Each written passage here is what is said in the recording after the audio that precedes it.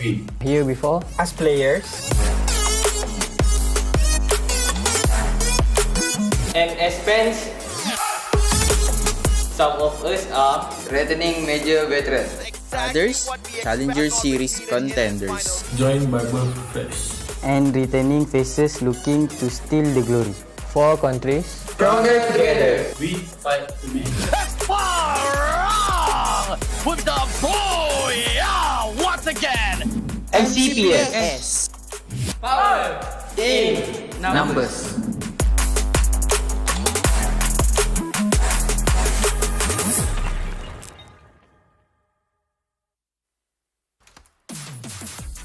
Hello survivors and welcome back to the Fire MCPS Majors Season 4. It is week 4 and it's the final week for the league stage before we find out who our top 12 teams are going to be as they head on over to the grand final that's going to happen next month. Of course, on the panel joining me today, my name is Danielle, I'll be your host, and we have the wonderful Mustachio AJ. Yes, we're pointing in the correct direction today.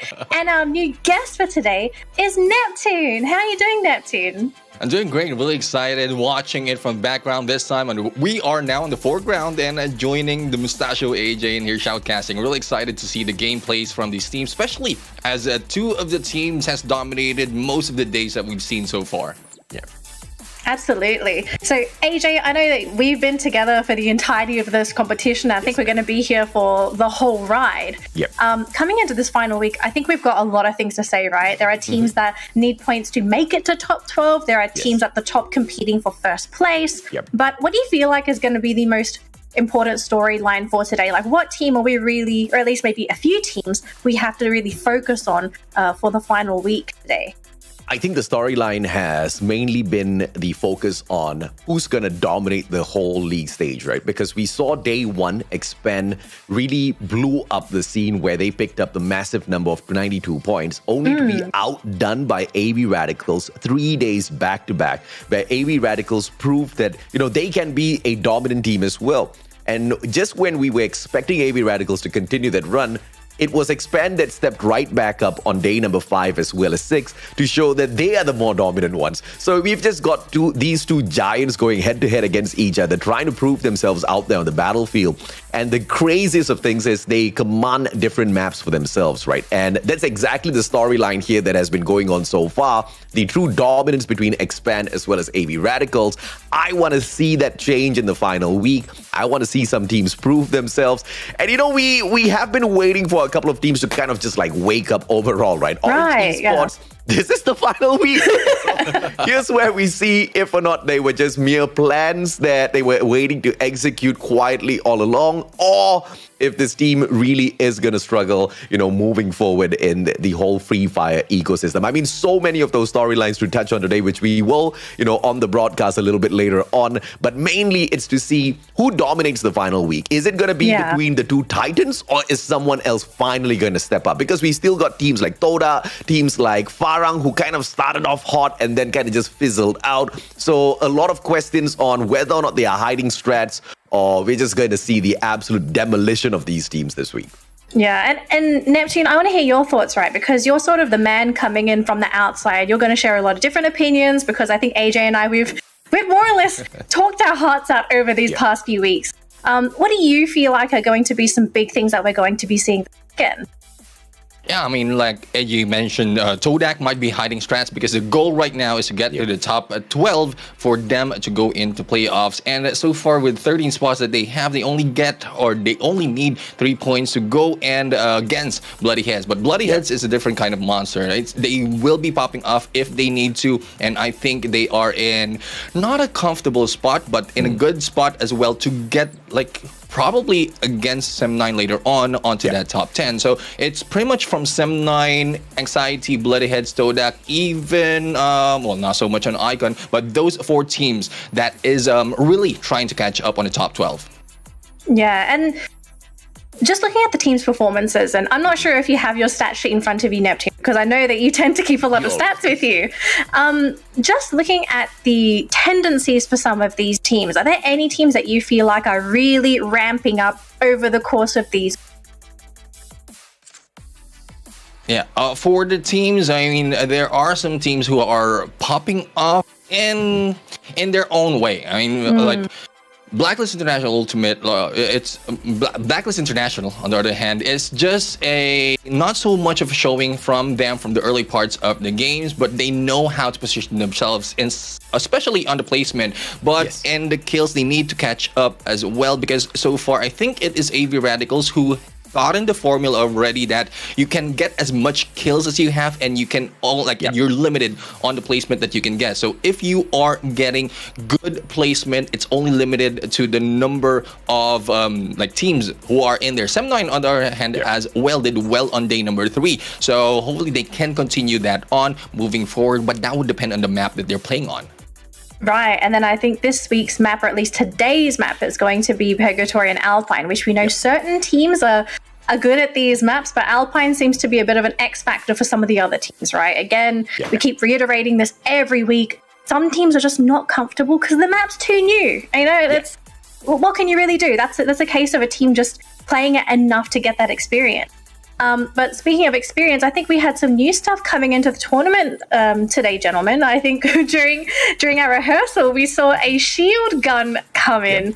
Do we feel like this is actually going to be a X factor in today? Because firstly, it's a brand new weapon. People are not going to know how to optimally use it. Some people are going to learn how to use it faster. Other people are going to know the math behind it, the limitations.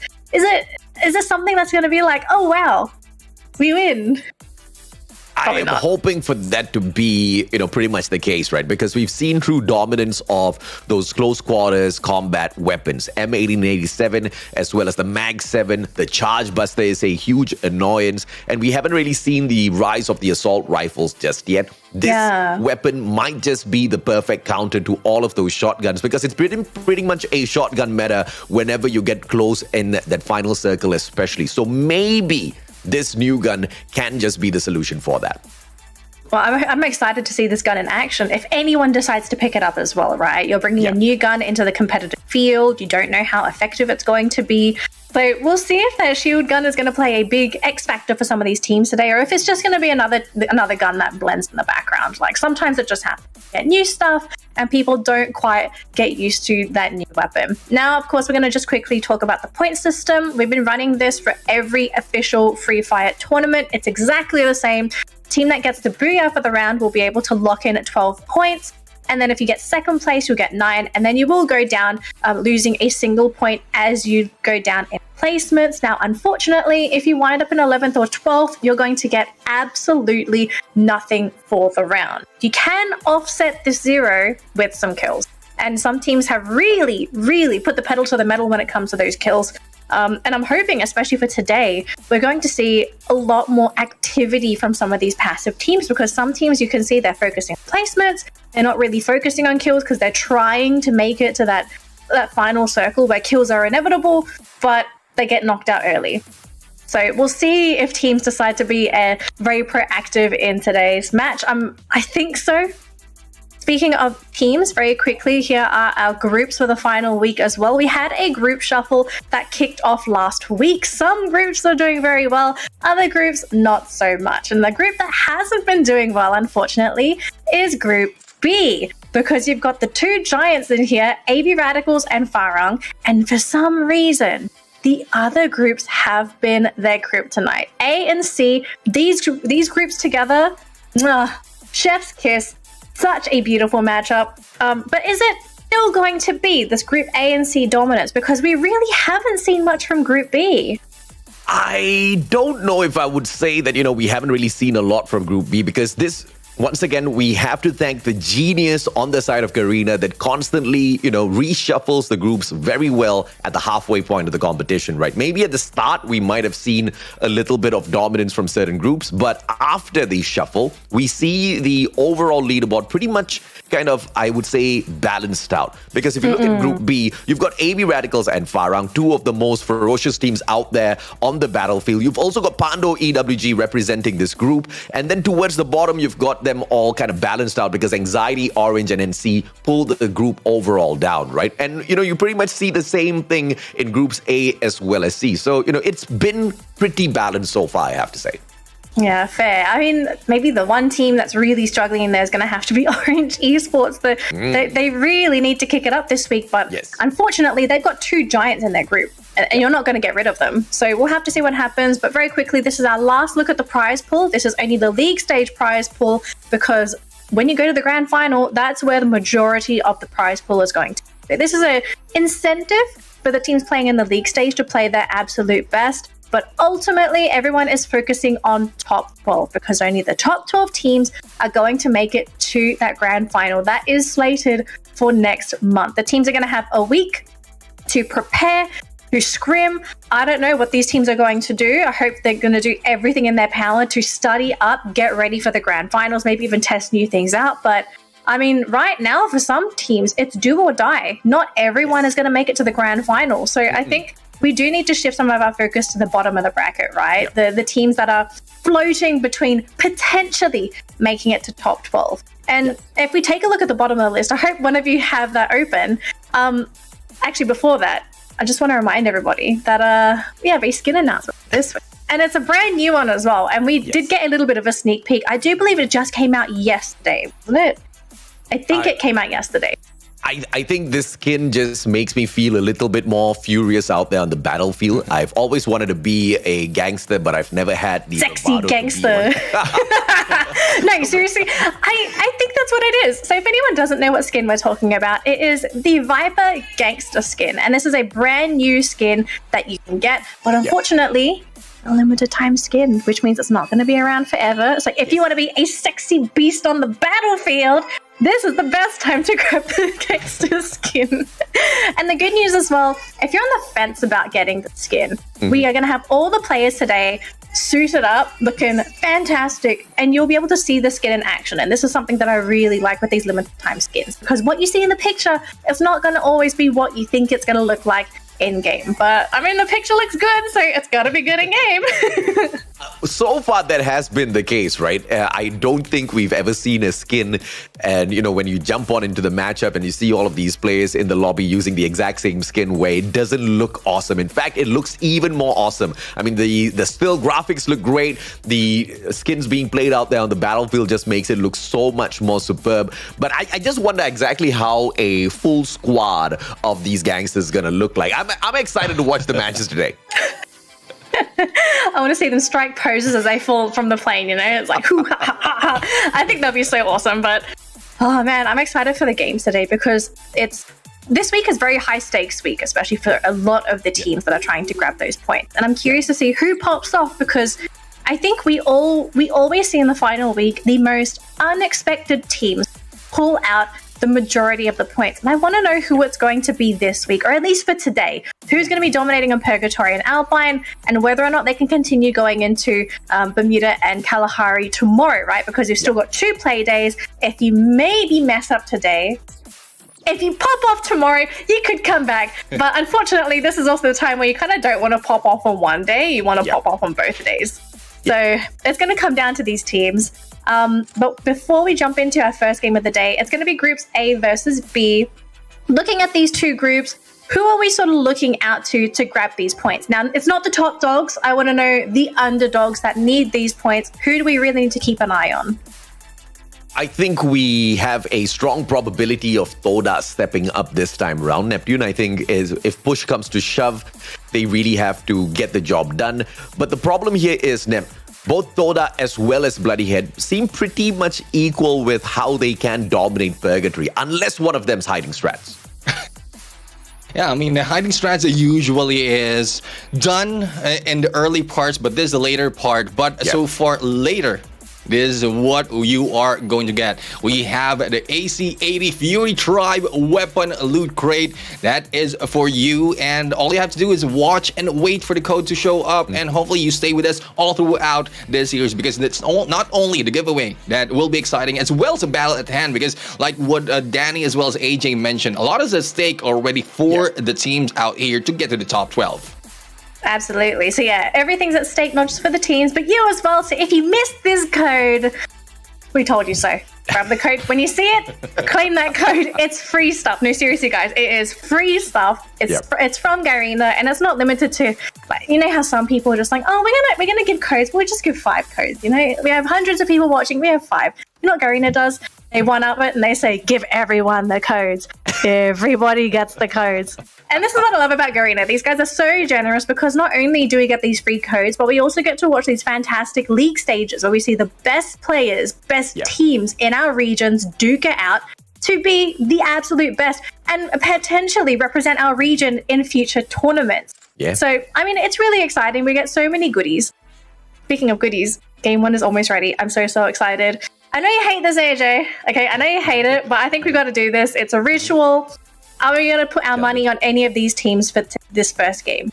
It's the first game. It's just one game. Yeah, it's the first game, and you know, let's not talk about the top dogs in the competition, just like you said earlier on already.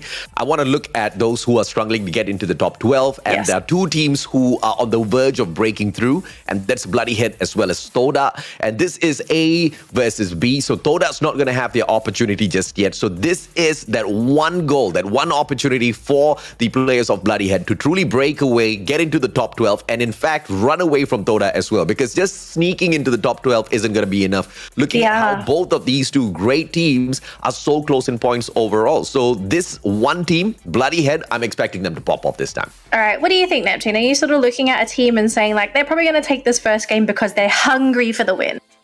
If we take out the top dogs, like Bloodyhead is one of the team that really has this map already onto themselves. They have played the rotations well and so far with the positioning as well. But they need to do it right now for the first game because there's no more waiting. They need to get that lead because from way we're looking at it, Todek is really on their heels. Yeah. Neptune, I hope you don't mind looking at your stats here. Now, historically, because we've got our eyes on Bloodyhead here, right? This is the team that needs these points. How do they typically do on Purgatory? Well, for Bloodyheads, so far into the kills, it's like in the middle, not so much, right? 39 into the total kills. Placement, not so much as well, Danny. Yeah, okay. So a bit of a shaky map.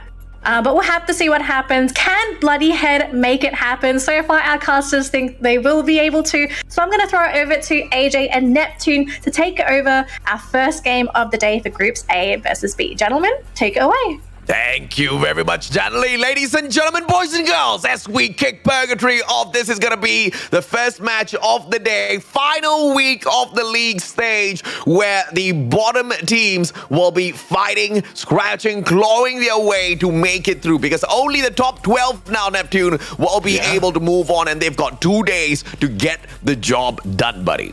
Yeah, I mean, from here, it's most of the teams from the bottom at 12 or 11 and 12, but probably even lower if they want to take the lead, because they don't want other teams later on jumping in, especially from those coming from Group C. So I would say Anxiety and Bloodyheads, they need to make work of what they have right now in this game, but so much, it's like, it's not showing that much. We mentioned already Bloodyheads on, they're getting average of 4.3 kills for this map, and they need to be better at that. I most definitely do agree with you, but not just Bloodyhead, right? Because in Group B, we've got the struggling team of Orange Esports, who in their own right need to make sure they make it through to the top 12 before the end of the league stage. And there's not a lot of time, but a lot of points to catch up on. And you are looking at about a 61-point gap between Orange Esports as well as the 12 spots. So that's a huge amount of point gap to kind of catch up on. Yeah, I mean, they need to get not only placement as well as the kills, but NC has popped it off already. 2 knockdown against RVN, as we see from background as well. Blacklist has been, or 1 member has been taken out as well. Now, RV only left with 2 members right now, and they need to work on this. No Escape Revolt not really doing well, especially for this map, but they have great potential. And Farang as well as Blacklist International. Blacklist International, they are the dominators of this map. Purgatory belongs to them, but Farang wants to snuff them out first, take out the biggest threat at the very start before moving on with their day. And I think this is a fantastic ideation by Farang, but the execution here is not as clean as they want it to be. Now they are turning tails, backing away slowly, but the damage has already been done. Zen and Miro down on the ground, Faiz and Ashura surviving, and Faiz is gonna play the bait, whereas Ashura gets away as quickly as he can, because we did see just on that minimap earlier on, Ashura running away as quickly as possible from this compound, and therefore the players of Blacklist International will continue surviving, and no annihilation just yet in the hands of Farang. Faiz, here comes the flank, Jezbull as well as Too Bad. The whole team of Farang gonna go in and snuff this guy out, but I really like what Ashura has done for the team. Blacklist will continue to survive even if Faiz goes down. And Faiz right now is being stuck in this tower right now. Jembal providing a little bit of distraction with the audio, with the sound of that vehicle, and giving chance for the teams of Farang to go in for the rush. And then there goes the hit, but Faiz will be able to take down Jembal, and they will be lining up in there. Good timing on the glue wall. Timing indeed. Blacklist International.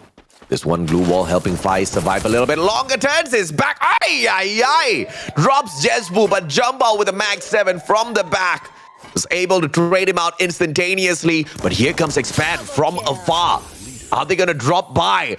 The players of AB Radicals, they hear the gunshots. They are approaching quickly. Ramiel gets tagged up first, and the players of Farang now picking a fight with AB Radicals, but that was just a little too premature. Jespu down on the ground. Jembal needs to pick him up instantaneously. If he does not, this is going to be a GG. Guy gets picked up, but Wine has got his sharp eyes on them. AB Radicals now circling around. Glue wall expanded, 4 more to work around with, and Wine is just cutting down that distance little by little. Mother Nature to save him a little bit as well, but he doesn't care. He uses yet another glue wall. Grenade pops out, a double nade will push Wine a little bit closer. That's the final glue wall by Wine. He has none already, but CQC, what can Wine do? He takes one down. Hand grenade, the little hand cannon from Wine alone puts 2 players down on the ground, but Farang still survives. Look at that, survival platform. The revival platform taken over by Team Farang Neptune. Yeah, Farang right now will be able to go and try take that revival platform right now, but Tanamo is on their heels, and I love the aggressiveness being shown by Wine. It's really expected from Wine, especially for AV Radicals, but Wine, from all we know, this is the previous Barba that we haven't seen so far so much in the name, but Wine is showing up the Barba gameplay right here with the lead of Tanamo. It's good, looking very, very well in here with this roster, and so far vehicle gameplay might be put into use, and we know so far, AJ, how much they can use this effectively in the game. I have to agree with you, but Farang, as they run away, Orange Esports, those that are trying desperately to get back into the competition, will find Too Bad. Riptide Rhythm double. Farang taken out in the 11th spot. They tried to prey on Blacklist International, but were left high and dry. Every other team snuffing them out. First, it started with Blacklist, and then, of course, it went to AB Radicals, and then finally in the hands of Orange Esports. We're starting to see real chaos ensue out there on the battlefield. But now, Bloody Head, one of the teams trying to make it to the top 12 as well, will meet no escape out there on the battlefield. No escape, just struggling to get into the top 12, but a little bit further away, Whiteface will be paused by the glue wall. Slurpee right in front of him. It's a 2v1, and the Charge Buster does not activate, but Phrase was able to shut down Whiteface either way. Morgana from afar, Bloody Head getting the job done, but Phrase not pausing even a little bit, will be able to use the Parafel to get a quick knock. Gym Quest now, opportunity, LMG in hand, but no response whatsoever from the players of Bloody Head just yet. They want to focus on their game of survival here, Nep.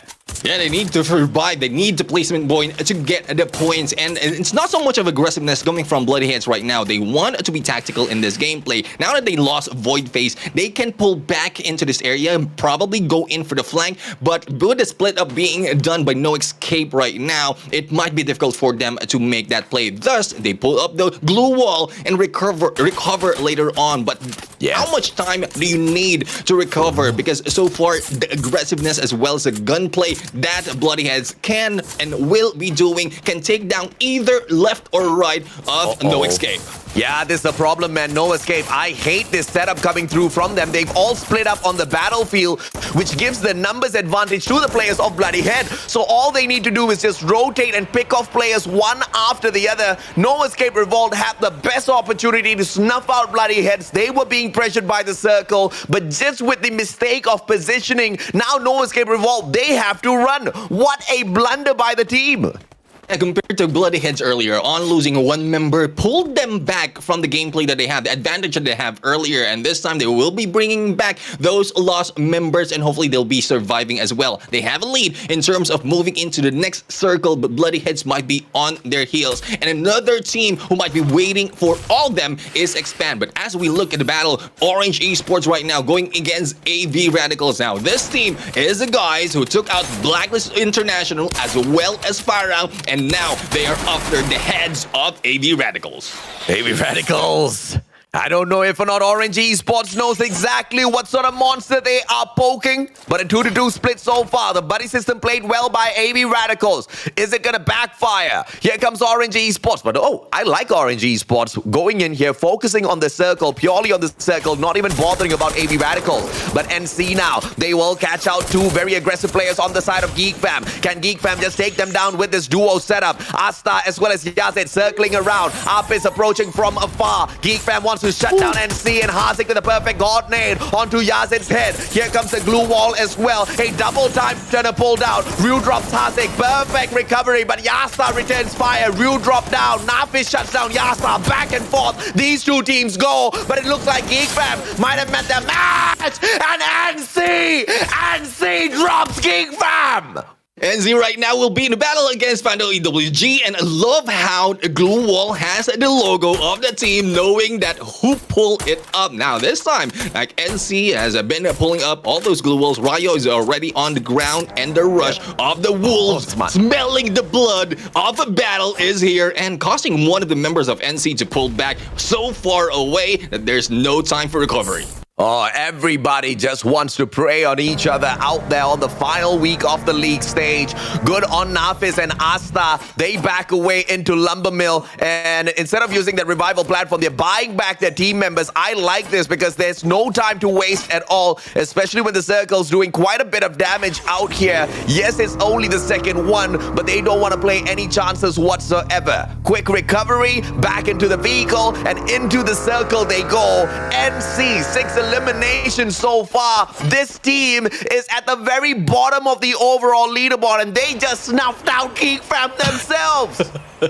Yeah, I mean, this is where everything, like we keep mentioning, everything is on the line, and when you have greater to lose, it brings out a different kind of monster in you, and I think that is what's happening from NC. Even Orange Esports, we've seen Orange Esports in there for a lot of engagement, winning them, and like, let's go back to numbers here. Purgatory, if I'm not mistaken, they have like, if not 25% on a Booyah in terms of winning. Every time they go into the map, Purgatory is their map. So far, Orange Esports looking good really in this game.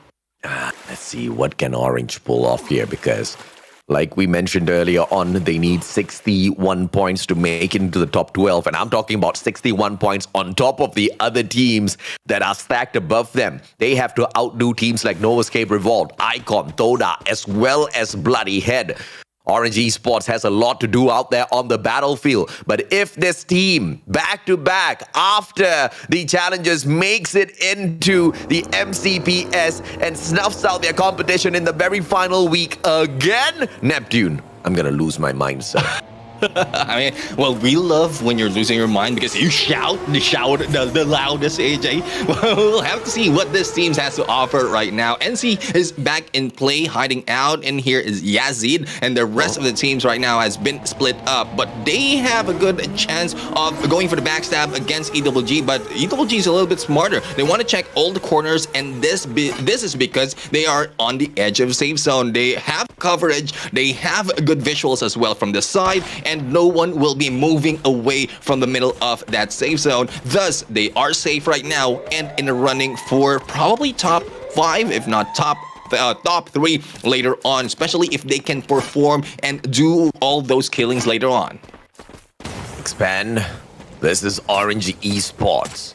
Will Expand snuff them out, take them out of the equation, end their hopes and dreams early? Or will Orange Esports truly show us their engagement capability now by shutting down one of the most dominant teams out there on the battlefield? Yes, Expand doesn't really conquer Purgatory as much as they can conquer some of the other maps like Alpine, Bermuda, but they still are a great team. Barrett from up top, X-Roy, Max 7 encounter, drops one in, but Axel, super aggressive, jumps on in. Cobra and Roy, they take one each. God, Nade drops in, but X-Roy doesn't even wait for that. Cobra takes him down with the Charge Buster, and just like that, a snap of a finger, Expand expands the lives of Orange Esports. But can they do the same against No Escape Revolt, who are just taking them on right after that encounter? No time for recovery for Expand, and this just might show their combat capability out there on the battlefield, taking 2 teams back to back on and managing to succeed, managing to survive. But Axel gets dropped. Frazee, great shot, and then avoids those the rest of the engagements. But he gets picked up instantaneously, though. No follow-up from No Escape.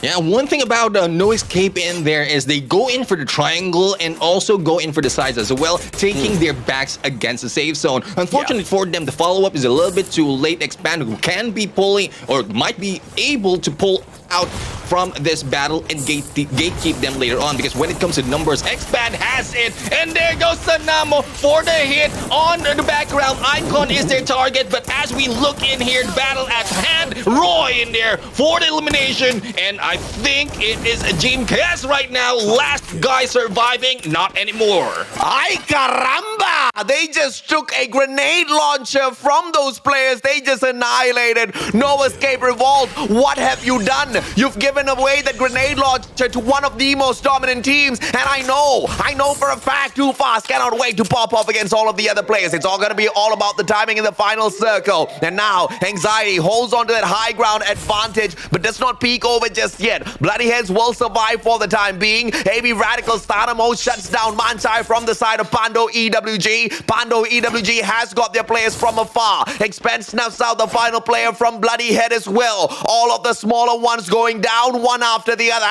except NC, who's still playing the game of survival with Ryu. Yes, the hope might just be a little bit too far, but NC is not giving up just yet. You gotta love that kind of fight, Neptune. Yeah, I mean, all you have to do is wait and get the placement point, but there's no waiting for AB Radicals right now. Grenade launcher in hand, but will be taken down in there, and it was for that hit for the kill, but EWG eliminated in this game. We're now down to 4, AJ. Yep, Wine cannot lose his life. Tops it up instantaneously, gets into the circle. Ramiel just teasing the circle at the very edge. Expand has got the advantage here, but the one final player from NC up top on the roof is just going to be confusing them a little bit. AV Radicals on the right, Anxiety on the left, and Expand has got the best defensive circle at the moment. Of course, NC has the exact same as well. Ryu's just going to be chilling like a little villain up there on the roof. Yeah, Viper Gangster right there on the roof, the slithering in there. But Anxiety, a good view of the high ground as well as a glue wall. But will they be able to take down the occupants of that hill? They are on the outside right now. They might be gatekeep later on. X-Roy for the hit against Red Tooth, and the AB Radicals is meeting their doom in a bit. Hello, AB Radicals! Meet Expand, one of the dominators out there, and it looks like one dominant giant going up against the other, and the one with a better defensive spot will be able to win this. Riptide Rhythm takes down the glue wall. Ramiel brings up yet another. All of that distraction helps out Anxiety. Drop Ramiel. AB Radicals out of the equation. Anxiety does not have the circle. Final 3 teams left, and NC one of them. That slithering little gangster up top on the roof. I love the gameplay, but look at this. Too Fast. Grenades opening up the engagement just first. Cobra going in with a CQC as well. From afar, it's X-Roy and Axel holding onto the line, holding onto the backs of the players of Expand, giving them the backup they desperately need. A misdraw of the grenade, but thank God there was the glue wall right there. Glowwall was able to save him and will be able to heal up, but there's no waiting. Expand is going to expand their land in this area, going for the kill against Anxiety, and all they have to do is look for that guy from NC, or probably just wait and see. But no waiting for them. Expand takes this win. Take this, booyah. What a win! What a start of the day! One of the dominant giants of the competition strikes yet again. The team with the most numbers of Booyah out there on the battlefield within the league stage. This is a map that they usually do not dominate, but it looks like Expand wants to dominate Purgatory as well, Neptune. I mean, so far they have 33% of winning in there based on the Booyah stats that we have. And this is them increasing their capacity. So I think for the whole duration that Purgatory will be in play, Expand will be dominating, right? Unless some of the teams will smarten up and go in for the rotations being taken by Expand. But so far, Expand has expanded all their cover of this land of Purgatory. Wow. I love the hashtag on their jersey as well. It's hashtag Tebus Marua. It basically means recover your dignity as you expand your conquering abilities out there on the battlefield. Expand is doing exactly that. But not only have they recovered their dignity, I feel like they've also gained so much of respect out there on the battlefield. Danielle, your thoughts on the very first match of the day?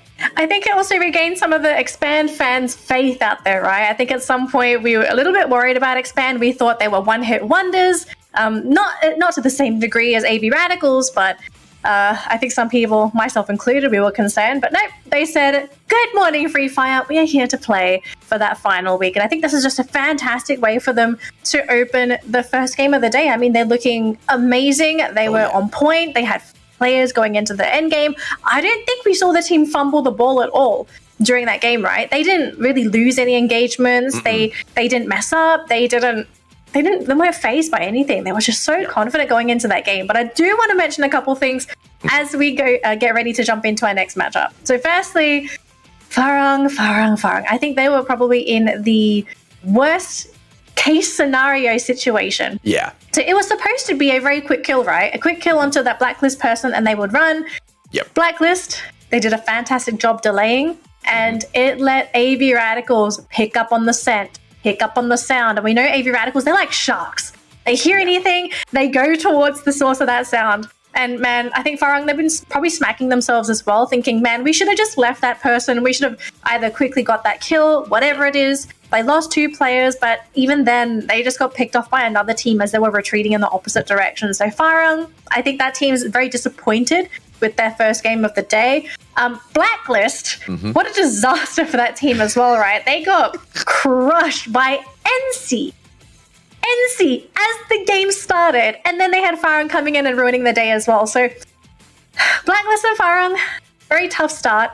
Props to NC though. I think today is probably one of the most surprising performances we've had from this team. I think they're bottom of the bracket so far. Probably no chance to make it to the grand final, but they stepped up. Bro, where was NC? I don't know. I mean, they got a little lucky with that initial engagement at the very start, but it's a game of survival for me, right? And this is something that I've been harping on like a mad parrot throughout the whole competition. If you know you can't kill, just survive. There's 2 ways to pick up points out there in the battlefield. And if you just consistently pick up just 10 points every single game, there's no way you're not going to be making it through to the grand finals, right? And 10 points is, quite frankly, very easy to do as long as you just focus on one objective. But NC has kind of tried to do 2 things at the same time. And I don't know if they realize this, but the squad is full of boys and we men are terrible when it comes to, just multitasking. So just focus on one thing, man. I mean, I feel that. Son of a bitch. I absolutely suck when I try to do multiple things at the same time. And I discovered the one true secret just focus on one thing at one time. So, you just saw the guy try to play the game of survival up top on the roof. You got to get a little bit lucky as well to not get spotted by the time you get up onto the roof. But I feel like it was more towards him getting revived and then just flying straight in towards that final circle, landing there and saying, okay, I'm not going to do anything else for the rest of the game. But NC doesn't really get that lucky all the time. And I feel like that's one of their biggest problems. They're depending on luck and they're not making their own luck out there on the battlefield then. Okay, hang on. I think in that round they did make luck. Neptune, I think you would remember this. They managed to off Geek Fam. So I don't think it's a team that can't fight per se, but I mean, Neptune, how did you feel seeing NC with that fight against Geek Fam? Was it a case of NC actually playing well, or maybe Geek Fam made mistakes? What sort of happened there? Well, NC had a good position. The ideation is in there as well, like how they position themselves on their approach slowly and then trying to cut off the retreat of Geek Fam. But unfortunately for them, the follow-up is not there. Thus, they were able to get away from that engagement. And one thing about teams, especially for when it comes to survivability, before you go in for the shot, you need to make sure that the plan is sound. It needs at least calculated risk, 80% gearing towards you winning. So for you to be able to clean up easily, recover later on, if any case, there will be a few who will be gatekeeping as well as a third party you, at least you have it already planned out. But not so much of this team have strategized on those things. Only a few teams have been doing that, especially on Battle Royale. And like AJ usually mentioned, strategy over mechanical skills. That is one thing that they need to focus first,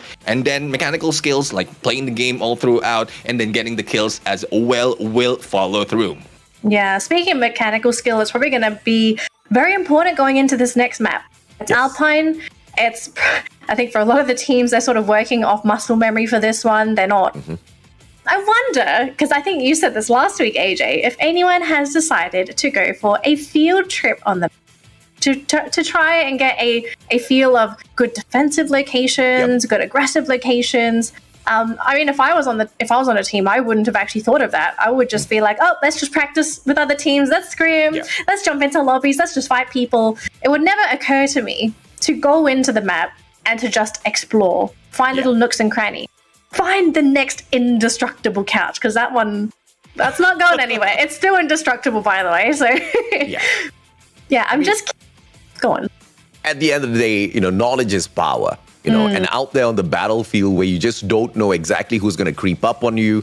You don't know, if you're going to get third party. You don't know who you're fighting against. Yeah. So the more information you have on your side, the better of a defensive spot you can find for yourself, even before getting into any of those engagements, is going to greatly favor you, right? And I feel like there's one team that has taken that advice to heart, and that's Expand. Expand is one of the few Malaysian teams that actually tunes into the English broadcast and not the Bahasa broadcast. And, I love my Bahasa casters. I love exactly what sort of strats they throw out there. But Expand has been listening to us because we've been giving them the juice, right? Like, go here, go that, do this, do that. And Expand's like, thank you, let's go. And very clearly, they've taken, quite the subpar dominance out there on Purgatory. And just with their positioning prowess alone, managed to overcome this map. Now, if they can do the exact same thing at Alpine, I don't think AV Radicals is going to have anything on them anymore, because Expand as well as AV Radicals, these are the two teams that go nuts when it comes to the Alpine gameplay. And Expand are just about, 20 odd points from replacing AV Radicals when it comes to the dominant plays out there on Alpine. And in the final week, this is something that we are looking forward to. This is something that we are looking to see if or not anybody has got the capability of ousting AV Radicals. So far, at the earlier parts of the competition, it seemed so impossible because of, AV Radicals. And also with the kind of slump that Expand saw in days number 2, 3, as well as 4. We saw them rise back up in day 5 and 6, but that little slump as well as the overall great performance of AV Radicals allowed them to run away a little bit to make it seem so impossible, right? But here's Expand doing the impossible, catching up with the mad AV Radicals. I mean, I don't think it's impossible. I think the team always had the potential. It was just being able to tap into their natural talent, and they're showing us, right? Like these guys, they're not just a group of boys that are playing a video game. They have dedicated their lives to Free Fire to perfect the craft. Yeah. Like that's really what it is. So, I mean, for them, it's also a race. First place, I think first place gets $2,000 US. Second place gets 1,500. So it's like, I think 2,000 ringgit, right? Difference between what they would possibly get from first and second. 2,000 plus. Like Yes, 2,000. because the US currency is like going to 5. Like, bro, the currency's flying. That's why Expand is flying. Anyways, let's just take a look at our overall stats. And we are going to get MVP for this round. Do we have any players that we want to nominate for this round? I think Expand, they played fantastic. But was there someone out there that you just thought was spot on for our first game? Neptune, you want to go first? I've spoken a lot already, but I do have a couple of names.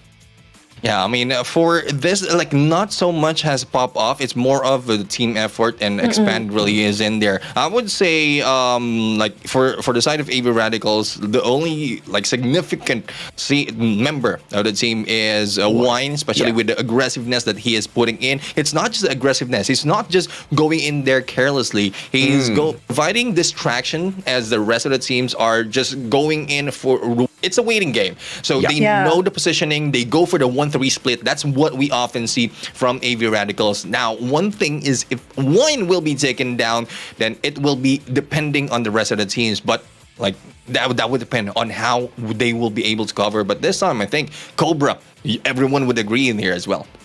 I have to agree with you, Neptune. I really love the strategy executed out there by AV Radicals, especially Wine. But what makes Cobra so different is, and what makes Expand so different as compared to AV Radicals is the 1-3 split versus the 2-2 split. And we do see AV Radicals kind of going into the 2-2 split earlier in the game. But in the final circle, towards those final moments, it's pretty much sending Wine out to get the initial damage done, and then the rest of them back them up, right? But the 2-2 split that Expand executes out there on the battlefield, they've got two great CQC players and two great long angle holders, right? You're talking about the Axel as well as X-Roy. And if there was anybody else that I want to throw out there as a potential nominee for the MVP, it can't just be one player. It has to be literally 3 players, because too fast backup X-Roy as well as the Axel, the way they hold on to those long angles to make sure they back up those 2 CQC combat members. I mean, it's just a thing of beauty out there.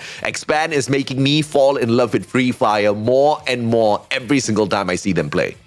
Yeah, I think if anyone witnessed that final circle, execution for Expand is just so clean and so crisp. So for that round, they're going to take home 27 points. This is a fantastic way to open the weekend. This is 7 points ahead of AV Radicals, who did still come in second place with 20 points. Now, NC Esports, yes, they did not match up in the kills department, but they did get second place.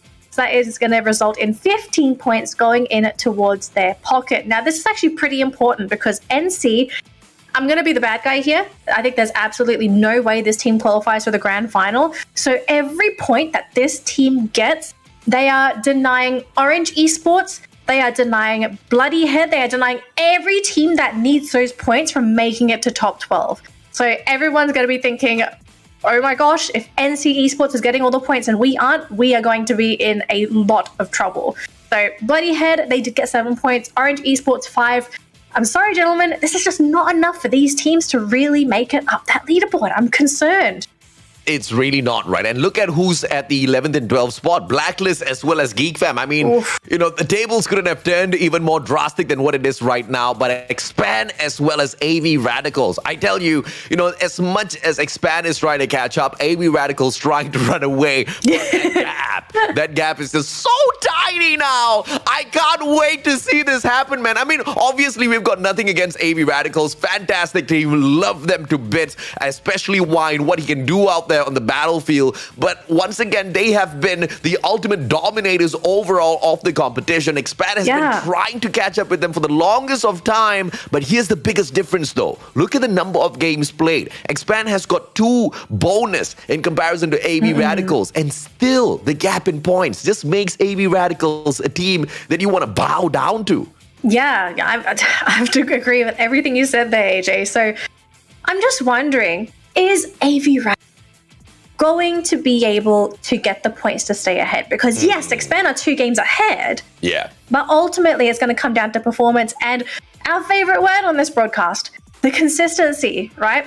Even though AV Radicals get 20 points this round, if they're going to go for the next 2-3 rounds with single-digit points and Expand can consistently hit double digits, I don't think it matters how many games you play. It really comes down to performance. I mean, Neptune, I want to hear your thoughts on this. Do you actually think that AV Radicals can keep this lead going? Because it's closing and Expand are looking fantastic. Well, so far, I mean, a lot of teams are already prepared for the battle at hand. Most of the teams usually fall off from the first part of the games from what we've seen from X-Man because they're studying their opponents. And I think this is where AV Radicals are being thrown off because Expand have a better chance of like countering them on their approach. So AV Radicals, they need to play the same game against Expand and other teams who might or have taken them down earlier into the matchup so that they will be able to get that like more of the points advantage in terms of kills and aggressiveness, though it's entertaining. But for Wine, I would say he needs to be a little bit more cautious moving forward. Some sound advice indeed. And it looks like we're getting ready to jump into our next game. It is Alpine. Now, we do need to be realistic here, right? Expectations are high here for AV Radicals. This is, as what we would say, their signature map. Can they take this map from Expand? Because if they want to keep that lead up, I think you're going to have to be able to do a one-up on this round. So I'm going to pass it over here to AJ and Neptune. Gentlemen, take it away for Game 2 for Groups A versus B. And thank you very much, Danny. And so far, AJ, with the chance of AV Radicals in terms of the kills department, I mean, they have a greater chance. Having 8.5 average in this map gives them more of the points, but they need to survive as well. And survivability with a map just like this, with all the tips that you mentioned, especially in studying the map on where you can go for the entry as well as the exit. That is what they need to put into play right now, not being caught off guard, especially with the vehicle gameplay that has been seen not just from AV Radicals but for the other teams as well. I have to agree with you, man. Let's see if or not they can step up. In the meantime, shout out to our fans in the YouTube chat. Hafizi Joe Ones, SR Ridzier. You've also got O'Neely as well as Zahir Zubai. Zahir, I'm sorry to hear that you lost your ID, man. Hopefully you can build a new one up for yourself. But as the teams jump on in, it looks like Blacklist International and Farang have got a little bit of a rivalry building up here on the battlefield. Yet another hot drop once again, Neptune. Yeah, hot drop indeed. And it certainly depends on luck in here. If you drop in on a specific compound or specific ground wherein you will have weapon. And this is what we're seeing. Here comes the follow-up as well as the get back. Blacklist right now. Zenobi will be taken down and they're just on the roof. There goes Meryl for that follow-up. And Jesbu right now needs to hide off, but one is waiting in the corner. Yeah, it looks like these two teams are pretty far away from the rest of the squads out there on the battlefield. So the winners of this battle stand a huge chance of walking away unharmed, unless something changes out there on the battlefield in a little bit. We are missing quite a lot of action out there on the battlefield. The players of AV Radicals getting involved in a gunfight. We need to see that gunfight. AV Radicals as well as Expand. But yeah, looks like I gotta speak to someone. So far, I mean, it's still exciting to see these teams of Blacklist going against Farang, and so far it's still balanced between the two of them. Zenobi in there will be taken down as a pickup has been done by Farang, and it is left, if I'm not mistaken, back to one member of Blacklist. And as we look into Fies right now, this guy has survived solo most of the time in engagement, and Jesbu has spotted him already, just waiting for backup before they go in full-on assault against Blacklist. Let's see exactly what other battles we'll be able to catch, ladies and gentlemen, boys and girls. We do apologize for missing out on some of that hot action, but it looks like Farang and Blacklist just don't want to let go of each other. As they circle around, Fires too bad now, UMP in hand. Max 7 Fires, turns the corner, ay. Headshot, too bad, gets the win. Farang, 4 kills, and all of them picked off for Blacklist International. Gets the drone in there, facing the wall. Not quite sure what the ideation is in there, but so far Farang is doing well in this fight. And we are seeing Anxiety, EWG, as well as a Geek Fam. But Piece is the only one remaining right now. Sole survivor probably for this fight. And yes, he is only 1 kill for the team going in for this revive. And I think, nope, moving in on the other side, probably getting more to prepare himself just in case he will be standing in there out in the open. And this one thing about being alone, going for the revive, because you don't know who might be waiting. And some of the teams has taken advantage of the revive spot as their killing ground. No escape, revolt, anxiety. Both catching a little bit of sight of each other. But I have got one question on my mind here, Neptune. How in the world did NC become the kill leaders of this lobby? We missed that engagement, but I'm so curious as to who they snuffed out from the initial moments to get the kill leader status. Shah dropped down onto the ground. Kanoho, high ground advantage. Shah had the AC-80, but no way of responding whatsoever. Kanoho, the man to look out for. And a man to look out for. And going back to your question, like, this is just an assumption. Usually what we've seen from teams who are the bottom of leaderboards, they pop off with no care if they win or they're lost, because they know already that they are out of the top 12. And what they're doing right now is just bringing out trouble to the other teams who wants to catch up. And I think that point has been like brought out earlier by Danny as well. And this is probably good performance, the best performance that we might see moving forward from NC. Let's see. Bloody Head, they can't move out of this compound just yet. They have to stay a little patient. But you know, it's been months, man, since I've actually seen the Danger Zone deal any sort of damage. I want Free Fire to kind of bump up the damage out of the Danger Zone. Maybe, you know, just make it a little bit more furious with the amount of comments that come landing on that ground. Because nobody has been affected so far. And I think what we've done, 4 competitions so far where we've not seen the Danger Zone taken off. What? I mean, that's not acceptable, Free Fire. If I'm not mistaken, I'm also watching a clip from AV Radicals wherein they was just standing in there out in the open, inside, in the middle of the danger zone, battling a different team, and they haven't been punished by that danger zone. So, well, we'll have to see how much damage it will be brought in the future once we are heard by the developers. But so far, I mean, this is, it started off hot. And so far, because of how heated it is, a lot of teams, or 2 teams has been eliminated, a lot of teams in engagement, but this is where it goes slow, because they need to check their location, especially with the map as Alpine, as new as this. They need to wait for where they can position themselves, and I think this is one way that the teams are showing that they've smartened up, not just rushing. They need to be prepared on a battle at hand before they jump in onto the safe zone.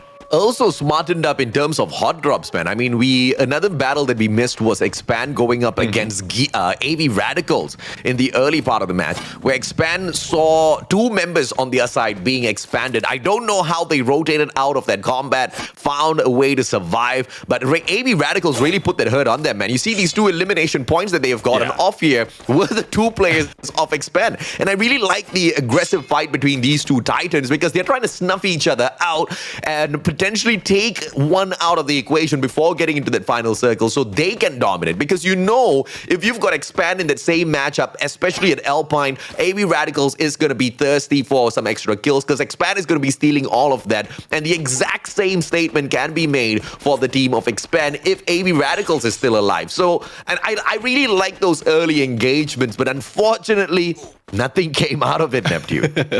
Well, so far for the top 2 dogs, we're seeing the rivalry already coming up, especially for the top 2 spot in there and how close it is. But I really love how they are hot dropping against each other, trying to take down one or the other, and not so much, not like from the previous competition. Not a lot of teams has been doing that. Once they are on the top, they want to stay in the top, so they go safe. And this time, AV Radicals, there's no going safe for them. They know that they are capable, especially on Alpine, and I think Expand is doing the same thing in terms of mindset. They want to challenge AV Radicals for the gameplay that they are playing.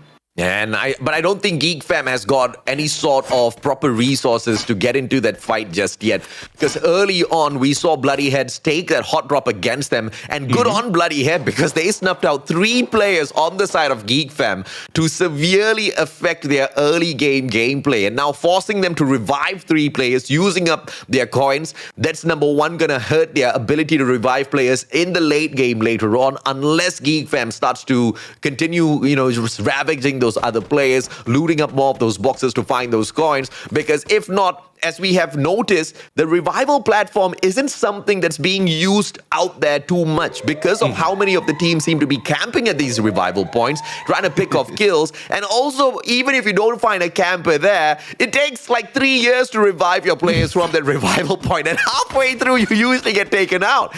And, these coins are going to be absolute precious resources that you have to save for that final circle. And Bloody Head might have just ruined the chances of Geek Fam towards the later part of the game.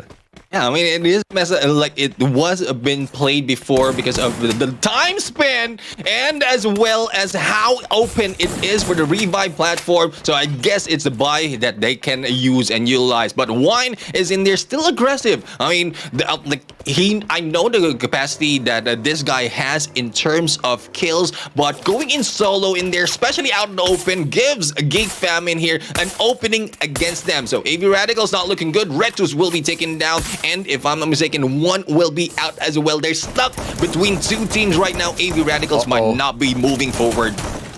This might just be the opportunity for Expand to finally overtake AV Radicals. Expand, they are not part of this equation, but they are still playing a huge role. AV Radicals, final survivor, Taramo, caught in between 3 massive teams. Pando, EWG, Geek Fam, as well as Bloody Head. And Bloody Head might just be able to put the final bullet into their heads. Morgana with those spot shots. Taramo manages to disengage, find a good defensive spot. He has got the circle.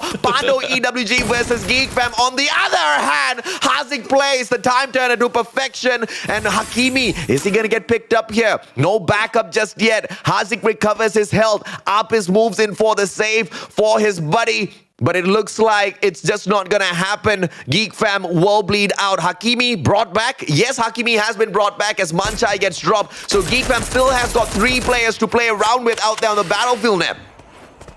Right now going in their work after hearing gunshots as well as a fire earlier on, and they are going for the gatekeep. Eastern Will's gang will be their target, but on the other side, we have Icon in there putting a number against No Escape, and No Escape will be losing, if not 2, all of their members right there eliminated on 10.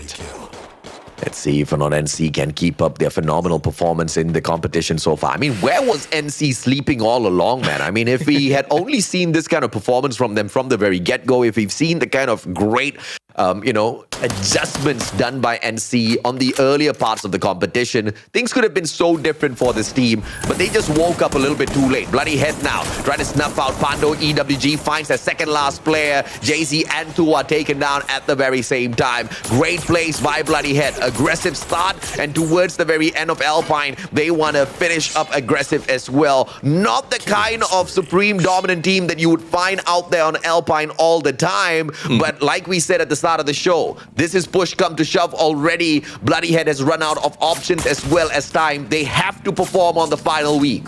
Yeah, I mean, so far Bloody Heads has been doing well tournament after tournament. This time, I mean, they are pushed in there, the bottom of the top 12. And this is where you don't want that happening. This is your chance for the team of Bloody Heads to go and take probably the middle of the map or the middle of the leaderboards, and then later on move up, because they have what it takes. But they need to warm up from the start of the game. But like compared to Expand, it's only a couple of days that Expand needs to catch up against AV Radicals. Where in AV Radicals, I don't know what they're eating, because I think they're eating a lot of spicy food because they're always heated up.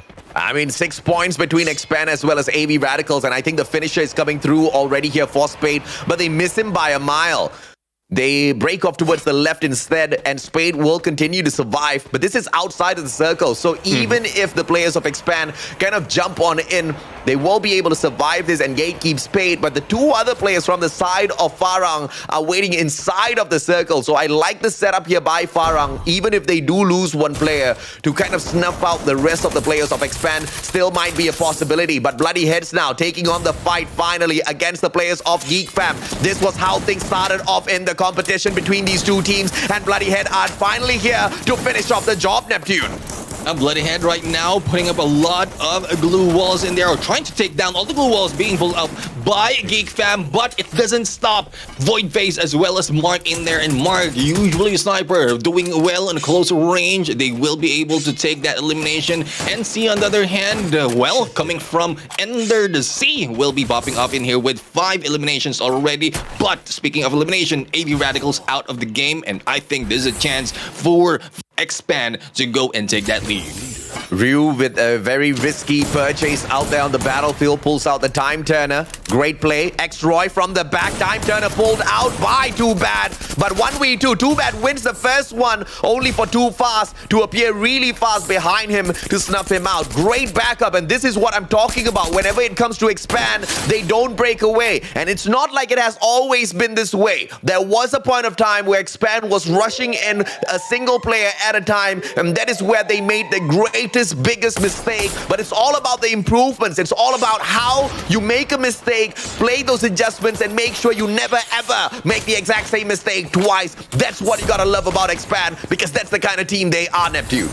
Consistently in improving, not just putting into play, but there goes Kanoho for the takedown against Kaloy, and Anxiety right now in the rush against their Filipino brothers. Here comes a Bloody Hit right now, being stuck in there in the middle of everyone else, but Void Face put a damage against Kanoho. So far, it's only Kanoho who has been taken down in here, and Bloody Heads just decided to leave this area, go for the survival, because there's only one left. Mark now with the final glue walls played. This has to be information given away to Anxiety, but I like how he circled around the outside perimeter and then got into this next circle. Fear hops on into Mark's Time Turner, but Fear manages to put him out of the equation with a well-timed charge buster. Anxiety annihilates the players of Bloody Head, and Anxiety was sitting down in the 11th spot a little bit earlier on, I believe, and this is the opportunity for them to continue climbing up. No, actually, with the previous matchup, Anxiety rose up to the 9th spot. And what they've just done is make sure Bloody Head does not sneak into the 11th place, because Bloody Head have made it into the top 12 already, but they need a little bit more. Icon snuffed out, thanks to the players of Expand, who are the kill leaders so far. As you spot out the little billboard on the battlefield, thank you very much, production. A little shaky, but I'm very sure we'll get a little better at that with the timing of it. Axel now down onto the ground. Cobra grows out from afar. Cobra gets shut down as well as God Toby strikes back and takes him out of the equation. This is hugely gonna nerve Expand in the final circle, Neptune. As you can see, Expand right now just pulling back. It is a 4-man squad coming from Anxiety, but unfortunately, Godtobi will be taken out in there. Now with that takedown, it will be a 3-on-3. Kanoho down on the ground. Expand expanding their coverage as well as rotation in here, and Fear and Fury feeling that fear from their side. GG, back to back, booyah, coming through from Expand, and once again, you have to love the strategy, you have to love the setup. Axel on that far right-hand flank, and the moment Cobra goes down, guess who steps up to the plate? It's the one and only X-Roy, putting down his sniper, picking up the Mag 7, and replacing Cobra to take the rush. He leads the line this time round, and Axel backs them up. Fantastic play, and this is what you gotta love about them. Sayang Nene, hashtag Al-Fatiha. I am sorry for your loss, boys. Peminat number 1 Expand. Their grandma was their number 1 fan, and they do this for her. This victory, this booyah by Expand is for her. We love you too, Nene. We love you too. Yeah, about this team, I mean, it's not just the numbers, it's not just the money. They have a goal, and this tears me up literally, AJ. I mean, seeing this, hearing this right now. I mean, if you have one goal, and it's not just everything that's you doing for yourself, doing for others, like it gives a different side of aura in here, and I guess that is where they are getting the energy from, like the team of Expand. I do agree. And Daniel, your thoughts on Expand almost getting snuffed out in the early game, only to pick up the back-to-back booyah towards the end? Gosh, it almost feels like a karmic situation, right? It's like you almost took us out, but we're going to be able to take you out instead, and to take all the points as well. And this is pretty devastating because I thought, okay, Expand's been crippled. This is probably going to be a map that goes to AV Radicals, so that's going to equalize the leaderboard. But man, the recovery from Expand was fantastic. And I don't know what happened with AV Radicals. It almost felt like they were a bit too confident after their initial fight. They got a little bit too risky. They were getting caught out. It was un-AV Radical. I don't know how to describe it. It was just uncharacteristic for this team. So for them to drop out this early, to not even make it to really the final circle, it's just, I don't know what's happened with AV Radicals. Maybe the team is feeling the heat. They've been on top of the leaderboard the whole time. They may be anxious about Expand on their tail. We don't know how these players will deal with anxiety. Not anxiety as a team, but like anxiety as a feeling, right? Like some people are very good at dealing with their emotions. Others get very influenced. They start tilting because they're not playing at 100%. So yeah, AV Radicals, it's a bit of a shaky round, but it's not over, okay? It's just game 2. They still have tomorrow to play as well. They've got more games today as well, so it's not going to be the last time we see them, but for now it seems like Expand is going to be dominating this grouping today. And they've got one more game to go. We're going back onto Purgatory. AV Radicals, I think if there's a time to step up, you kind of want to do it in this next round. And you have to do it next round. Yeah, I mean, I would agree with that. Like AV Radicals, we mentioned earlier, wherein they might be confident because of what they put up already in this map, as well as so far in the competition. But Expand has, like, they might have already a playbook in there with the name of AV Radicals again, like put in. And once they meet up, go into Alpine, they know the first target will be AV Radicals. They know the rotation, they know the drop points already, and that is what the other teams, even Expand, is doing against them. AV Radicals needs to put that into play as well. Not going for the aggressiveness I mentioned earlier. Like, why need to be careful a little bit? He's a pretty big player on AV, right, AJ? Like, we've noticed he's been doing a lot of the firepower on AV Radicals. But correct me if I'm wrong, gentlemen. So AV Radicals, they don't really have a drop spot, do they? Because I think every match I've seen them, they've just been gunning for the blue zone every single time. So and if their drop spot. That's their drop spot. So I'm wondering, like, if you're Expand, are you just maybe going to jump onto AV Radicals and say, like, okay, we're kind of on an even playing field? I don't think that would be the strategy of Expand. I think they are much smarter than that. If at all they wanted to prey on any of the enemies out there on the battlefield, it would be the ones who are struggling in the competition to pick up all of those early points. Because hot dropping AV Radicals, taking a 50-50 against a monster of a team is probably going to be a super bad idea, because you're going to lose a lot of your players early game. Even if you do win that encounter, what did it cost? You know, we remember Avengers. It could be 3 bodies. It could be 3 bodies. You bring them back. Yes, your revival gameplay or your survival gameplay on the side of Expand is strong, but when the players come back, they don't come back with their loots. You know, they come back with just a secondary gun in their hands, just a pistol, and you have to start that whole looting process once again, whereas some of the other teams are already in the mid gameplay where they are fully looted up. So now you take the chances of Expand against one of the mid-tier teams who have got great loot on them, and take the chances against each other. Yes, Expand might still be able to walk away from that battle because they've got superior mechanical skills as well as setup and strategy, but you're playing the odds way too much against yourself, right? So I don't think Expand's that kind of team. I think they've made mistakes, they've made the adjustments, and they just continue to learn week after week after week as to what's the best for them. And the best for them is to avoid AV Radicals at the start of the matchup. But on that note, though, avoiding them out there on the battlefield, but overall, we knew the goal of Expand was to overtake AV Radicals. And I feel like with that matchup, they have just done exactly that. But Expand needs to continue dominating, right? Because if you look at the overall number of matches, yes, they've got 2 bonus matches over AV Radicals, but AV Radicals today plays 1 match more than them. So if we saw those 2 match bonus kind of enough to kind of keep that gap a little bit there, I feel like the 1 match bonus that the players of AV Radicals have today might be enough to snatch that number 1 spot back. And that's the storyline we are looking at here. The 2 Titans going up against each other. The survivors out there, you know, their storyline is kind of getting drowned out, Neptune. I mean, they need to put in a lot of strats as well as patience to stay away from these 2 teams, because so far, if you get caught in the crossfire between these 2 teams, you might be down and out, because even if it's top 12, these 2 teams doesn't care about top 12. They just want that number 1 spot, and their other teams have a different set of problems. So survivability, as AJ and Danny has mentioned so far, they need to focus that. They need to play 1 as well, play it to perfection, and then later on manage onto the kills, because the longer you survive, the most opportunities for you to get those frags. Yeah.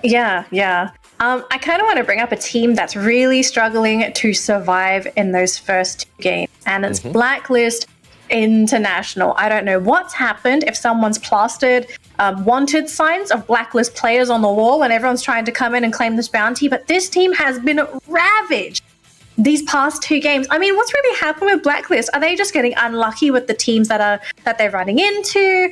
Are they maybe trying to do something new and it's not working? I mean, this is just not the Blacklist that we're used to seeing. This was a team that was on an upward incline, that looked like they were going to be a massive team coming into this week, and then they just sort of, Yeah, they sort of fizzled out, right? I do agree with you. Before we go there to that conversation, Tanamo picking up the MVP for himself with just 5 kills is a little surprising, because we've seen dominance way more than this. But what's even more surprising than the 5 kills was the amount of damage he took out there on the the amount of damage he dealt out there on the battlefield. 1,282 on the lower end, but the accuracy, absolutely insane. You know exactly how he secured all of these kills. At the end of the day, it has to be those snipes, those long-range combat capabilities of Taramo is proving to be a problem for the players out there to deal with. But going back to the conversation that you brought up, what's up with Blacklist? Farang is up. 2 times, 2 games, back-to-back, hot dropped by Farang, and Farang wants to prey on them. Now, this could be due to one of 2 reasons. It could just be a gentleman agreement between the 2 teams to just go out here and treat it like scrims, because they both make it up to the grand finals already. They don't really care about, the child's play prize pool that we've got available at the league stage. They want to aim for the lion's share that's awaiting for us at the grand finals. Pause that storyline. MVP of the lobby this time around, no doubt whatsoever. It has to be Expand once again. But going back to Blacklist and Farang, Blacklist's biggest problem is Farang, right? And twice now, Farang has managed to pretty much win that engagement between them, Danny. So then what happens now? Do you just accept it? Just accept the fact that Farang is going to keep dropping you? Or do you just decide, okay, guys, we're going to have to relocate, pack your bags, we're moving. We're going to find some new real estate that's going to be ours for this next game? Because, I mean, sure, they're playing for like a little bit of money. Maybe it's pride, maybe they're practicing or whatnot. But it doesn't feel good if you're going to just lose back-to-back matches because another team is hot dropping. At some point, I think you just got to be like, okay, enough's enough. We kind of got to do something different. At least we have one good game today, right? Yeah, what do you think, Neptune? Are they going to go for revenge this time around, or will they just kind of sneak away and, try to play the game of survival? For them, if it's a suggestion coming from me, they need to play survival. But knowing the personality of this team, they might be going in for the revenge, but they need to do it mid-game to late game, not so much in the early game. They need to get that momentum first. Oh my gosh, I hope they do get that momentum. I do feel pretty bad for them because it's been 2 very rough games. They've dropped out early. They probably had enough time to eat lunch during the amount of time they had to wait between these games. But we'll see in this next game. We're going to take a quick look here at the point standing. So Expand, they've managed to pick up 24 points for this round. This is going to further push them up and take over AV Radicals, because I think they only needed like, 6 or 7 points from that previous round. So this is definitely going to be happening. We'll see this on this next leaderboard. Anxiety, however, has picked up 17 points. This is a nice pickup of points for this team. NC, again, the team that kind of doesn't need the points is for some reason getting the points. Maybe this team is actually going to somehow slide into top 12, very possible. But good news here for Bloody Head. This was a team that is currently sitting on 12th before this game started. And for them to pick up these 12 points, they have offset really what NC has been able to pick up for this round. So it's not too bad for the bottom teams. Although if you're cheering for RNG Sports, I think with every game it's slowly becoming more and more impossible. But gentlemen, we have a new leader. It's Expand, and they are leading 7. Let me take this one, ma'am. I mean, Sure. leading by 7 points, but nobody cares about the 7 points. I think, AV Radicals are going to be, keeping the fight hot, but I want to see a little bit more of the movements from the bottom side of the leaderboard, right? We see Bloody Head jumping up 2 spots now in the 10th spot with 260 points. If they can keep up this sort of a performance, Bloody Head will once again guarantee themselves a spot at the grand finals. But I know Bloody Head is listening. Can you guys please just bring out this sort of performance every single week, every single game? Okay, hang on. Raises my blood pressure to see these guys bounce up and down like a little pendulum swinging side to side. But not just them. NCE Sports, they've jumped up 2 spots now, 197 points. To make a break into the top 12 might be impossible, but I love the fire that we are seeing out of these boys. Okay, so I'm going to be the bad guy and say that, firstly, congratulations to Bloody Head. They're in 10th place. The bad news is that they are 3 games up 7-9 and hard to get. So it's still a bit of a stretch. Everyone else has 3 more games. Some only have 2 more games to be able to close that distance. But I think it's still too tight down there to really know until we see the results for the end of the day. So, but I mean, to be fair, good job for hard to get, because I have been Bloody Head, sorry, because this is a team that I've just been thinking, oh my gosh, are they going to even be able to make it this time? Because this is a team that's always like, last week, all right, guys, let's drink some coffee, let's plug in our chargers if we have to. I don't know, whatever you got to do to really get those points in, but it's too close. It really is just too close down there. But we will see what happens after this game, because we are going to fly back onto Purgatory for our final game here for groups A versus B. Firstly, is Blacklist going to be able to play the game?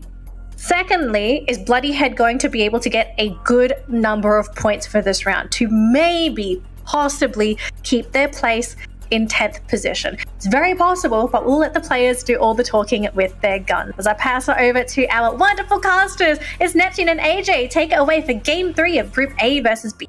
Thank you very much, Danalee, as we hop on into match number 3 at Purgatory. Now, the biggest question here is going to be, Neptune, number 1, will Expand take a back-to-back booyah? Number 2, will Expand also become the biggest dominators, the biggest predators out there in Purgatory? Because when we started off the day, Expand was, I think, the 6th or 7th strongest team at Purgatory, but now that they've already settled that first match with such dominance with 27 points, they've jumped up a couple of spots. Now with 116 points overall, they are looking to overtake AV Radicals themselves, who have 130 points total picked up at Purgatory. If they get this booyah, they might be able to do that.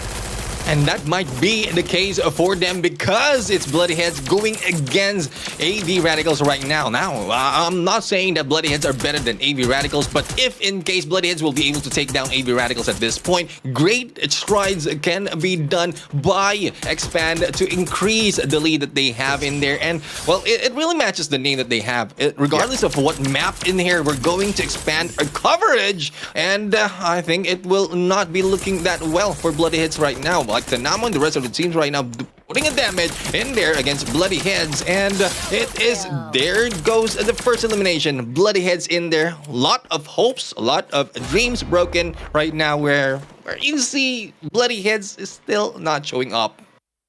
And again, 3 times back-to-back, this hot drop, Blacklist International versus Farang. This could be a gentleman agreement to just see who's better.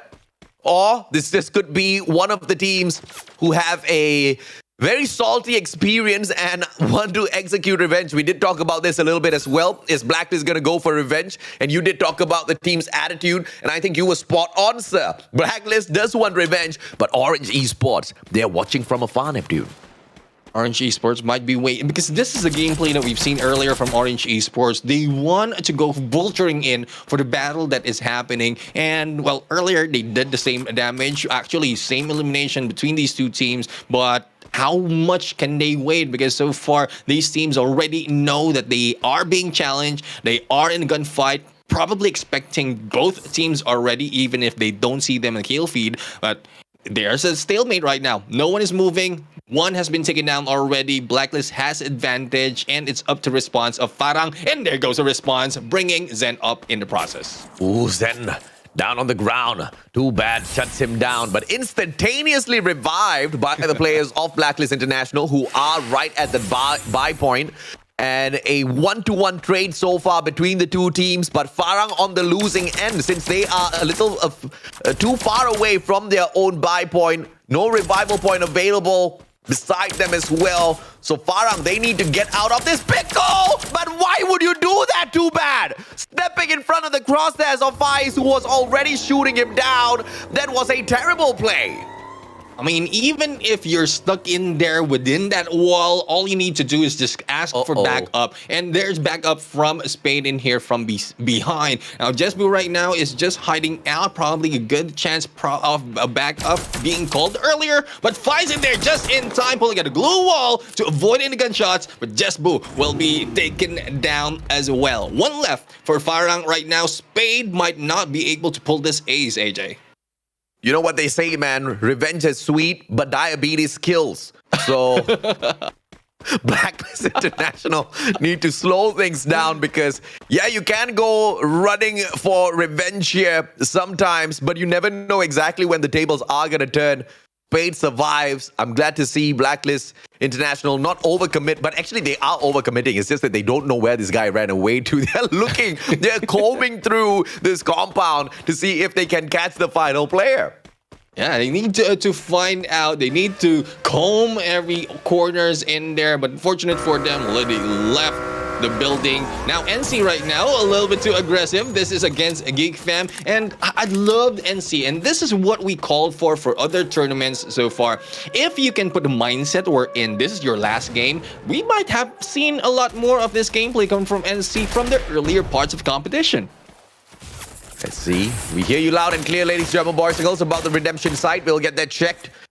Do bad with this. As for all of your redemptions, it's gonna be NC redeeming themselves first with a God Nade. And it looks like this battle, once again, is gonna ensue between the two. Hakimi from afar. And it looks like Hakimi should be able to back up the rest of the players of Geek Fam. Hazik a little bit too close. That God Nade might just be the undoing of this team. Trying to get out of the danger zone. Hazik finally makes his way into his own ice grenade, which is a little bit of an interesting move because the rest of NC has already backed away from that glue wall thanks to the ice grenade. So great plays by Hazik. Hakimi holding on to the right-hand flank. Ryu driving straight towards him though. Hakimi, brother, can you get away? Blue wall taken down. Hakimi cannot sneak away. 1v2 turns around the corner. Ryu puts him down. And see what a strike.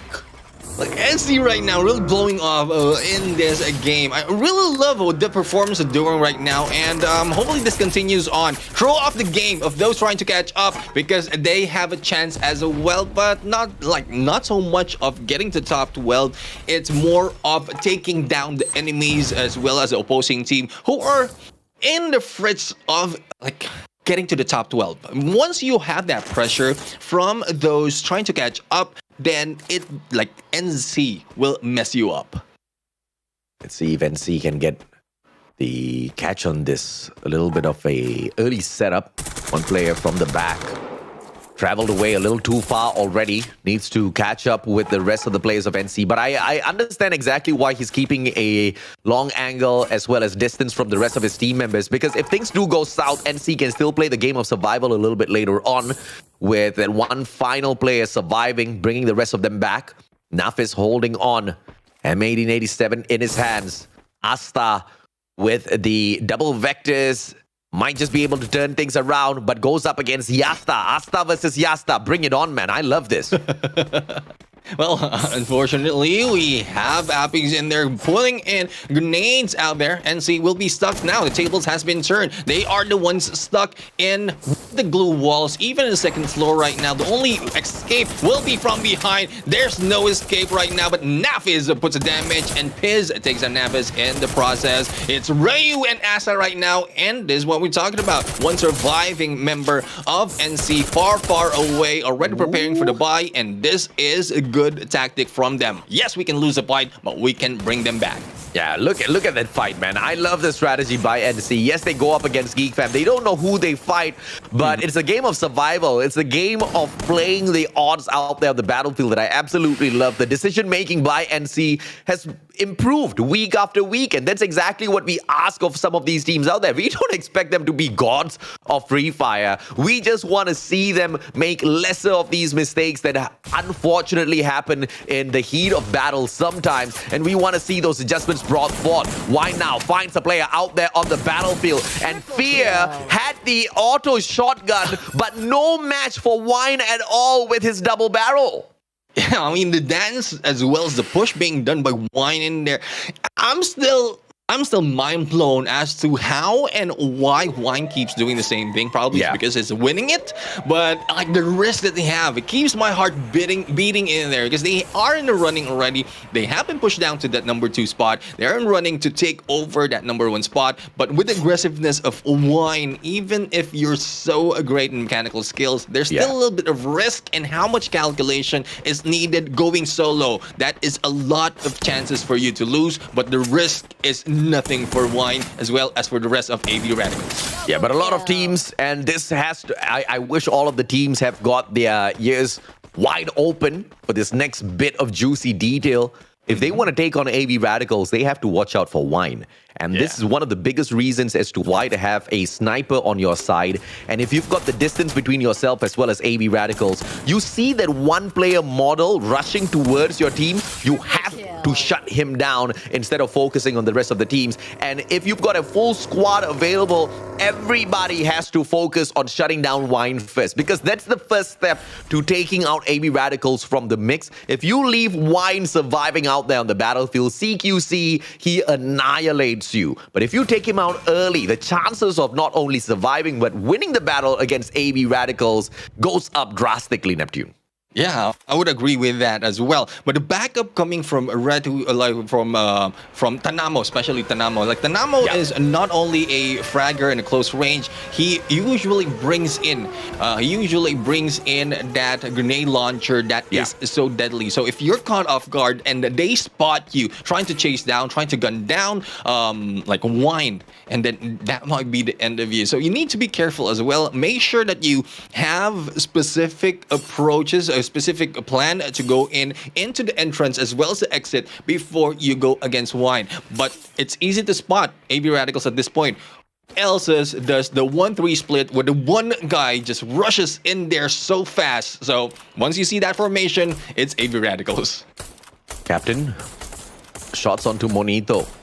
A couple connects, but Monito manages to pull the game of distraction and gives the rest of the information to the players of Pando EWG. And I love this adjustment. Look at Pando EWG. Icon opens fire. Instead of rushing towards them for some free kill points, they rotate around the longer side into the circle. This is going to be a big reason as to why Pando EWG survives, right?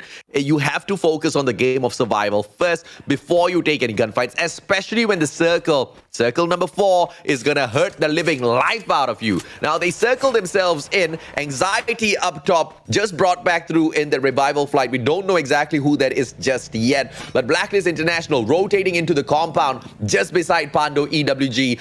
This next fight is going to be a big one for both of these teams, Neptune. WG right now needs to be prepared. Not quite sure if they have sites already, but we have the UAV being pulled out to scan all of the players, and I think this is the teams of the Blacklist that will be spotted. Here comes an A-drop being used as a little bit more of reinforcement for this fight, but 4 members of a Blacklist will just be waiting. And I think with the approach that Pando EWG has done already, they have been spotted. No one will be able to get in that easily against Blacklist right now unless they flank so far. But as the safe zone is already closing in, the circle will be closing in here. This might be an opportunity for Blacklist to go for the backstab against EWG.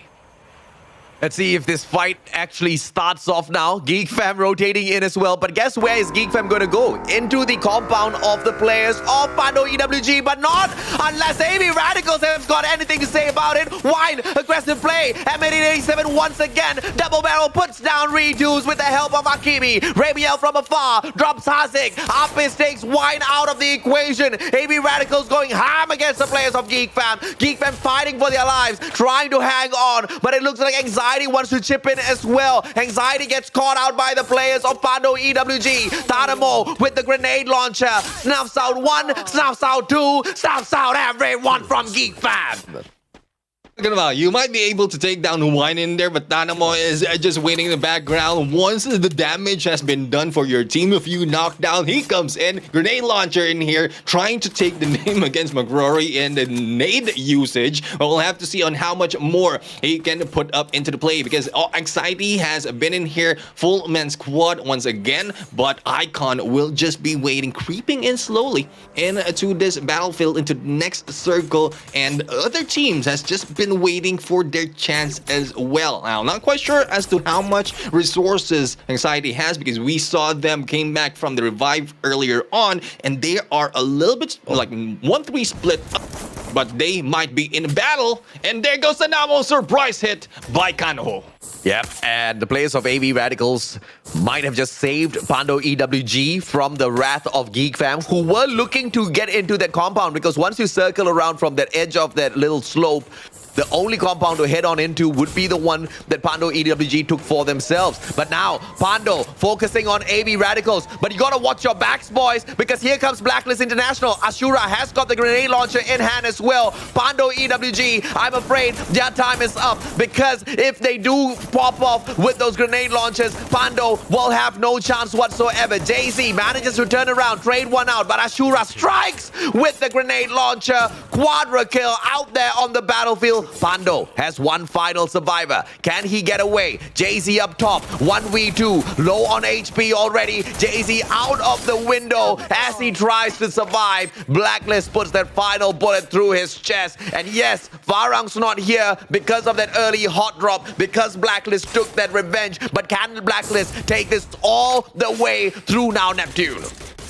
But if they can pull it out in here into this game all through towards the end of the game, Expand right now going for the battle against no escape, no escaping this time. Oh, NC Esports eliminated in this battle, but it is not looking good as well for Expand. They are being taken, bleeding in here outside of safe zone, and the X-Roy and the Axel, the only two members left, a little bit sticking outside. A good hit in there. It is X-Roy for the takedown. Yep, Axel down on the ground already. Roy has to abandon his brother, run into this next circle. It looks like the Booyah for Expand might just not be available on this third matchup, especially when you look at AB Radicals, pretty much with a full squad out there. Tadamo on fire, as well as the grenade launcher in hand. No grenade launcher response, because you do not usually see X-Roy with the grenade launcher. But now, as he circles around outside of the circle, that might just be the answer. I think he did go ahead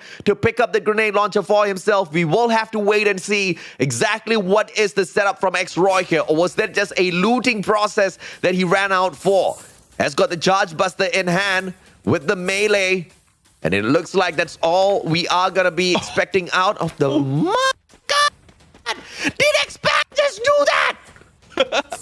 And that is the plan of X-Roy. Just bring back, I mean, more numbers, even with less weapon, is still a greater chance for them to win. But so far, everyone is close to each other, and the rush is on. There goes Icon. Captain has been taken out in there by AV Radicals from the side, and the same goes for AV Radicals. Ramiel with that snipe. No one will be getting away, especially with this guy in the snipe.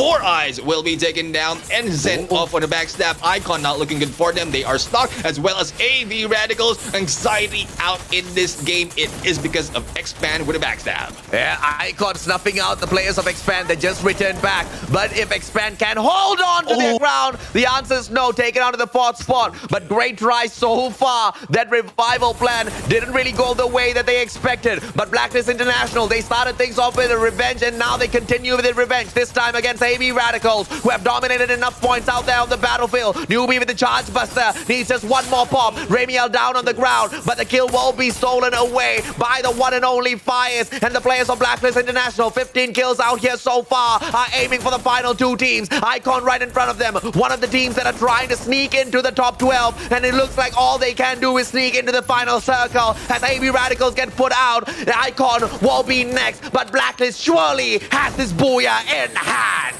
And this is what we were waiting for, asking for a very long time. Yes, they might be popping up in their one game or two, but this time taking a booyah. And this might be a good start for Blacklist right now. So far, this team has performed well in other competitions, even in the other games right now. But back into this map, I think they know what they have. They understand the rotation that they can take. Oh, yeah. And they continue on in taking this map. If I'm not mistaken, they're second in terms of kills, in terms of points or kills against Expand and Blacklist International, really putting up a show. A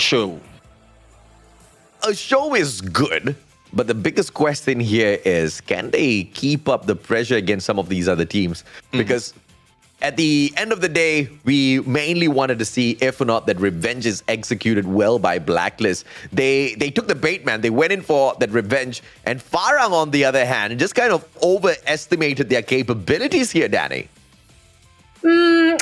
I mean, okay, here's the thing. They don't know that they're going up against Blacklist, right? Maybe they think it's a different team. They're not 100% sure. But 3 times hot drop, you think they don't know?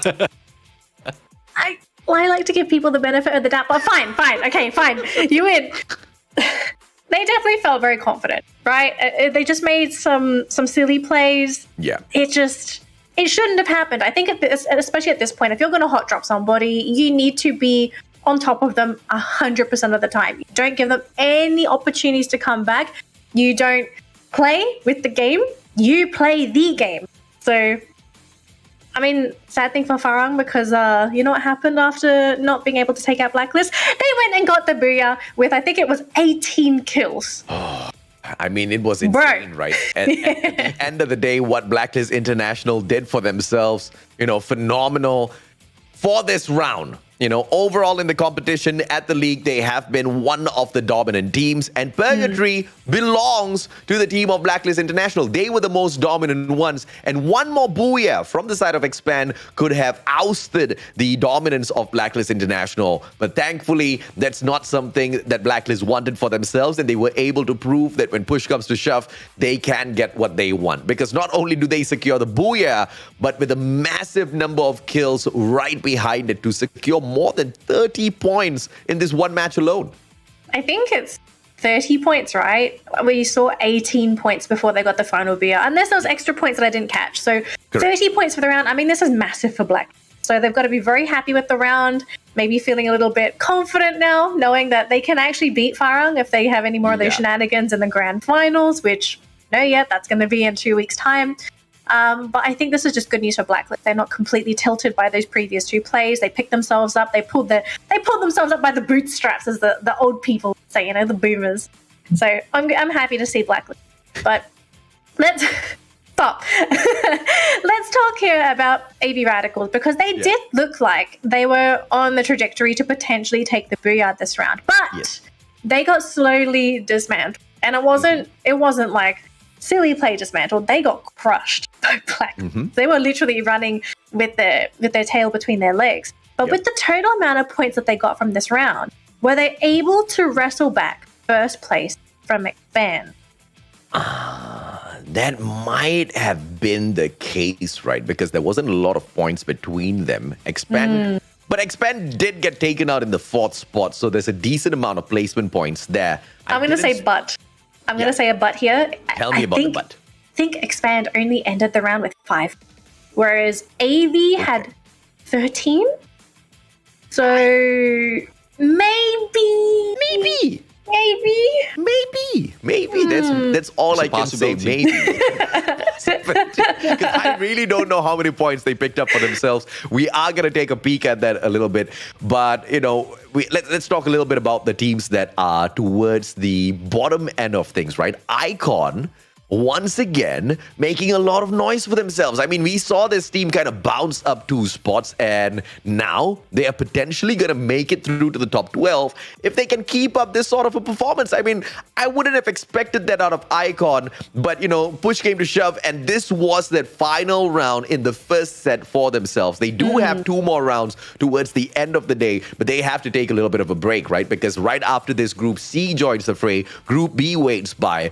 But I think amazing stuff from Icon in here seen today to make it into the top 12. We wanted to see exactly who were the who were the, the underdogs of the competition who would finally step it up.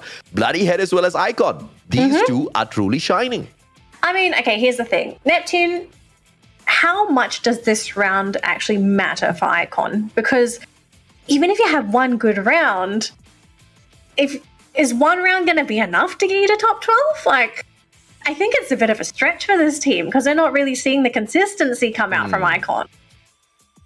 From Icon, though, they are behind Todak based on the calculation that I've done, and Todak hasn't played just yet. I mean, they need to get a lot of points already into play, but they're still outside that top 12. Bloody Heads is one of the great contender, but if we at the lead of Icon against Bloody Heads, even Sim 9, I mean, it's so far. This few points placement, I would say. That's where they were focusing on, and then earlier, just they were stuck together in that compound, sticking together and getting those kills one at a time. So Icon might have gotten a lot of points already in here to get to that 13th spot and very close to Bloody Head. Yeah. All right, let's start taking a look at our MVPs for a round. We've got Tanamo on the screen here with 7 kills to his name, 3,000 damage, and 41.1% accuracy. I have to say, gentlemen, I think AJ also brought this up. Tanamo has really stepped it up for AB Radicals, especially with the number of times that we've seen Wine just getting taken out at the beginning of these fights. And I feel like Tanamo plays the exact same role as Too Fast from Expand.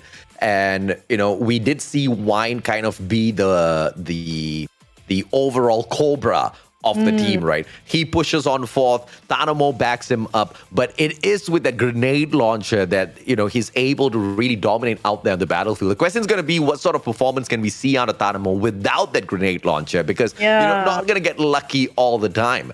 But speaking of Blacklist International, earlier on, we did spot those 18 points, so it seems like that's exactly how many number of kills they got, nothing more towards the very end. 30 points. Massive, if you ask me, from the side of Blacklist International. Is it going to be enough to catch up at Expand?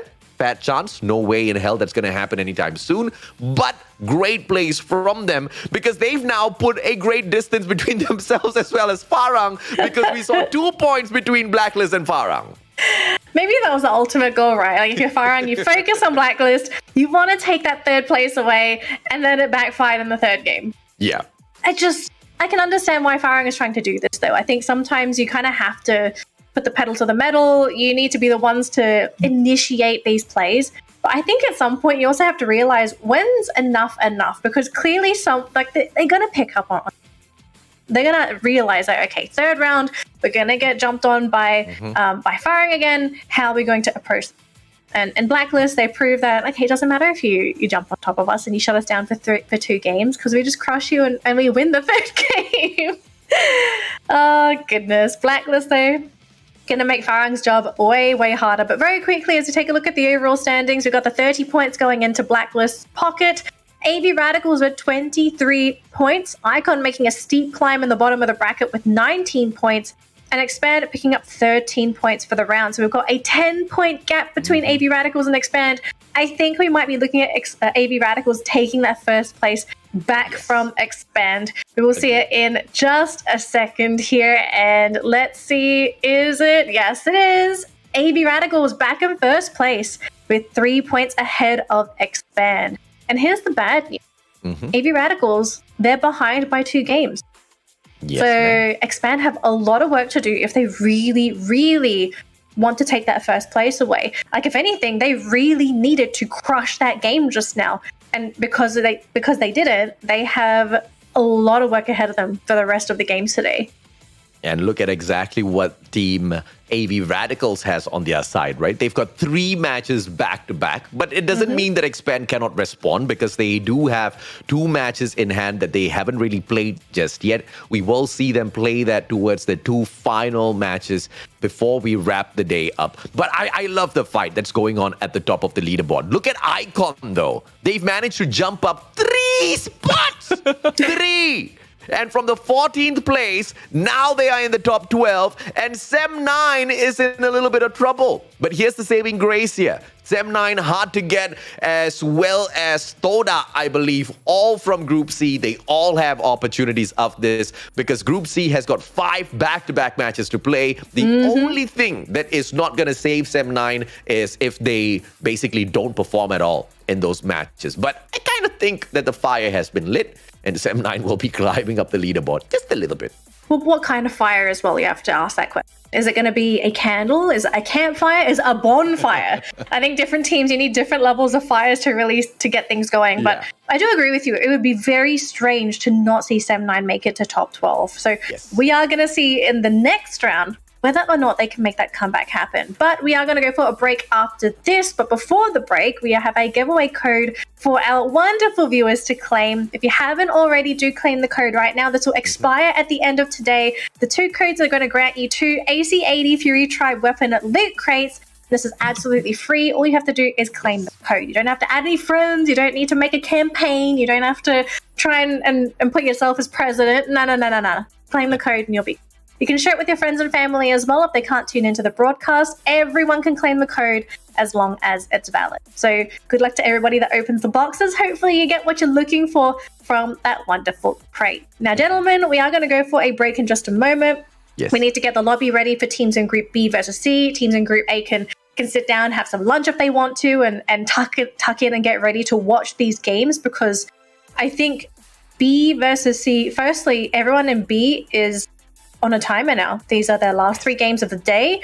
If they don't do well today, they're banking on a good performance tomorrow, which, let's be real, you don't want to put everything in one day's performance. Whereas for Group C, you've got 2 more games after this, so maybe not as stressful, but of course, you're trying to get as many points as possible. We've spoken a lot about Group A. Let's shift our attention to Group C very quickly before we go for this break. Who are we looking out for to get these points? And not just the top dogs, but I want to know the underdogs in Group C. Who needs these points? Well, it looks like SAF might be in a little bit of a decent position at the time being. So we don't really, want to see them chug out maximum amount of performance. But if you want to focus on Group C, it has to be Sem9, right? Hard to get seems to be struggling as well. Toda. I think that's probably the big one. These 3 teams, Sem9 hard to get as well as Toda. All 3 of these teams just got squeezed down a little bit more because Icon stepped it up. But it is now their time to rise back up to the occasion. It's so shocking to see Toda in the 14th spot. It's shocking to see Sem9 in the 12th place. But this is the MCPS we're talking about. This is the creme de la creme of Free Fire teams out there on the battlefield from 4 different regions. And I think, we couldn't have asked for more in terms of a competitive league. And a competitive league kind of ends up with a leaderboard like this. Yeah. It's very punishing for teams that are one-hit wonders, that are amazing on day one performances.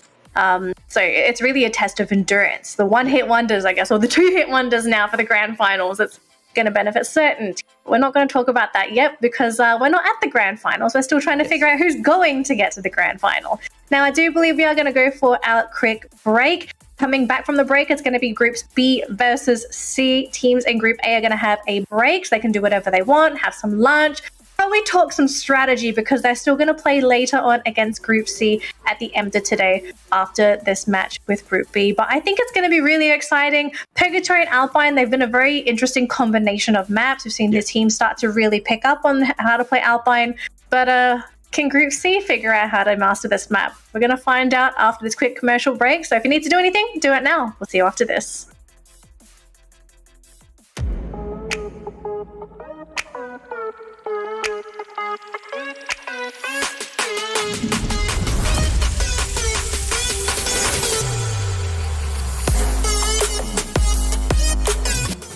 Where have we? Here before. As players, And as fans, some of us are returning major veterans. Others, Challenger Series contenders. Joined by both fresh. And returning faces looking to steal the glory. 4 countries. Stronger together. We fight to make. Fire with the boy once again. MCPS. power in Numbers.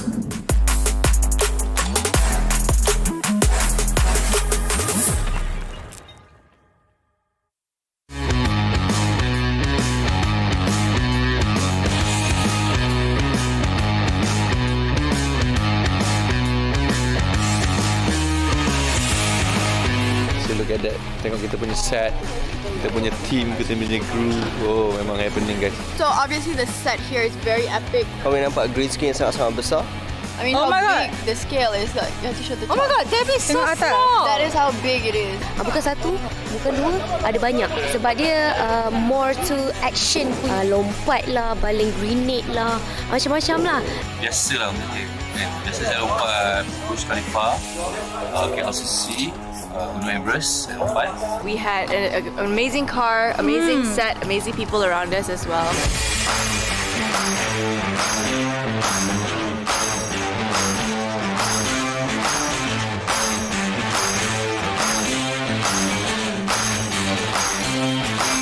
And bagi saya it's very challenging lah because this shoot actually melibatkan ramai orang.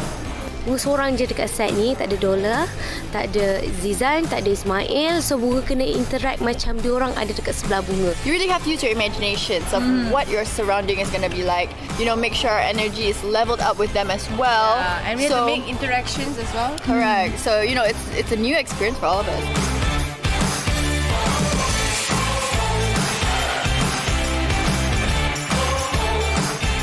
Free Fire kali ni lagi padu, lagi hebat dan saya tahu semua tak sabar. Saya pun tak sabar nak tengok hasil dia. We know it's going to be gempak gila. So korang jangan lupa tengok video Free Fire ni. I really can't wait. So hope you guys akan stay tuned and support Free Fire untuk semua. You guys pun akan play a big role in this video as well. So stay tuned. Zizan hari ni saya ingin mengucapkan Booyah! Free Fire untuk semua.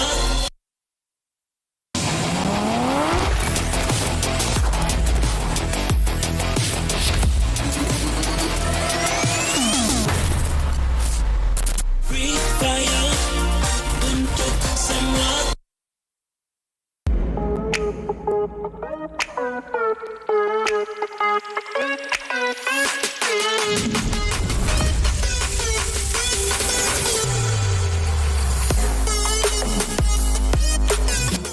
Where have we? Here before. As players,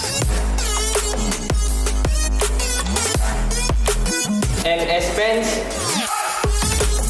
some of us are returning major veterans. Others, Challenger Series contenders. Joined by both fresh. And returning faces looking to steal the glory. 4 countries. Stronger together. We fight to make. Fire with the boy once again. MCPS. power in Numbers.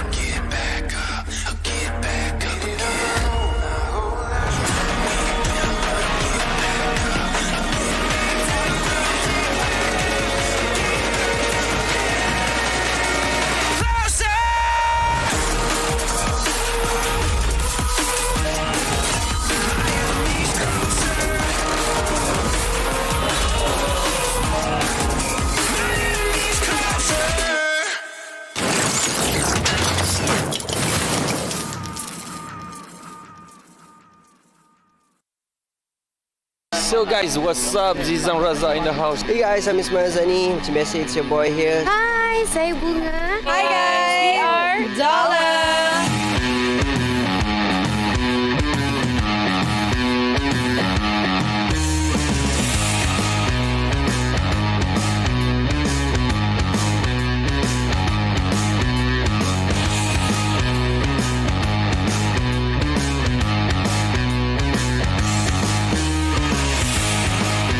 So look at that. Tengok kita punya set, kita punya team, kita punya crew. Oh, memang happening guys. So obviously the set here is very epic. Kau boleh nampak green screen yang sangat-sangat besar. I mean, Oh how my God. big the scale is. Like, you have to show the Oh my God, that is so Tengok atas. small. That is how big it is. Bukan satu, bukan dua, ada banyak. Sebab dia more to action. Lompat lah, baling grenade. and returning Macam lah.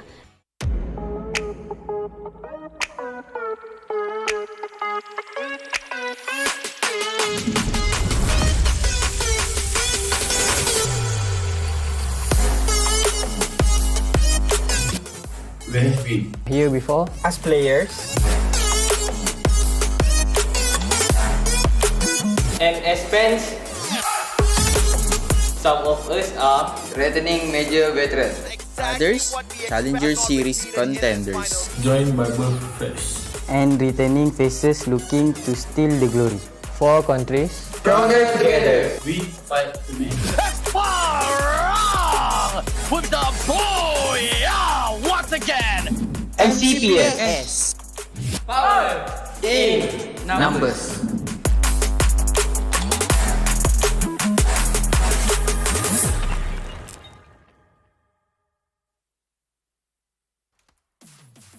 Hello, survivors, and welcome back to the Free Fire MCPS Majors Season 4. We've just wrapped up our groupings for Group A versus B, and now Group A is going to go on a small holiday, maybe to the refrigerator or to the strategy desk, wherever they decide to go, that's up to them. But we are going to holiday over to Group versus C. Now, teams in Group C, they haven't played anything. Maybe they were watching the games just now. We don't know what they're really doing. But it's their time to shine, to pick up those points, because right now, B, they're playing their last 3 games with Group C. And we know that right now, we kind of don't know what's happening with the leaderboard. Some groups, they have a lot of extra games played because they've played them preemptively, whereas Group C, they're lagging behind. It's their turn to catch up. Yeah. So I'm curious to see what really happens after this grouping, because we'll get a better picture on the state of the leaderboard. Because let's be real, right? We can't really judge the leaderboard until everyone's at least played a single round. And I wonder, are some teams really deserving of where they are right now, or are they just ahead because of the extra games? I don't know. Yeah, I think we started off the day with kind of like, equal standing between the groups. And now we see dominance out of Group A and Group B. But that's mainly because they've already played matches today, Neptune.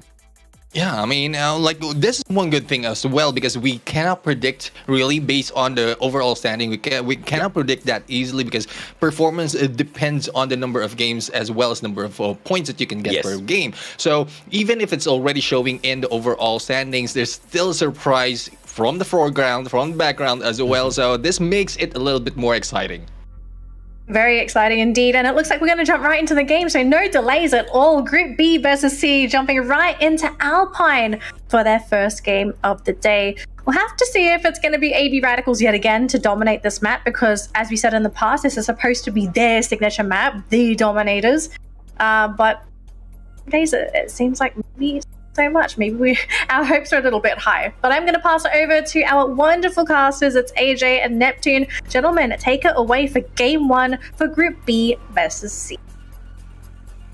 Thank you, Danny and AJ. I mean, I'm really excited to see how Group C will be performing right now. Excited to see Access Esports, not because there's Neptune in there and in the team, because so far, every time Access Esports is in there and I'm watching it in the background, I keep looking into the screen because I keep hearing my name. So, don't be confused, guys. Though we are having the same name, Axis Neptune is a better player than I am. But you're a better shoutcaster than he is. Yeah. So both Neptunes win. That's a good thing.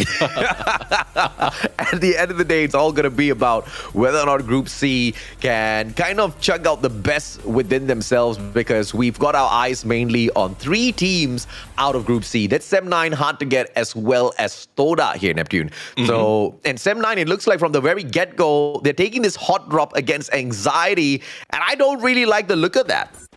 Yeah, I mean, hot drop usually 50-50. So if you're in running in there, or probably running to be thrown off at the top 12, it might be not that good. But Anxiety right now feeling pressure in this fight. But unfortunately, Sem9 also done that. There goes the backup, but still the backup keeps falling. Anxiety right now on a roll. But Fear and Godzobi will be taken down. We'll have to see how well will they be able to bring this members back up. Kanoho right now is now backing off from this gunfight, probably initiating for that revive for Godtobe.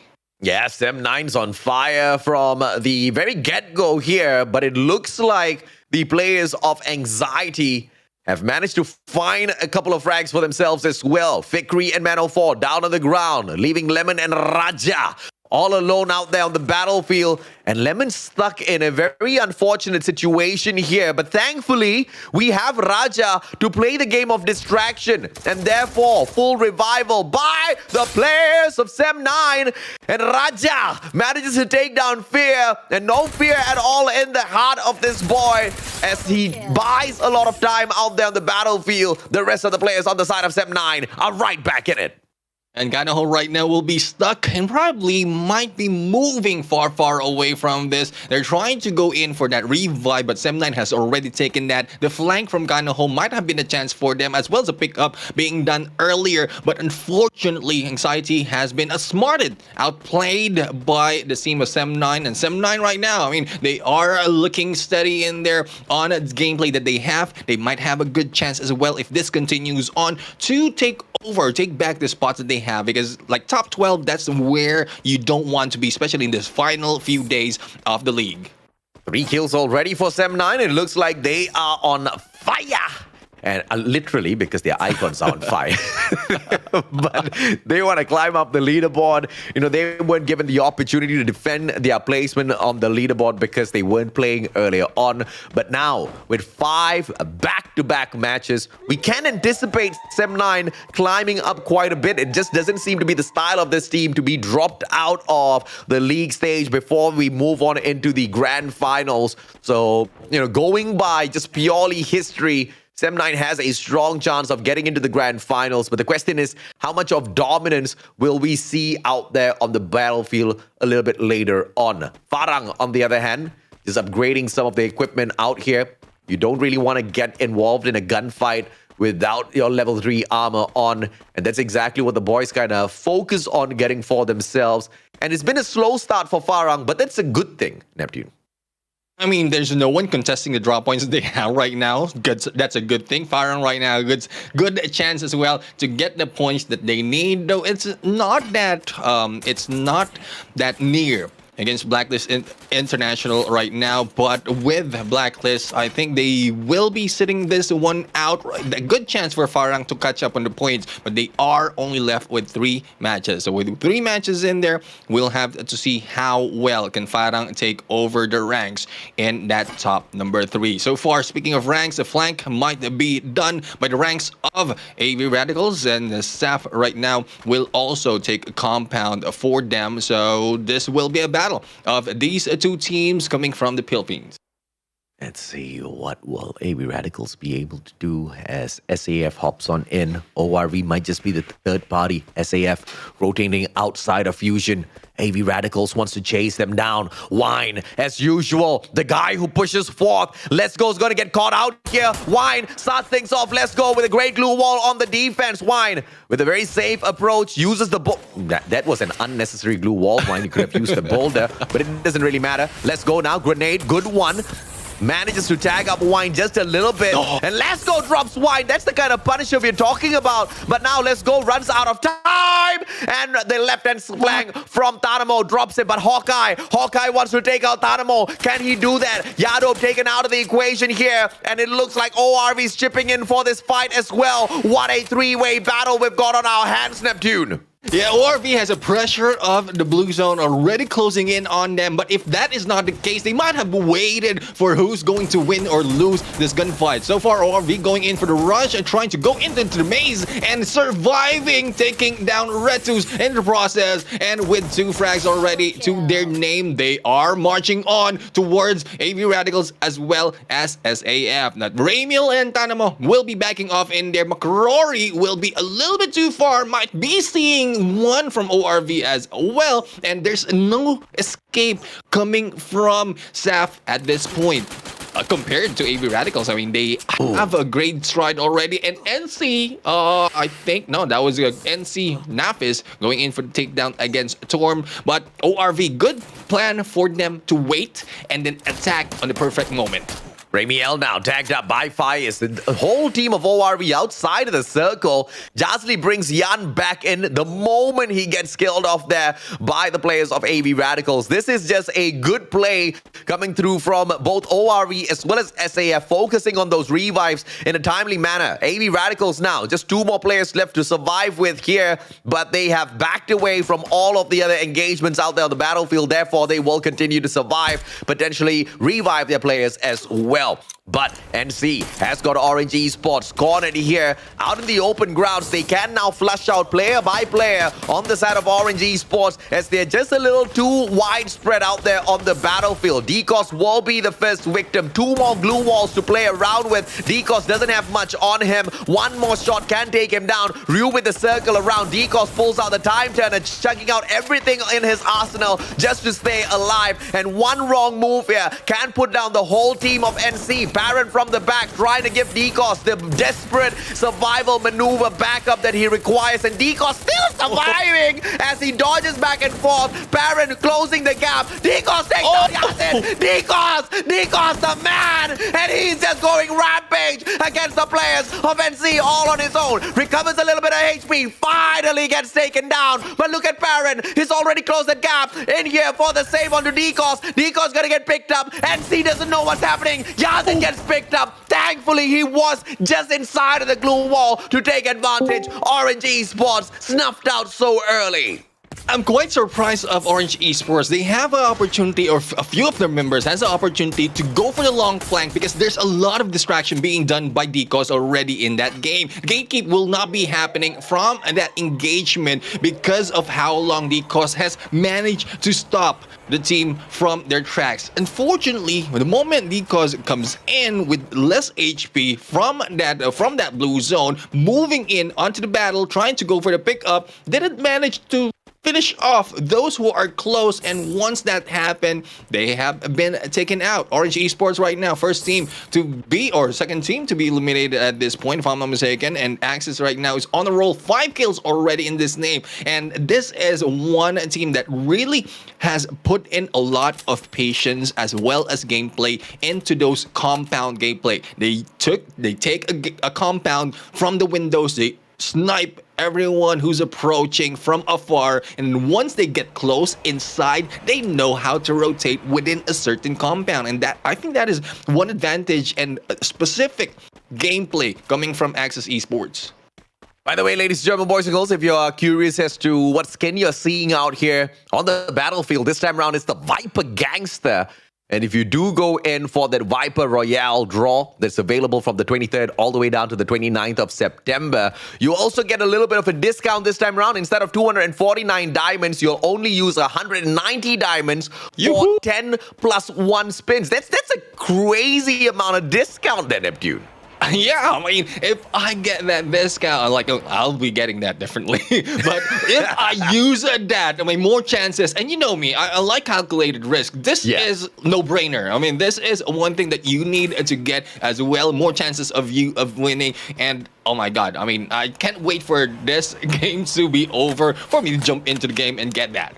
And, one of the best things that I love within this draw is that way to walk movement emote. Just if you want to tease some of the players out there on the battlefield, we're seeing a little bit too much of those flag emotes out there on the battlefield. I want to see something different, man. I mean, bring out the way to walk movement. If you've never been a waiter in your life, you have no idea how difficult it is, man. You've got to juggle 15 kilos on each hand and walk through the whole restaurant with kids bumping into you, people just screaming their hearts out at you, being rude to you because you're a waiter. And it's a tough life, man. I've been a waiter a couple of times in my past life. It's sad that, not a lot of people have the respect that waiters deserve. I mean, it takes a lot to kind of juggle all of those heavy plates and not break them and lose your job, Neptune. Well, one thing I would say about waiters is good things comes to those who wait. So the waiters have good things coming for them. So hopefully you will get the good thing as well with that emote. But so far, I mean, I had experience as well because we have caterings happening right now. Like off days, I'm carrying those plates as well. But it's not easy. It's not easy, though there's not so much in terms of restaurant waiters wherein you are being scolded and so forth. But the hard work in there needs to be put in, as well as the focus that you have in here, similar to the focus that Anxiety is putting in against Eastern Wolves Gang. Let's see if or not Pando EWG will be able to snuff out Anxiety. It is exactly that they do. But God, Toby, brought back by Kanoho the moment he gets snuffed out. I mean, I tell you, some of the revival gameplay by these players out there on the battlefield, a little too quick. They're anticipating, they're waiting for the players to get taken out so that they can bring them right back in. And NC takes advantage of Pando EWG that was a little too aggressive against Anxiety. All of those gunshots pulling in the attention of NC. And with that range, it's very easy for them to work these shots. Monito backs away from NC, but potentially straight into the hands of Sem9 as well as ORV. This will be a terrible place to take a pit stop at.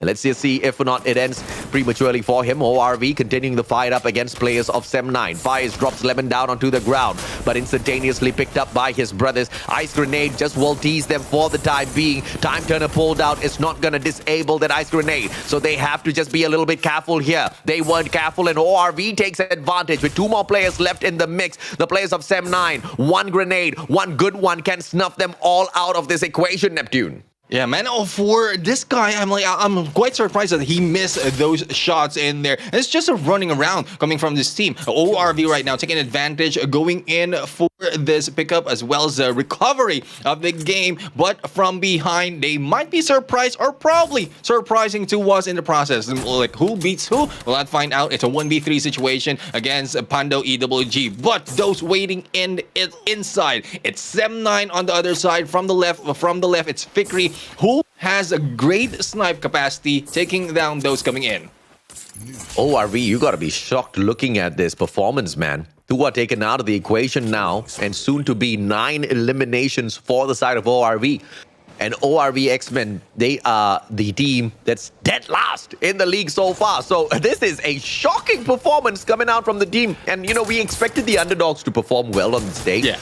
But it was mainly for the underdogs that had a chance to make it into the top 12. But it doesn't seem to be the case. Every single underdog of the competition seems to be stepping up on this final week, Neptune. Keep saying this, and one thing that I don't know how to do it because it's more of a psyche that they need to work on. If they plan wherein they are always at the bottom and putting out all the best they have, they might be able to put out the same gameplay that we've seen earlier from No Escape and from NC Esports, this time from ORV. So this is a good play for them. Without fear, without care, they can focus on the plan and tactics that they have put into the play. Access Esports taken down in here by H2G and hard to get right now. I mean, they are popping off this time. They went in there before the battle started. If I'm not mistaken, the 13th spot, good chance for them to take that 12. SAF out early this time round. Team must be a little annoyed with their own performance, but they are at the 9th spot, so I guess nothing much to feel anxious about. No, apologies, 8th place. So nothing much to feel super anxious about. SAF has got quite the good position overall. Let's see if or not Anxiety can replace them. Both of the teams are perfectly equal out there with 284 points apiece. Toda 4 kills so far. One of the teams that we are anticipating to rise up to the occasion and make it on through. Sem9 eliminated prematurely. And that only means that Toda should be able to rise above them after 2 back-to-back great matches. But can Toda survive? Hard to get. These are the 3 teams we were looking at from Group C, and it looks like Hard to Get wants to snuff out all of them. Pedro picked up from the ground. Spark running out of time, and it's Forbits. But Forbits loses his stepping, and Ames drops him like he's hot. But from the back now, Toda just playing the game of survival. One good grenade does not connect. Batman with the second one. Chill ate that up whole.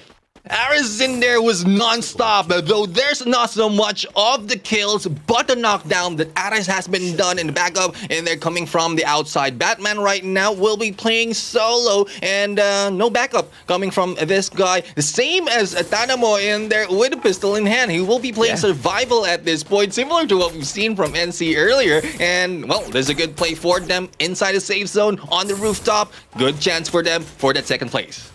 Toda wants to make sure they secure the top 12 for themselves, and this performance is good enough to catch up with Sem9, but is it going to be good enough to jump back into the top 12 with just one solid game on their side? NC will be the next target of Toda. The circle moving towards the players of NC, who have got perfect positioning already. Naf is a little bit too over-aggressive as he gets snuffed out. Batman, the players of Hard to Get now. They find a free player running into their compound. Tanamo with a secondary manages to nail that kill. NC taken out by both Anxiety as well as Hard to Get, and AB Radical still survives. Yeah, Dynamo in there just taking advantage of the chaos happening on the ground floor as he is on the rooftop. Anxiety will be dying out in there against Kid Aim's aim. And we are now left with 3 members. Like I mentioned, seeing gameplay earlier, no one can easily get up in that rooftop. So it's just a waiting game for a Radicals. Batman right now being rushed by 2 members, but still not taken down. Dynamo in there, another advantage being taken. Hard to Get eliminated first.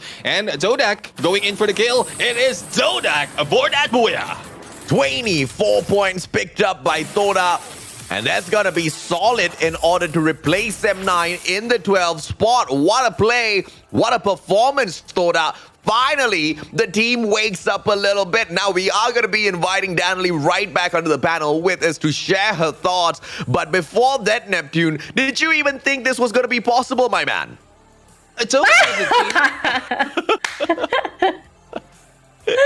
Well, this is a team that really show us that they have performed, they can perform well. It's just that they have been thrown off in the earlier parts of this league. So, like, comeback really is real for this team. Yeah, comeback is indeed real for Toda. But I don't know where they're coming back from, man. I mean, for Toda's kind of skills out there on the battlefield, I don't expect them to be fighting for survival, fighting for the 12th spot. I expect them to be in the fray for the fight for the top 3 spots overall. But maybe, just maybe, they're keeping those plays for the grand finals, Danny. I mean, I was going to say, like, is it saving strats? They've been saving everything until today. Just guarantee that top 12.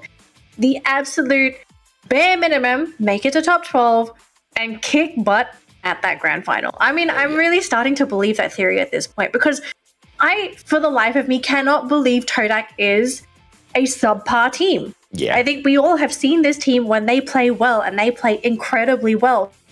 So to be able to see them perform like this in their first game of the day as well, I think Todak's trying to come in with surprises. They're saying, guys, we're coming in. We are here to ruin the party. We will get top 12, and we are going to crush coming into that grand final weekend. So I think, firstly, if you're Todak, you are not done today, or heck, even if this weekend. You still need to at least pick up some points to maintain your place for the league stage. But if Todak can keep this up, I think they'll restore my faith in Todak. Because right now, I don't know what my faith in Todak is. I think it's on holiday somewhere. But these boys, they know how to play with someone's feelers. They started off They started off with a great start. 24 points. Danny, I don't know what you meant by that. We're going to totally ignore that statement. We're going to move on with the day.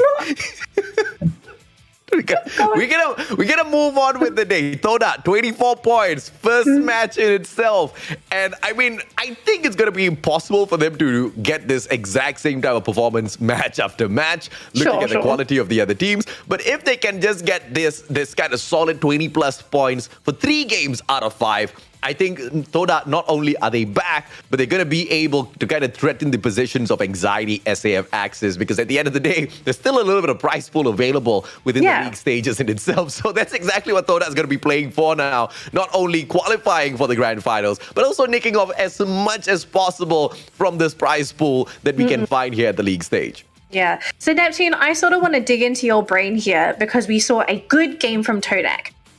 What do you feel like are this team's redeeming qualities? What do you feel makes them a good team? What are they really good at?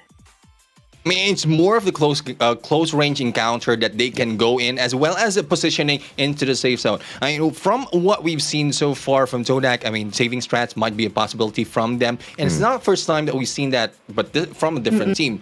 We've seen Blacklist International, this is the same thing. They slowed down early parts of league stages and then pop off later.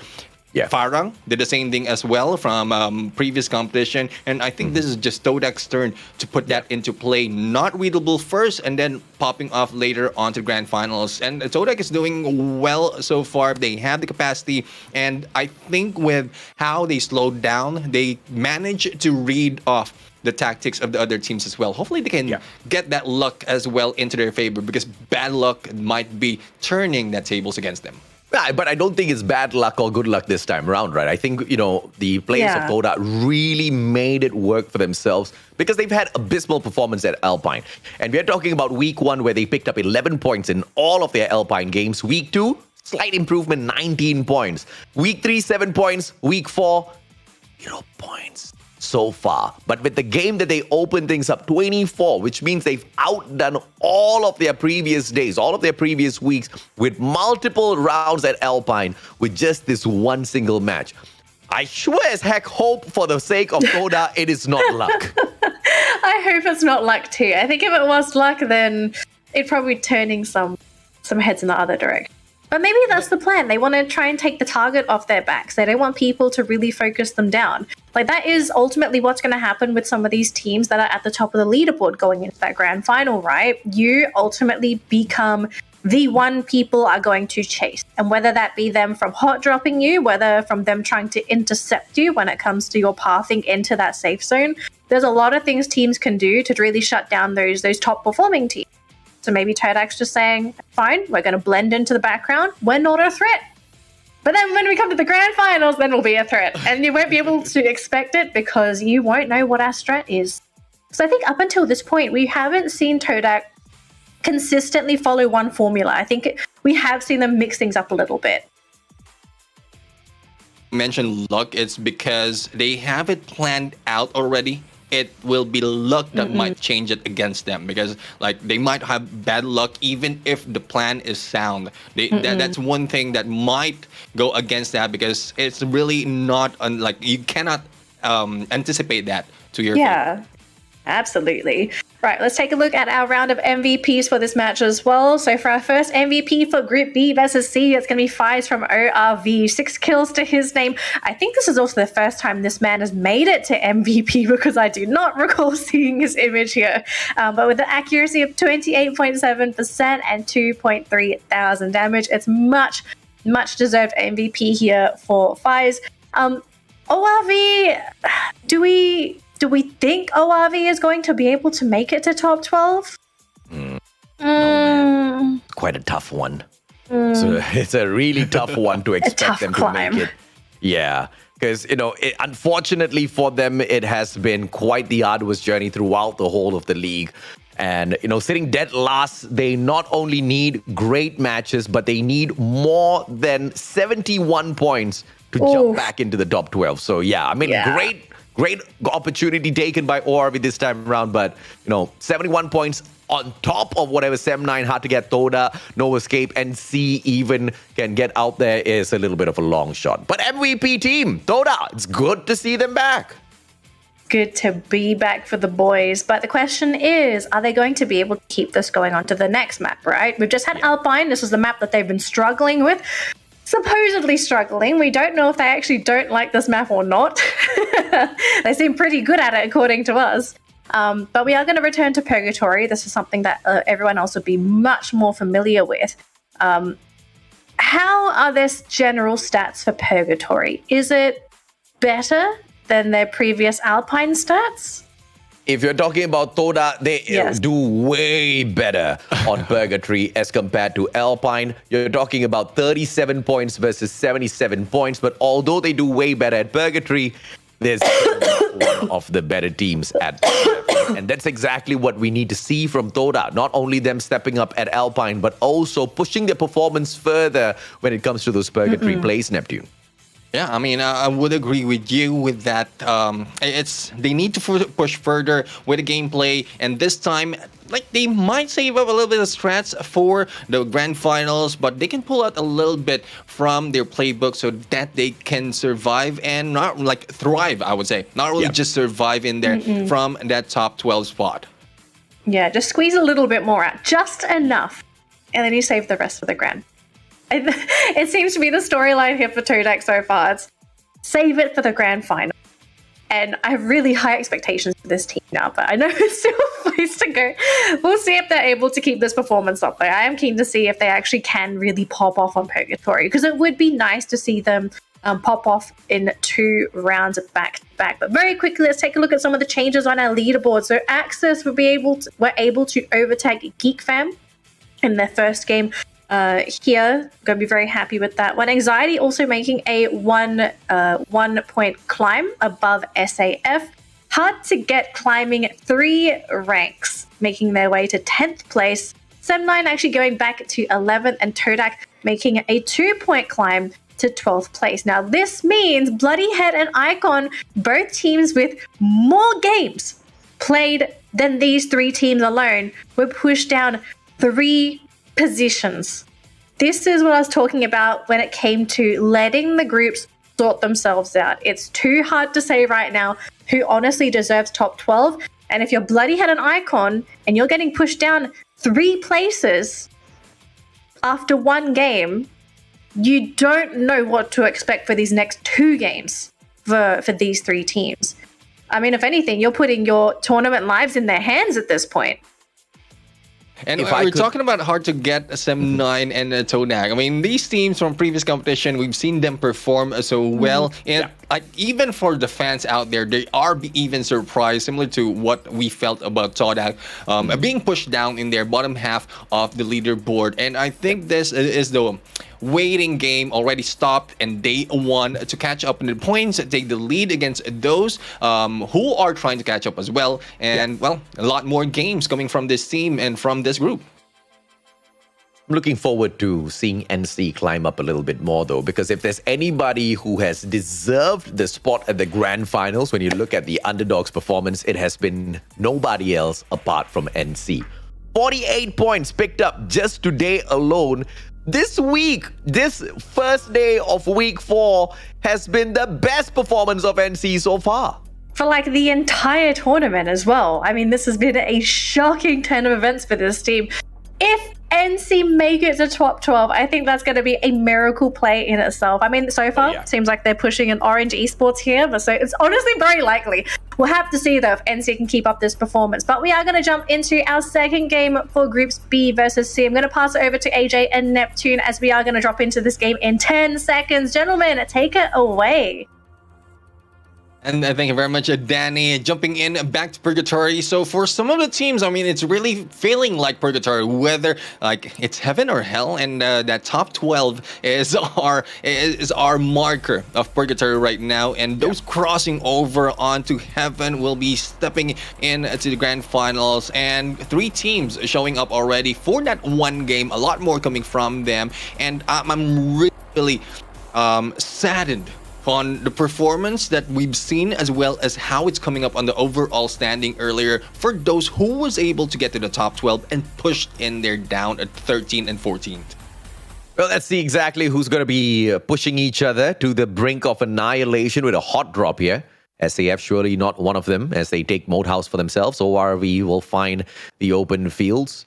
Axis Esports, as usual, they move on towards the edge of campsite. Brasilia's taken over by anxiety and hard to get. This is going to be a Filipino showdown that I don't want to see early on, but Farang versus AV Radicals. This is Farang taking the initiative to engage with AV Radicals very early on, but how smart of a move this is truly going to depend on RNG. It's going to depend on luck, on who finds the better guns, because both of these teams are very proficient at annihilating each other. Although Farang doesn't really show that on the overall leaderboard so far, in terms of combat capability and what we've seen from this competition and the past, there is a huge probability that Farang might be able to overcome this. But as I say, the jump ball goes down, Neptune.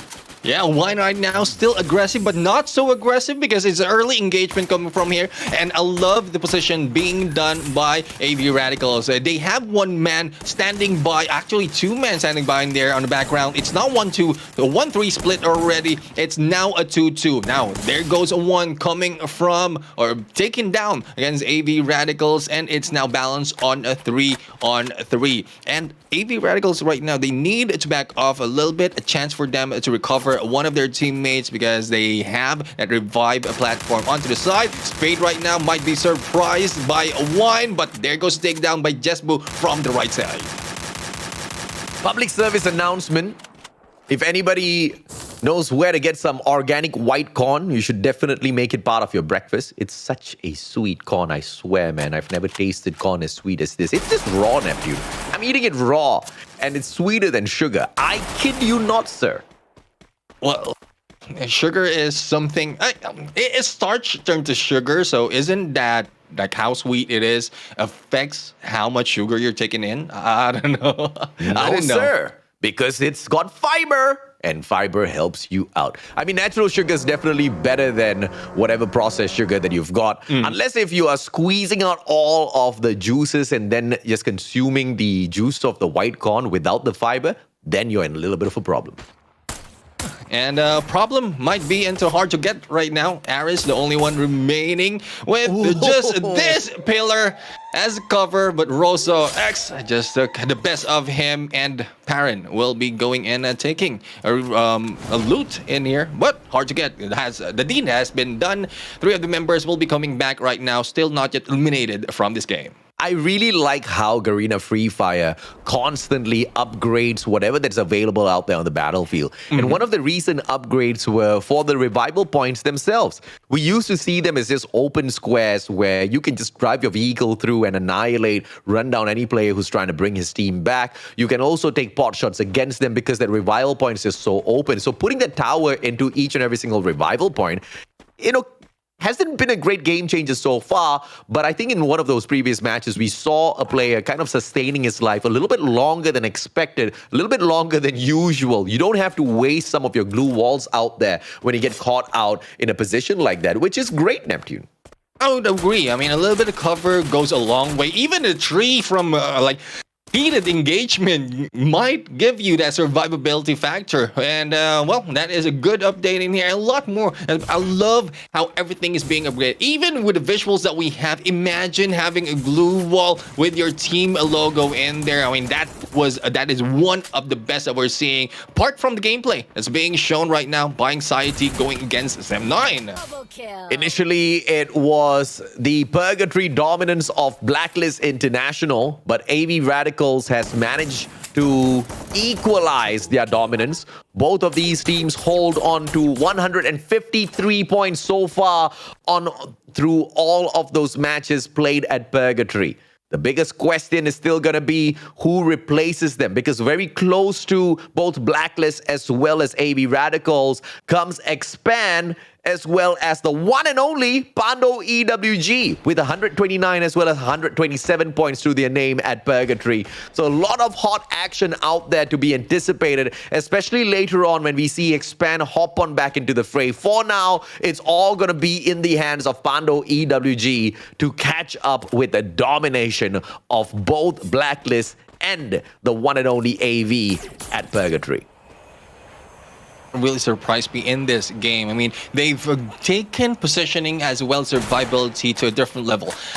Almost 6 minutes in, and no team has been eliminated just yet. They played that revive so carefully and so well that they, even with one member, they cannot be caught off guard. Just in time, bringing back the rest of the team and then putting them into play. Now, this is one that we might see. It is NC going in against Sem9. Sem9 not looking at good, but this Fikri in here that we're looking at, and one good shot, one good rotation coming from Fikri right here might be the takedown of NC. Oh, just behind the sofa. But Fikri doesn't manage to get away from Asta. Hasta la vista, he says, as Fikri snuffed out. But Sem9 survives, the rest of them just crossing a bridge. Not the London Bridge, but the Central Bridge as they get across. Getting away from the circle. Axis Esports in a similar situation, trying to avoid the circle. Right in front of them stands the players of Toda. This is a huge battle that's going to ensue in a couple of seconds. And it's all in the hands of Axis Esports, how they deal with the situation. Do they circle from the outside perimeter of the circle, tank the damage from the blue zone, or do they take a straightforward fight against Toda? Because they will be at a disadvantageous position looking at the high ground advantage that Toda has. And regardless of where Axis Esports has, hopefully it is far, far away, and they need to take a lot of damage because Todak has a good elevation. Not only that, good visibility on left and right as well. So the flank of Axis Esports might be that far towards the water and crossing in the bridge to get back into that safe zone. But the battle continues right now. Hard to get going in for the fight against Anxiety, and with the danger zone, well, as we mentioned, AJ, it's not so much a challenge for the team. It just brings them to their toes, hide out a little bit, but no one, not so much, has been taken down of this danger zone. Let's see who can manage to get away from this battle. As both teams fight on the very edge of it, Anxiety has managed to sneak out of the danger zone already. But I like what we were saying earlier on, man. This danger zone just poses no danger at all. So I highly doubt Artiget will get tickled by it if they hop on out. But they are going up against Anxiety, who are the kill leaders of this particular lobby. And that kind of adrenaline pumping through your veins will give you the extra advantage in a gunfight. But the game of numbers-wise, Artiget should be able to win this out. But look at Fear. No fear at all in his boy's heart. He rushes straight at Artiget. Is question in there for the fear of a fear, but we'll have to see. There goes one down already. Ares being taken out, and Jay-Z right now just dancing all in and out from the compound. Will be slowed down a little bit, but still maintains position. The group that they have, like the position that they have, they don't want to lose sight of one of the members. And this is one good play that can be done by Hard to Get. But the good God Toby right now for the far side, just in case a push will be done in here against Anxiety. That was a good possibility for him as well.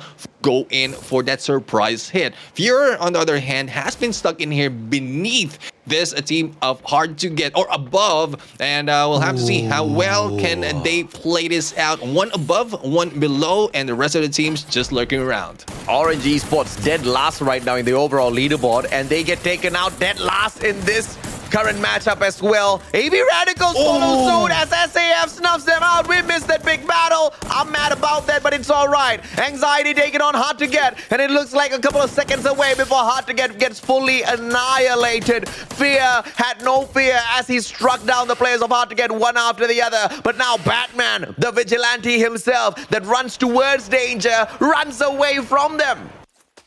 No way, he needs to go and run into that revive platform. Battle continues right now on the other side. ORV being taken down by this team of EWG, Pando EWG. But I think we've seen the last of Hard to Get. They have eliminated 9 left in this game. And ORV right now, only 1 frag and Jasly taken out. They needed to get a better position against this team of Pando EWG. Otherwise, they might be caught off guard and surprised as the safe zone closes later on. EWG shutting down one player after another. ORV. Pando EWG has got the perimeter secured, but Toda, slowly but surely, they make their way towards the compound of Eastern Wolves Gang. Are they going to be the third party that takes away the lives of EWG before ORV can even get a chance? It looks like that's exactly what's going to happen here. High ground advantage. Toda holding on to it. Jay-Z is getting tagged up already. NC can be the distraction that Pando EWG desperately needs out here to pull away the attention of Toda. But it doesn't look like Toda's looking down. Toda is looking for Pando EWG. ORV gets the knock. No securing coming through for the kill point just yet. Can it be stolen away from Toda? They don't make a move just yet here, Neptune. A tense moment as Pando EWG needs to get away as quickly as they can.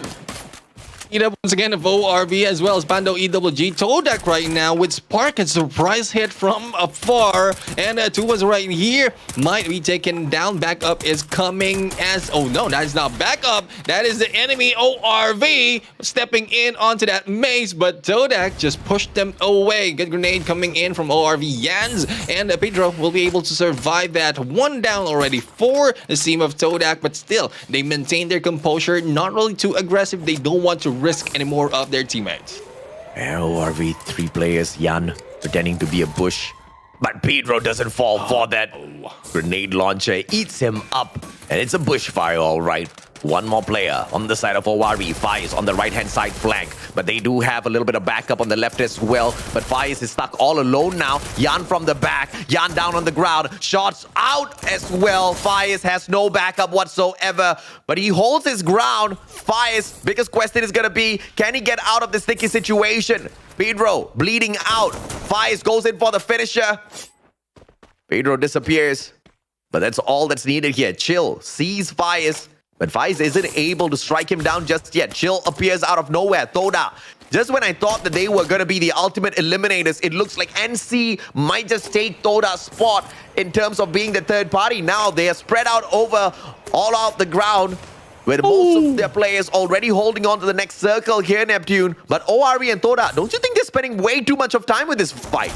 Yeah, I mean, they want to take out a team. ORV wants to get as much point as possible in this game. Chill right now, not chilling, trying to get away. It's a 1v2 situation, and dance is still on, and the music is not stopping, but Todax will be eliminated at this point, and this one we talk about when it comes to luck. I mean, they are unlucky for RNG to go against them, being stuck outside a blue zone, and with a battle that they can take and backstab two teams because of the placement that they have on the safe zone, they weren't able to put that into play.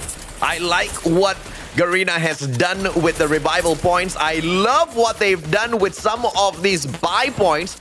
And now instead of just having them inside of buildings, it's just out in the random open ground, Neptune. So anybody can revive their players on the way in. Since those revival points have been beefed up, since you now have got some of these purchase points available in the open grounds as well, you don't have to rush into defensive compounds that might already be held by some of the other teams. So if you look at the overall survivability gameplay for a lot of these squads out there, Garena's just giving them more and more chances to survive.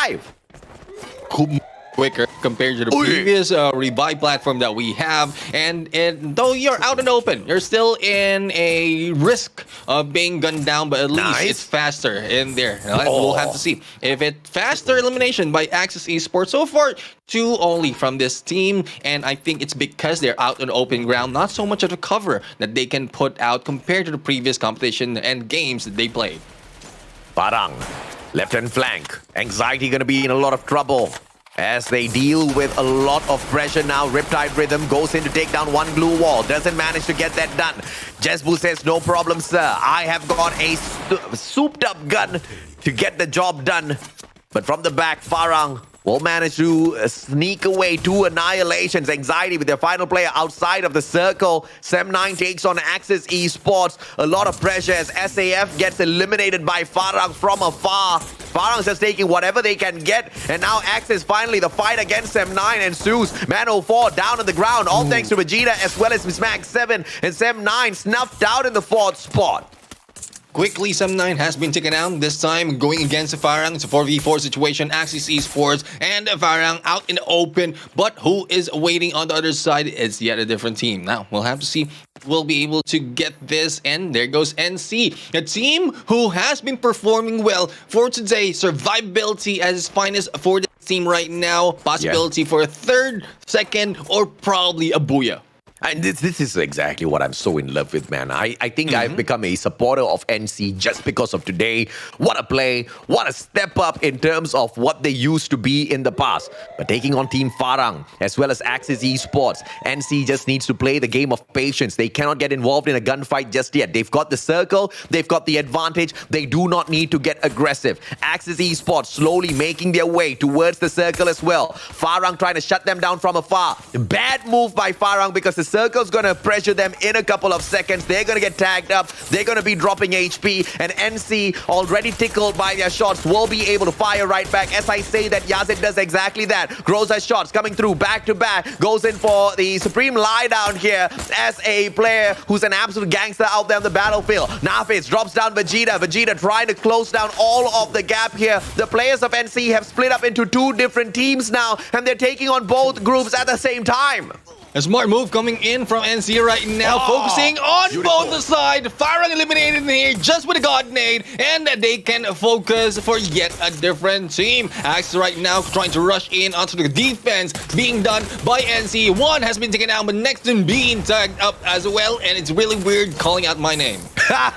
Neptune now, solo, taking the fight up against three players. They need to focus on taking Neptune out of the equation. But Nafis alone, Nafis alone snuffs out two players. Axis Esports about to go down. NC secures a huge booyah as they try to make it into the top 12. What a play, NC. I'm a fan officially.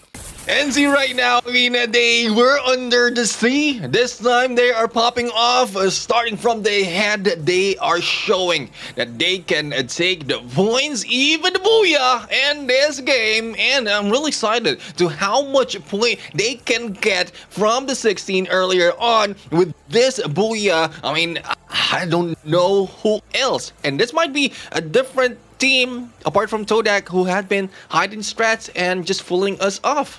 Oh yeah, man. I mean, whoever who's managing NC, they better give these boys a bonus because they are working overtime. Clearly, they've put in the work before even stepping into day number 7 here. And all of that strategy building, all of those rotations that they've been working on, playing the game of survival has bore fruits for the team. I mean, we're talking about 48 points from NC before round number 5.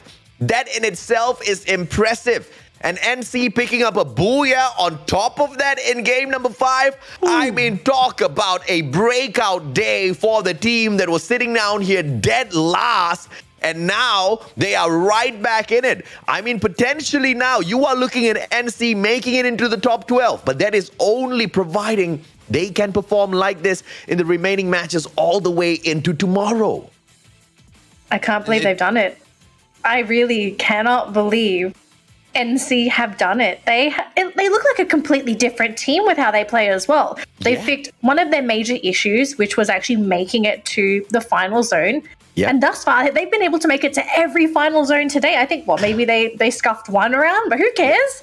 They've done fantastic in the rest of the matches for today. And they still have, I think they've got one more game to go as well, or 2 more games. And Expand can thank whichever team that snuffed out AV Radical super prematurely. I totally missed exactly how that engagement happened out there on the battlefield.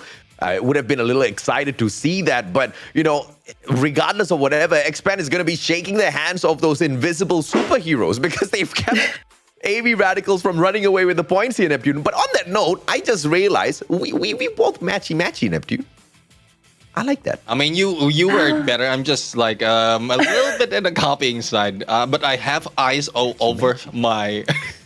look like I have eyes all over my shirt right now. So I have my eyes on you. It's a good print. I like the print. I want to know exactly where you got that shirt from, brother. I want to buy it too. I don't know what they are. They look like the little candies we have in Australia. But anyways, candies aside, nice looking shirt. I mean, we all match. We've all got patterned shirts to some degree. Maybe you two are a little bit more fashionable than me, but that's okay. I don't mind being the odd one out today. Because you know who else is the odd one out? NC. It's just, I don't know what's happened. It's like, I think for the past 3 weeks, they must have been playing with their feet or they've been handicapping themselves physically playing the league stage. And then they decided, we're going to pull off a Rock League. We're going to take off the handicap. We're going to actually play properly for this final week. And so far, they've been able to prove it. But I want to know how many points they need to actually make it to top 12 now, because they've racked up a lot of points today alone. They have. We have to wait to see exactly how many points they've picked up from this round alone. But they're not too far away from that, right? I think the last time we checked out NC, they had 217 points. And in the 12th spot, you see Toda with 263. So you're talking about roughly 40 odd points that they need to pick up, more than teams like No Escape, Icon, Bloodyhead, as well as Toda. I think when you look at No Escape and Icon, the probability is definitely higher. But against Bloodyhead and Toda, that's exactly where things get a little bit difficult. Because although Bloodyhead are not the greatest team, they are inconsistent, but they sometimes do manage to pop off as well. And you're talking about Toda. You know, the probability that Toda's not going to be making it into the grand finals is super slim. And even if Toda's not the team that they have to fight against, you got to look at who's sitting above Toda. You've got Sem9, you've got Hard to Get, you've got SAF Anxiety. It's going to be a very tough problem for NC Esports to overcome. But I'm very sure, I'm like 80% sure they were promised a huge bonus if they can squeeze themselves into the grand finals. I mean, money is a big incentive for some people. And, you know, NC Esports, they deserve this, right? They picked up the team, very, Freedom Cheese towards the, I think, second week? And that was a big move from them, because Freedom Cheese wasn't really the best team in the overall league itself. True. Yeah, so I'm pretty sure some tough conversations happened in the background. Yeah, whatever happened, I think a couple of other teams might need that exact same lecture, you know, or the same incentive. Oh my goodness! But NC. I mean, this is the team I'm looking out for today. They're absolutely going off. If they stop after this game, I would be so disappointed, because they've gotten my hopes up. They're making me think they're actually going to make it to that grand final. So we'll have to see if their performance is going to be able to make it. So let's take a look at our MVPs for today's rounds. As we do take a look at the overall standings, pretty standard in terms of the overall stats. Nothing really out of the ordinary here. Same amount of knocks, same rivals. Not many rescues, actually. I think this one's a bit of a surprise. Like, only 12 rescues. This is really low. Everyone must have been so busy fighting.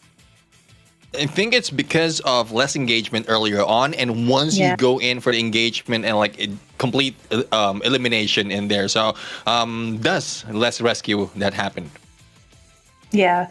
Here's our MVP for this round. It's going to be Nafis on the side of NC with 6 kills to his name, 1,500 damage to his name, and accuracy of 26.7. Do we know who on NC is really popping off, or is it just a collective team thing? Because to me, it seems like it's just NC. We can't point at one person and say, like, this is why NC is going off today. Yeah, I think Ryu is quite the fantastic player on their side as well. And you've got their fragger Yazid, who is pretty dominant. We've seen Asta step up a couple of times, but you don't really see them popping off all that too many times, because even though NC does pretty decently at times, it's not with massive number of kills. So this is just one of those rare moments where Nafis has gotten this. And, it's good on them, right? Hopefully they can bring out the consistency with a little bit more confidence on their side as well. But Farang picking up team MVP, this team's finally waking up. I mean, better late than never, and they're getting it done. But is it going to be enough to chase down Black? Right? Because I think for them, basically, it's just a race and whether or not they're able to overtake them right before the end of the league stage. Because Farang will qualify for grand finals, right? Like, they already know that they're guaranteed. So it's just them chasing Blacklist. Can they do it? I think it's possible, to be honest, because Blacklist, to be fair as well, okay, Farang have been one of the reasons why Blacklist had 2 terrible games today. Yeah. But if you eliminate Farang from the equation and just have Blacklist going up against Group C, do they normally do okay against this grouping? No, ma'am. I think it's going to be tough. They don't get to catch up with Blacklist. And on top of that, this is Farang's last match. In fact, for the whole of Group B, this is going to be the last game possible. We do have one more, right? One more for them at Alpine before they just do manage to run away. But if they can pop off once again, then maybe it's possible. Yeah. But it's a big ask, though, because we don't normally see Farang just go off. I hate to be the bad guy. It's just that they haven't had enough consistency for us to confidently say, like, okay, this is the team you have to watch out for. I'm still a little bit iffy with Farang, but I'm hoping that they can prove me wrong for this next, because they do need those points if they want to take over Blacklist. But anyways, here's our current standings for the round. I'm super keen to see the overall standings, to see what's happening at that lower end of the bracket, where NC is, what the gap is, who has their tournament life on the line. I think that's really where the action is. And I think if there's a team that you have to really be worried about, it's the ones towards the bottom down here. Orange Esports, hard to get. These guys only got 2 and 3 points for the round. Sam 9 only got 8. Let's take a look down towards that bottom end of the bracket. So Sam 9 are able to make a 1-point climb here with 274 points. So hard to get, unfortunately. They did drop down 1. NC were able to take over No Escape Revolt and are now about 20 points away from catching up to Icon and Bloodyhead, and then a little bit more if they want to catch up to Todak. Unfortunately, I think this is the last game of the day for NC, so them making top 12, probably not likely, but tomorrow, if NC can keep this going, I actually think that they might be able to snatch a spot away from some of these other teams. Looking forward to this team of NC because like the first few games, I'm expecting this is just them popping off because they have none lose. This time they're gaining a little bit of something to win, and hopefully that doesn't throw off the game or leave them out from that psyche wherein they have no fear. They can challenge at a team and win that fight. Yeah. All right, so we've got one more game to go for this grouping before we go for our break, and we switch on over to A versus C. Gentlemen, are there any teams that are struggling in this grouping so far that you are expecting to perform better? I don't want to talk about the strugglers. I would just want to talk about NC all the way. Can NC get this done? They have to. It is their final opportunity. It is their final matchup now. And I feel like, you know, the probability of them getting this job done, picking up 20 points to catch up with Icon, might just be possible. I don't know exactly. Okay, there you go. I'm back. Hi. I thought you were maybe just giving a lecture to some teams, you know, they're like, you guys, you gotta play better. Okay, that aside, we do have the giveaway code for today on the screen. If you haven't already claimed it, do claim it now. It will expire at the end of today, and everyone can claim this. There is no limit to the code, but it is time limited. Okay, it's not quantity limited. Yeah. Anyone can claim it as long as it's still valid. So make sure you claim it before the end of the stream. And if you do want to share it, do share it with your friends, your family, your squad mates, everybody that plays Free Fire, because everybody can claim the code. There are no prerequisites to claiming it, aside from just putting the code into the redemption site. Easy as 1, 2, 3. All right, we're going to jump into our final map here. It's match number 6 for B versus C. And it's also the final match for teams in Group B before they have to sit down and wait for tomorrow's matches. So far, we've been raving about NC because this team came out of nowhere with literally nothing to lose but everything to win. Are they going to be able to do it again? I'm scared the pixie dust is wearing off, guys. Hopefully not, Nep. No. Yeah. I mean, it would depend as well, because once we go into Alpine, we've seen, well, great wins coming from AV Radicals, but great losses as well. So that would depend on how this team will be popping up this time. Opportunity to take the lead against Expand, as they have been sitting this one out, and also get those points. But if NC will be doing the same thing, survivability, and then killing some of the teams, probably AV Radicals, it would be part of that plan, then they might be able to take another booyah. I mean, NC currently is the team that has picked up the most number of points in the day, officially now, 70 points. And they lead teams like Expand as well as AV Radicals, who are with 64 and 69 points. I mean, how rare is that? And where has NC been hiding all of these strats? I mean, whoever had that conversation with them better have a lot more of those conversations, because they clearly work. These boys clearly need to be, you know, woken up sometimes as they fall asleep out there on the battlefield. But I'm looking towards them to kind of really step it up, right? Because in game number 2 or 3, we saw a little bit of dip in performance from NC, and we cannot accept a performance like that anymore. We cannot accept a dip like that, because they don't have any more opportunities to let the ball drop. They have to pick up each and every single one of those balls and score those 3-pointers no matter what, Neptune. And this is the last chance for them. And, well, I don't know. If this is part of the plan, this is a longer route. It is a very difficult route for them. And if this is something that, there's something, an external factor that motivate them, hopefully they can remember that feeling. Because even without the motivation, if you can remember and put that into mind, I don't know what I keep saying this, because some of the teams has been doing that well. They're doing well when a lot of things is on the line, and they cannot do that when we're starting off a competition like the league stages. And if you can just put your mindset to that level already to start the game, then you'll be popping off pretty much against Expand and AV Radicals probably. Yeah. And I'm kind of wondering, what's been the formula so far for NC? Because whatever they're doing today seems to be working. Are they doing something in particular that's different? Is it a case of them maybe just dropping on the opposite side of the map from some of the more aggressive teams, right? Because you know when you see the map, you see the blue zone, that's where AV Radicals is. We're going to drop on the opposite side of the map. We're going to be as far away from this team, because here's the thing. I kind of have a theory now. My cat's sort of screaming in my ear. He has the exact same theory.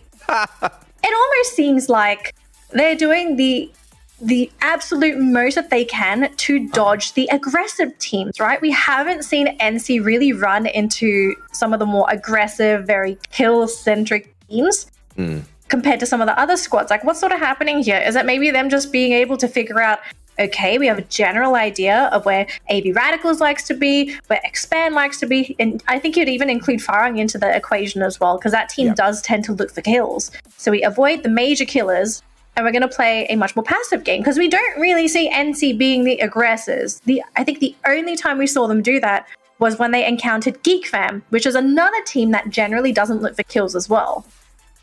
I really can't say if or not it is them avoiding big teams, because it's very difficult. It's hard. You can avoid them with the drop, but after the drop, it's just RNG. You don't know who you're going to meet out there on the battlefield. But NC, where they have truly progressed in the competition overall, is with their decision making. When do we move out of this compound? When do we engage? Do we actually stick with this fight or not? Do we kind of focus on the game of survival as well as revival? Those decisions have been the greatest game changer. But it is not just their survival gameplay that has been different, because not only have they picked up more survival points as opposed to all of the other weeks, they've also picked up more kills as opposed to all of the other weeks. I don't know what sort of work these boys put into the prep for the final week, but that prep was the right prep, because they are performing on both the fronts that are so important: surviving and annihilating. It could be maybe some military training, right, Neptune? I don't know, man. For me, it's more because everything is already on video, and what they can do is just understand the team's rotation and the teams, as well as any safe passages that they can take within each map. And it brings me back to the usual, the previous gameplay of Axis Esports. Not so much an aggressive. They are more of a passive, and then they wait for some teams to be caught off guard. Even on third party, they can do it within a compound or within safe covers, and they can also go in for an approach and vulturing those teams. So that was one thing that NC might have been doing. All right, gentlemen, thank you so much. I'm going to tap on out of here. AJ and Neptune, take it away for our final game for B versus C. Thank you very much, Danley. As we hop on into this matchup this time around, Farang's not going to be hot dropping anyone, and that's most probably because Blacklist International is not in the match. I don't know what sort of a grudge they have against them, but NC, I don't like what I see.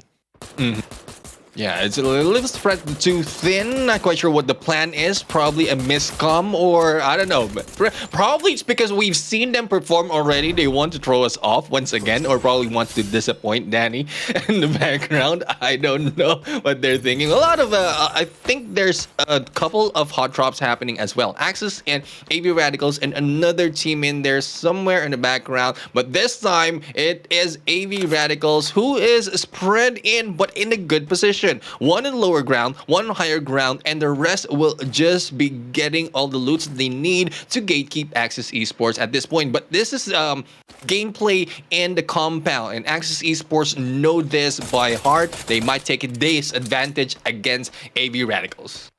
Let's see if or not Axis can use this against them. Ritu's down on the ground thanks to Raf and his AC-80. AV Radicals not having a great day, man. Last week was a little bit of subpar performance coming through from the AV Radicals squad. And now to be eliminated a couple of times within week number 4, very early on in the competition in itself, has to hurt the players of AV Radicals. I don't know what's happening to this team and whether or not they've kind of like let go of a little bit of the pressure that they can bring up there on the battlefield. But it's not good at all for their prep towards the grand finals, because we've talked about this before, Neptune, how this team starts off well at the league, does phenomenally well at the league, and then just absolutely fizzles out. In fact, bombs out at the grand finals. I hope that this is not the start to that bombing out phase.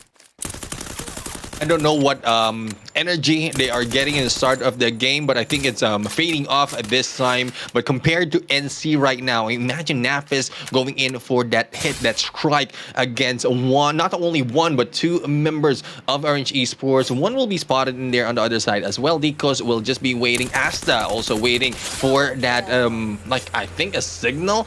And anyone going against Nafis right now, and good opportunity for them. Ryo, on the other hand, a little bit too far. Again, still don't know the plan in here by NC. Yeah, Nafis doesn't have much to worry about. In fact, he's got a lot to be happy and proud of. 2 players of Farang taken out of the equation already. Within his hands, he controls a lot of pressure that he can play against some of the other teams. And Anxiety, on the other hand, long-range engagement, knocks a player down. I don't know if or not Fury has taken the kill just yet, or they've got another one on the border here. No, I think they've taken that kill, and that's the one Fury got. But overall, all right performance, I guess, from Anxiety. I mean, they have worked their way up and currently sit down at the 7th placement overall, just behind Pando EWG. And there's not a lot of points behind Pando and them, right? In fact, if Anxiety can do really well this time, maybe get into that final circle with a decent number of kills, around 10 or 11 to their side, they can jump up from the 7th place to the 5th spot, which is quite insane if you ask me. Yeah, I mean, it's not the first time that we've seen Anxiety do a great job in terms of maps, but a lot of teams has been doing that same thing. And like, if one moves up and the rest are moving up as well, it's really very difficult to catch up, even if you're feeling that you're doing great already. So Anxiety needs to bring it like double level, double time at this point. This is the last week that they have for the league stage if they want to put that before jumping into grand finals. But Anxiety, with Saf in here to get with them, though Saf not so much of a showing compared to Anxiety, but AV Radicals, Expand, and the Axis Esports, especially for this for some of the groups that they're in against, they're like it's making it difficult for Anxiety to make that great move up onto the leaderboard. Yeah, but Farang, bro, what's happening to them? And it looks like Farang goes down as well. NC snuffs him out. Farang, I don't think they have got a lot of players left out there on the battlefield. NC, your current kill leaders, as Raf gets snuffed out by the one and only player on the side of Sem9, I believe. A little bit too far. And this team taking on 2 groups at the same time. Axis Esports going ham against the players of H2G. Sem9 interfering. H2G now can either disengage or continue this fight. Instead of them, it is Axis Esports that says enough is enough. And they back away slowly, leaving H2G to deal with Sem9. I like this from Axis. Yeah, Axis Esports right now going back to their usual ways, wherein they just wait for the gunfight in the compound, and then once everything is over, possibility for them to steal the kill that has been done by all of these teams who have been losing resources and lives as well. But Sem9 and H2G, it's looking towards H2G right now with the high ground. Not only that, Batman as well from above might not be caught off guard in there by Axis Esports because they have good visuals, and this is what happened once you get a read of the situation. They only don't have one enemy in front, you also have one of Axis Esports from the side. What can they pull out of this situation? as Axis Esports disengages. Sem9 backs away. Hard to get control this compound. Farang is right back in the mix. Interesting stuff, Farang. I like that. Playing the game of survival and revival to perfection. AB Radicals, on the other hand, finding a couple of slays. Toda finds the players of NC. Hopefully, the run of dominance from NC doesn't end prematurely here on the final round available to them. They need to pick up as many as possible to keep their hopes and dreams of that grand finals alive for themselves. I think the pause against H2G as well as Axis Esports has been continued. Sem9 backed off from this engagement. They have the lower ground, not so much of positioning against hard to get, and well, they're hard to get anyway, so you won't be able to get that much, especially on lower ground. But Axis Esports, great opportunity earlier, but not taken because of what Batman did in terms of scouting. He was in there in the rooftop, was able to see the movement of Axis Esports as well, and no one was caught off guard. Now, AV Radicals, Redu's in there for the hit against a blue of Pando EWG, and Redu's right now might have an opportunity to go against Monito. The rest of the teams, Ramiel not popping off with a sniper just yet. Ramiel's playing this patient. Thanamo down on the ground. They need to back up and save the brother first. Eastern Wolves gang. A couple of their players just got revived here thanks to one player who's outside of the circle. Uses that revival platform that AV Radicals wanted to gatekeep a little bit earlier on. Doesn't get that. Farang full squad engaging with Toda, who have a defensive compound. Farang spread out in the open. This can be the death of Team Farang. 0 kills so far. I don't know exactly what happened to this team who used to be so dominant in the competition. But that being said, it's not like they're not dominating the overall leaderboard. Currently in the 4th spot. Even with their downward performance, they still are sitting down quite high on the leaderboard. Yeah, I mean, and that's one thing when you're just aiming for a specific number in the top spot, like top 12 right now. I mean, you can do well so that you can get more into terms of the prize pool. And once you've seen who you're going against, for this case, it's AV Radicals and Expand, and how far it is between these two teams, like you don't really need to do that much because you can position yourself just below them later on. Since there are no challenge of Blacklist International at this point, they can just take it easy and get a few kills one at a time later into this game. So Fire right now still has a good standing and not so much pressure coming from this game. Not a lot of pressure at all. But with the way things are turning out here, Anxiety might see a little bit of that pressure being played against Asta, who has the MAC-10 or the perfect CQC weapon. But Kanoho says, no thank you. Repositions. Asta repositions as well, but straight into the hands of Fear. The timing is terrible. Asta runs out. Fear catches him. MAC-10, Fura, 2 MAC-7s going up against 1 MAC-10. Asta gets away. Ooh, and the angle could have been played a little better there. But unfortunately for him, time catches up. He gets snuffed out. Yazid doesn't go in for the backup. Instead, backs away to play the game of survival. Hopefully, there's a little bit of revival mixed in as well.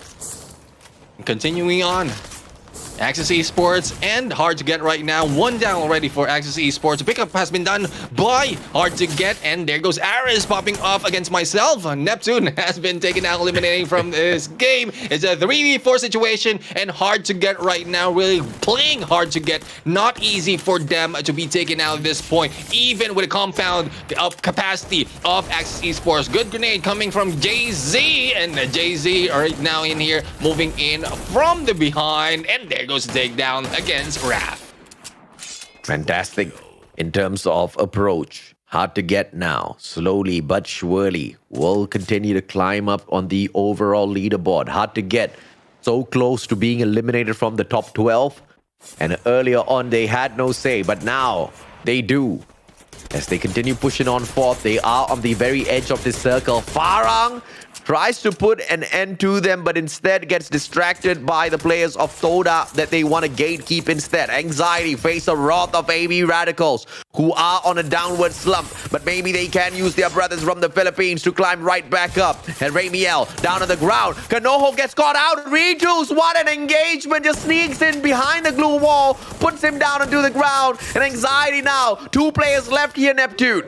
Yeah, 2 players left for Anxiety. Fury right now, not so much of a Fury being felt from him, and God Toby as well. The battle continues from the lower right corner as well for a different team. Ritus will be taken down in there. God Toby with a shotgun, and one takes down in there. And on the other side, Farang goes in for the elimination against Todak. Anxiety eliminated as well. Farang right now, full man squad, and I think for AB Radicals at this point, I think that is a full squad, if not 3. Farang. Circle chasing them, but they've got the speed to get in to the next compound. Orange Esports, oh my lord. The struggle continues, Neptune. They are dead last. They cannot afford to get snuffed out this early. What's happening to this organization? I am just so confused. It's not like they picked up a brand new roster of, amateur players. These are top players on the side of Orange Esports who just can't seem to find their footing against some of even the weaker teams. Even if the plan in there of Orange Esports is survivability. If you want to play survivability, then you need to make good of position. And position has been taken by a lot of teams already. Even with those going in for the early engagement, mid engagement, out in the open, position-wise, they know the environment. Orange Esports, on the other hand, they are trying to go and take those positions, but they have been beat to it. The quickness, the speed is what they need and to work on this. And as you can see, it's a good thing that we're showing the map right now. If you cut that into 4, all you can do is just get that a little bit of area in the middle, get that position, and then 50% you will be able to get inside the next the next circle, and then get a chance as well to go in and position yourself on a higher ground. Can't help but agree, man. I mean, all of these teams, they just need to focus on their positioning, especially when it comes to the final circle gameplay. Hard to get. They've got one vehicle in the hands of JZ. They want to reposition, but I hope and pray they do not get distracted by ORV, because that's the last thing they need. They need to look for the circle first. Circle's moving in already. ORV's running out of time, and soon Hard to Get will run out of time as well. Hard to Get stops their vehicle outside of the circle to walk inside. Ay caramba, I have no idea exactly what's going through their minds. Well, a lot of teams are already in here. They want to be careful. Saf not really popping off at this point. We didn't see that much in terms of kill feed coming from them. Sem9 as well, only a 1 coming from them. And here comes a push against Saf. We'll have to see who will win this. Hawkeye right now in the deeper end. But as we continue on, this is the engagement that Hard to Get doesn't want to happen. They don't want to push that because it is only a few compounds and so much open ground in the area. AB Radicals looking for the booyah once again. They are the kill leaders of this lobby. Sem9, 1 by 1, they get snuffed out, and it looks like Sem9's not going to be making out of this position. No, yes, they do. One guy outside the circle. Bye-bye, Fikri. He's not going to get picked up anymore. And now SAF, they come through. They want to flush out the players of Sem9. It's hard to get eliminated because of their bad decision-making for this circle. Stopping the vehicle outside of the circle, being tagged up by the blue zone, and then snuffed out by some of these other players. But SAF, they disengage. They force the players of Sem9 to use all of their lethals. Grenade after grenade was tossed at the players of SAF. All of them wasted, and now SAF, they respawn. Ice grenades on for the flurry. They force the players of Sem9 out of their positions first. Yado behind Hawkeye. Lemon gets tagged up. Very little HP left. That ice grenade is going to eat him up as Raja goes down as well. SAF making quick work of the players of Sem9, and it looks like Sem9 has got no response for them whatsoever, and all they can do is just wait to get snuffed out one after the other. Man04 saves the day. Charge Buster for the win. Can Hawkeye get this? Because Man04 alone has managed to drop 2 of those players. Yadop and Hawkeye, they circle around, but from afar, Farang wants to jump in as well, Neptune. Now going for the push grenade against Hawkeye, taking 1 down. The pickup might be possible, but the blue zone will be moving in. There goes Hawkeye out in the picture, and we are seeing Yado trying to go in for survivability. The battle's happening as well from the other side. We're left with 4 teams. ORB taken down in there by Farang and Sap as well. We're now left 2 teams. It's Farang and AV Radicals. It's Senamo. It's already down. It's 1 right now. Going for the dance against 3, but no. now, Farang takes a booyah. Oh, it's been such a long time since we've seen Farang pick up a booyah for themselves. This team finally managing to step up once again after weeks of pretty much flat performance in comparison to what they usually can get done out there on the battlefield. But good on them for making their way back to make sure a team like Axis will have little to no hope of catching up, as well as to make sure they're right back in it to focus on their dominance against Blacklist International. I think that rivalry is finally born in the competition. Farang versus Blacklist International. Who's going to be able to get up to the top before we wrap up the league stage? We will have to wait for tomorrow to find out. Later on, Blacklist International jumps back into the fray. But Farang, this is their final matchup, Neptune. Chance for Farang right now to go in and take the points. No distraction by Blacklist International at this game. And I really love the gameplay of patience that they did in there. And I was quite surprised of SAF going in, gunning in slowly in that gunfight. This is not the usual SAF that they have. Usually when you have a team in the compound and SAF is waiting from the outside, grenades will be thrown, grenade launcher will be used, and quick elimination will be done. But the time spent in there and the lives lost as well just gave it two members in there who can be waited on by other teams, and that is by Farang. Danley, your thoughts on Farang making their little bit of a comeback here? I'm just glad this team isn't a one-hit wonder.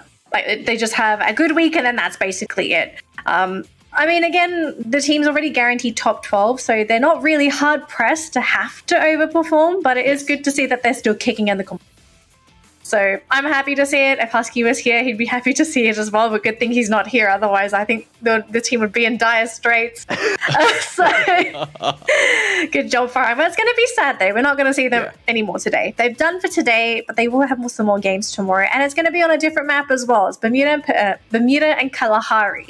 So I think for today, like, if you're Farang, are you okay with your performance today? Do you feel like they could have gotten more points, or...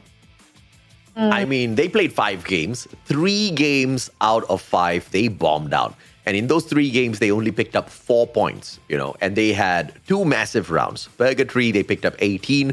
And in this game that just ended, we don't know exactly how many of those points they picked up for themselves. But, Booyah, decent number of kills. They clearly outperformed the rest of their, games in here. But it's not the usual Farang, where you see 5 matches available. All 5 matches, they really blow the other teams out of the park. And it just isn't that sort of a Farang in here. But pretty much, we didn't want to see a one-sided dominance from the teams out there. And I'm glad to see Farang step up to the plate, not allow AV Radicals to go back to their winning ways just yet. Because once you allow that team to kind of ramp up their gameplay, it's going to be over for the rest of the teams, right? Because they'll just eat up all of the available kill points out there on the battlefield. But, the focus has to go back to Expand now. Once they jump back for the final 2 matches, do they continue to dominate? Can they catch up with AV Radicals once again and end day number 7 on the number 1 spot, Neptune? It's not so much points in there, but we'll have to see how will be how many will be gathered in here by AV Radicals in that previous matchup. But in terms of the matches, Expand can do so much to average, I would say 20 to 23 points per match with 2 maps happening right now. Great chance for them to overtake AV Radicals by the end of this day. Yeah, I think it's definitely doable, but it also comes down to whether or not Expand are going to be able to pop off for these last 2 games as well, right? If it's just an average single-digit point per round, I think that's when you're probably thinking, oh yeah, we're probably not going to get that top one. So if you're Expand, you're looking to grab those points.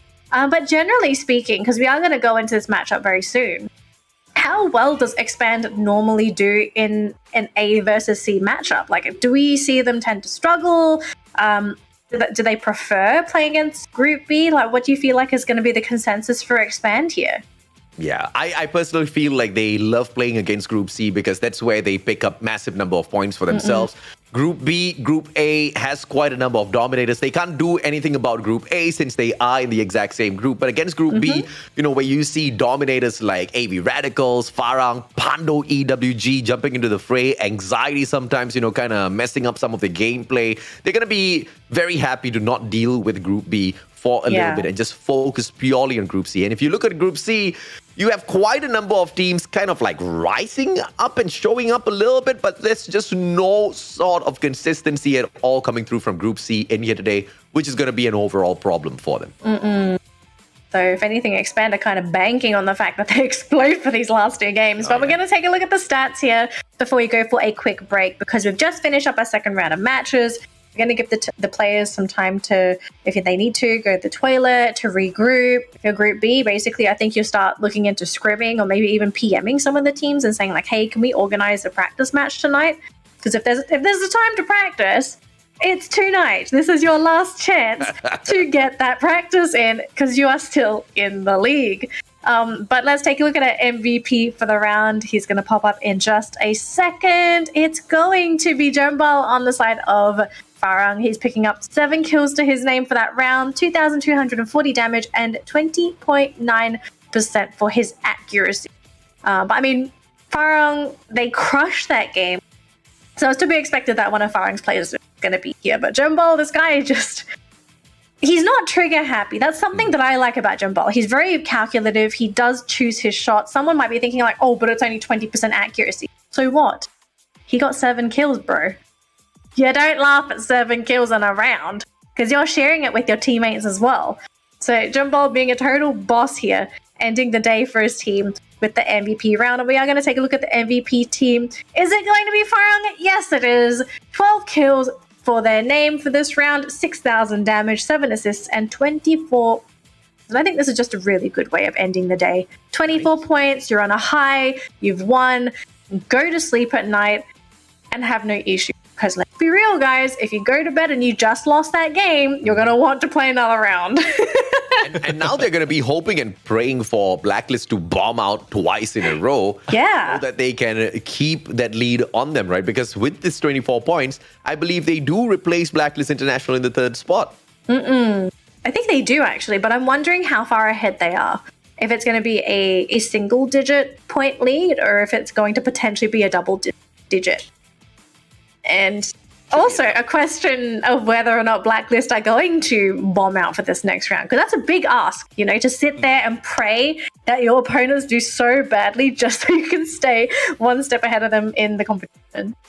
But here we go. Here's our round standings for this game that just played out. So Farang were able to take home 24 points for this round. AV Radicals in second place with 17 points to their name. SAF picking up a nice handy 14 points for themselves. Hard to get with 11. Sem9 and ORV X-Men tied with 10 points.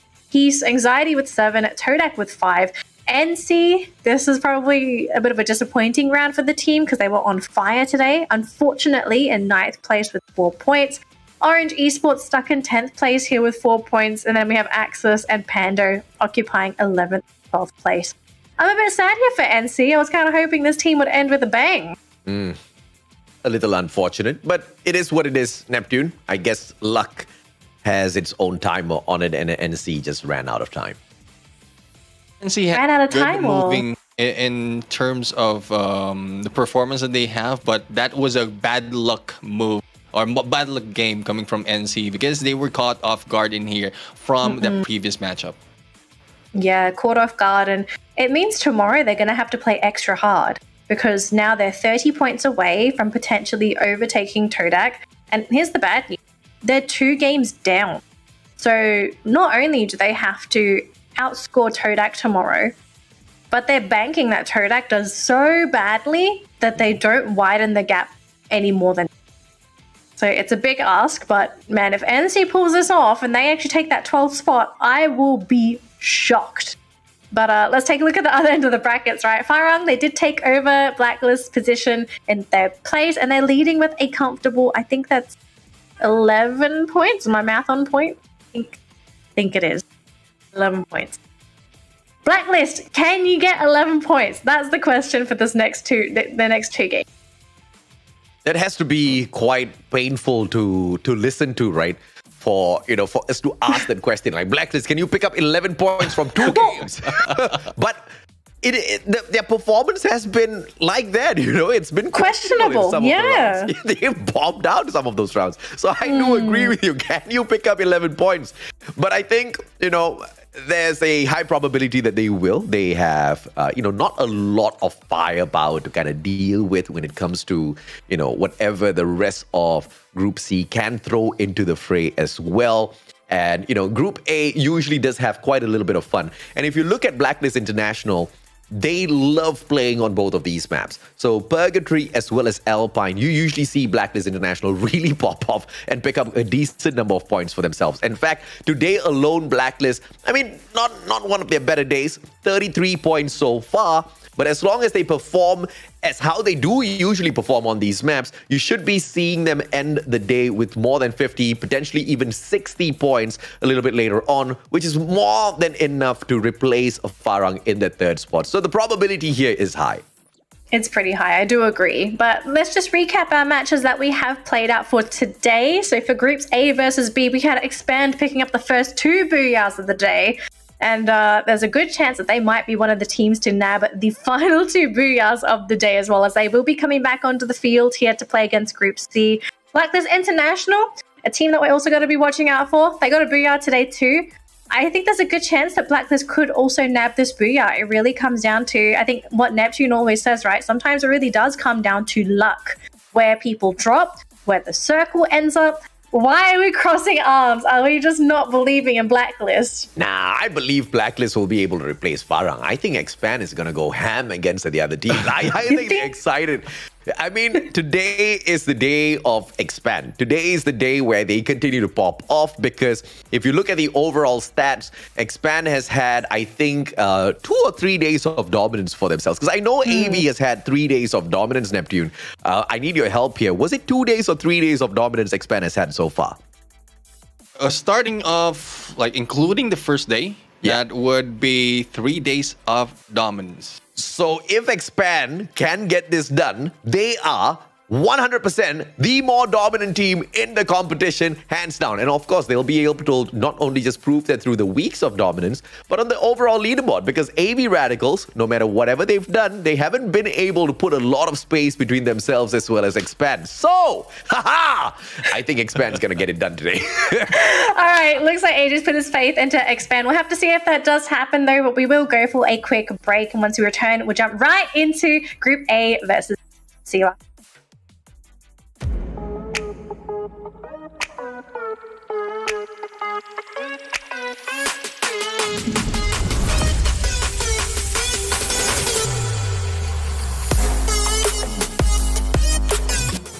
Where have we? Here before? As players. And as fans, some of us are returning major veterans. Others, Challenger Series contenders. Joined by both fresh. And returning faces looking to steal the glory. 4 countries. Stronger together. We fight to make. Farang with the booyah once again. MCPS. power in Numbers.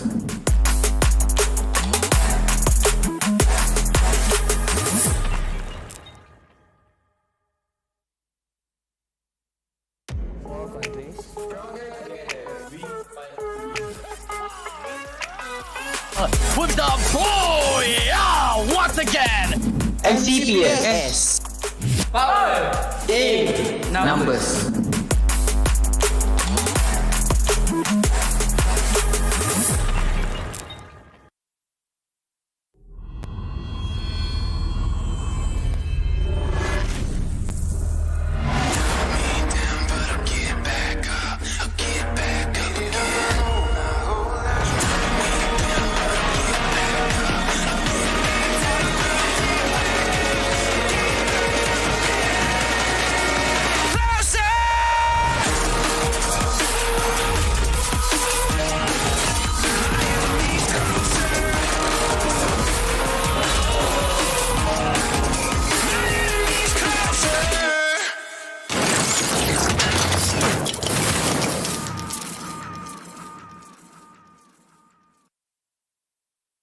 Yo guys, what's up? Zizan Raza in the house. Hey guys, I'm Ismail Zani. Macam biasa, it's your boy here. Hai, saya Bunga. Hi guys, we are Dollar.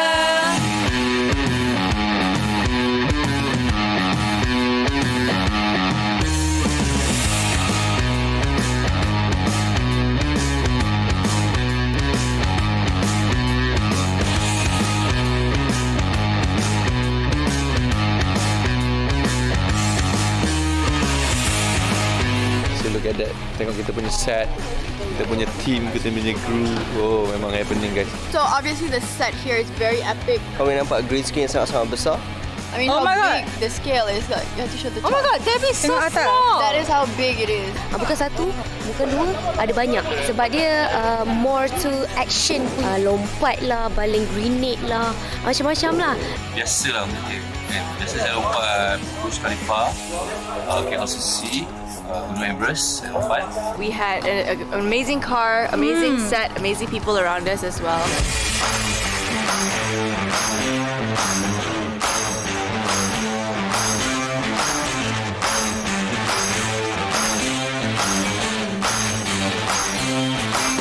And bagi saya, it's very challenging lah because this shoot actually melibatkan ramai orang.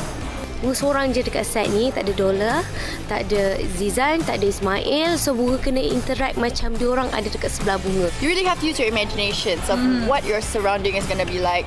You know, make sure our energy is leveled up with them as well. And we have to make interactions as well. Correct. So, you know, it's a new experience for all of us.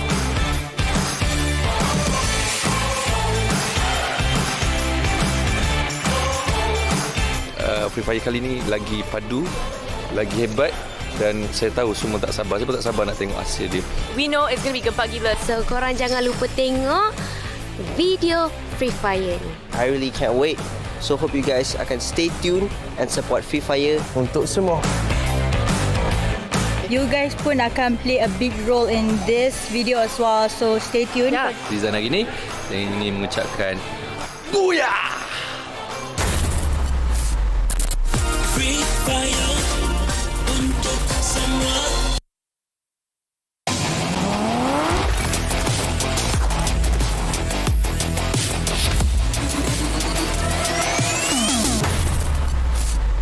Free Fire untuk semua.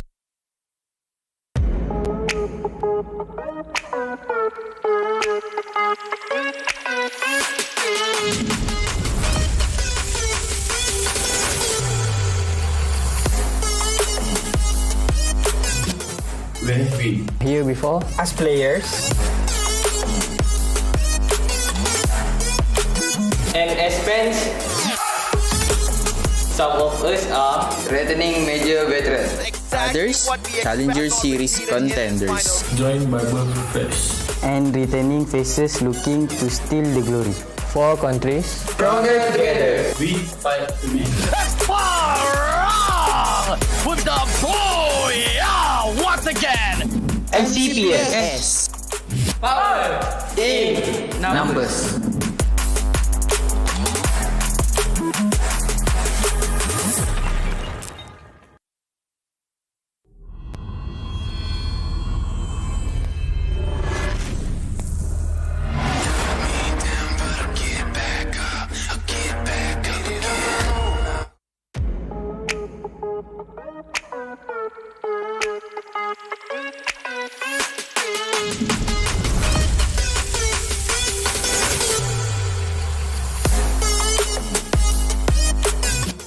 Where have we? Here before. As players,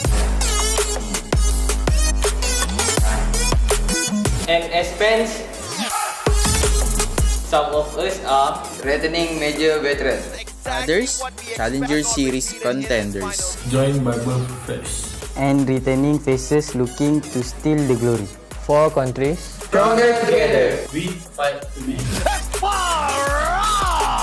With the Booyah once again. MCPS. power in Numbers.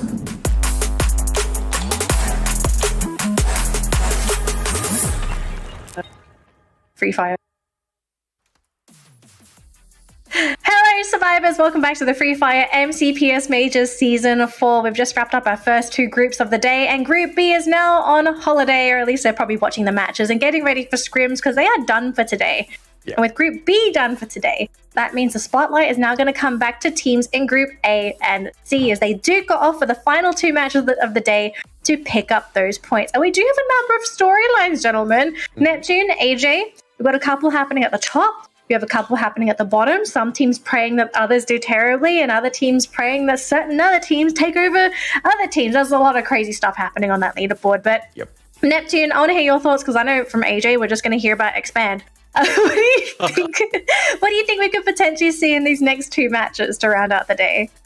I mean, with Blacklist joining in or back in to play, I mean, good chance for them to go in against Farang in terms of points. Not so much if we computed that correctly. That was 11 points earlier that need to catch. And the question is if they will not be bombing out, and hopefully not, because this is a chance for them to really catch up in the points, as well as for those trying to catch up on to that 12 spot.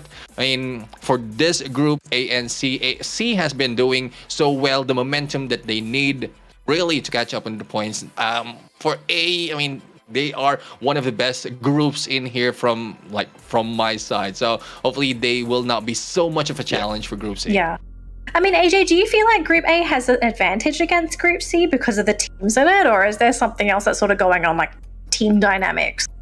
I think they just do have that firepower against Group C, but it's not like Group C is horrible when it comes to yeah. I mean, they've got a lot of quality as well. It's just that some of their teams seem to be sleeping a little bit too much. You're talking about Axis Esports. They started off the league stage on fire, and then someone just threw a lot of sand and water on that fire, kind of, allowed them to get drowned out a little bit. Supreme Assault Forces, hard to get. These are the teams that I'm looking for to kind of stepping up the gameplay out there in the battlefield. But you're also looking at teams on the side of Group C that are desperate for points. And these are teams like Sem9. These are teams like Toda. Toda, like on the verge of getting eliminated from the 12th spot. Yeah, you should be expecting to see a little bit more of them out there on the battlefield as well, looking how things going. Yeah, it's time to do or die as we jump into this game right now. AJ, Neptune, take it away for game one for teams in Group A versus C. And as we jump in, I mean, this map, we haven't seen so much of war gameplay. It's more of the storyline that we are seeing from these teams. Geek Fam right now taking that lumber mill, and no one will be going against them. But I'm expecting Sem9 and Todak later on in here once the looting has stopped. Hot drops right now, it is expanded and hard to get that we might be seeing, but a pullout is possible as well between these two teams. But how far Batman has went as well as too fast, this might be an early 1v1. Yeah, I don't know why was the approach a little slow. At least that was the situation at the start, because I was wondering why was Ames dropping so far into campsite, because this is a norm for Sem9, Toda, as well as Geek Fam to take this bottom side of that island there. Lumber Mill always is going to go to Geek Fam, and you are going to see a lot of dominance from Toda at Fire Brigade. But one too many times, they've been snuffed out because two of these teams just decide to move towards the center. So having Ames just play at campsite for a little bit longer will give them that opportunity to jump right back into the fray of things if at all things do go south in that engagement against two big teams in the competition. So I mean, I can't say two big teams in the competition, two big names in the competition. So it's a good setup by Toda. I like that. But the game of numbers, though, that's exactly what I'm not so sure of yet. Throwing three players, between Geek Fam as well as Sem9, I wouldn't take that chance. And also, it puts your psyche in different, you're expecting already that you're going to lose a gunfight. Yeah. That's one thing. If you split off prioritizing on that revive platform, you're expecting that the team will be losing the gunfight. It's good precaution, but probably they just have to get a better position next time, not in between two of the big names, and they might have a better chance in there for the fight. Icon, on the other hand, I mean, this team has a good running earlier on into the fight in that top 12, but this is a chance for them to pop up once again. But going against Bloody Heads, who also wants a little bit of blood in this game. I mean, those three names right now, Icon, Todak really wants, and Hard to Get want to maintain the 11th spot that they have earlier as well. Players of Hard to Get playing Hard to Get with Icon, who had that high ground advantage against them. Thankfully, no engagements yet, as all the teams want to play this as slowly and as patiently as possible. Expand will not be engaging prematurely, not yet at least, because the Axel doesn't have a lot of information off of Hard to Get just yet. But Axel, as he continues to move forth with the backup that he has on hand, Cobra, as well as Axel on the left. But Icon is going to be that game changer here. As Icon and Hard to Get into this little scuffle, the players of Expand should be able to take advantage. Eddie drops Batman. Here's the start to the end for one or both of these teams. As Expand is just around the horizon, but Ares knocks Axel down onto the ground. Expand has been slowed down instantaneously. Cap drops too fast. This is breaking down quickly for the team of Expand. Has been caught in there, even if Icon is the one newcomer, but everyone has been spread too thin. That happened earlier by about two Batman and the rest of the teams. X-Roy as well, a little bit too far from the rest of the team. So Hard to Get will be moving out. That will be 4 bids, and one might be left catching up later on. But for Expand, with 2 members down and now recovered 1, and I think they will be taking up the challenge against Icon. I really like this, man. Expand with that survival gameplay. One of their players at that revival point, and whatever that we throw against Expand in terms of comments or feedback, they just seem to be taking it and working it into their game style, gameplay perfectly so far.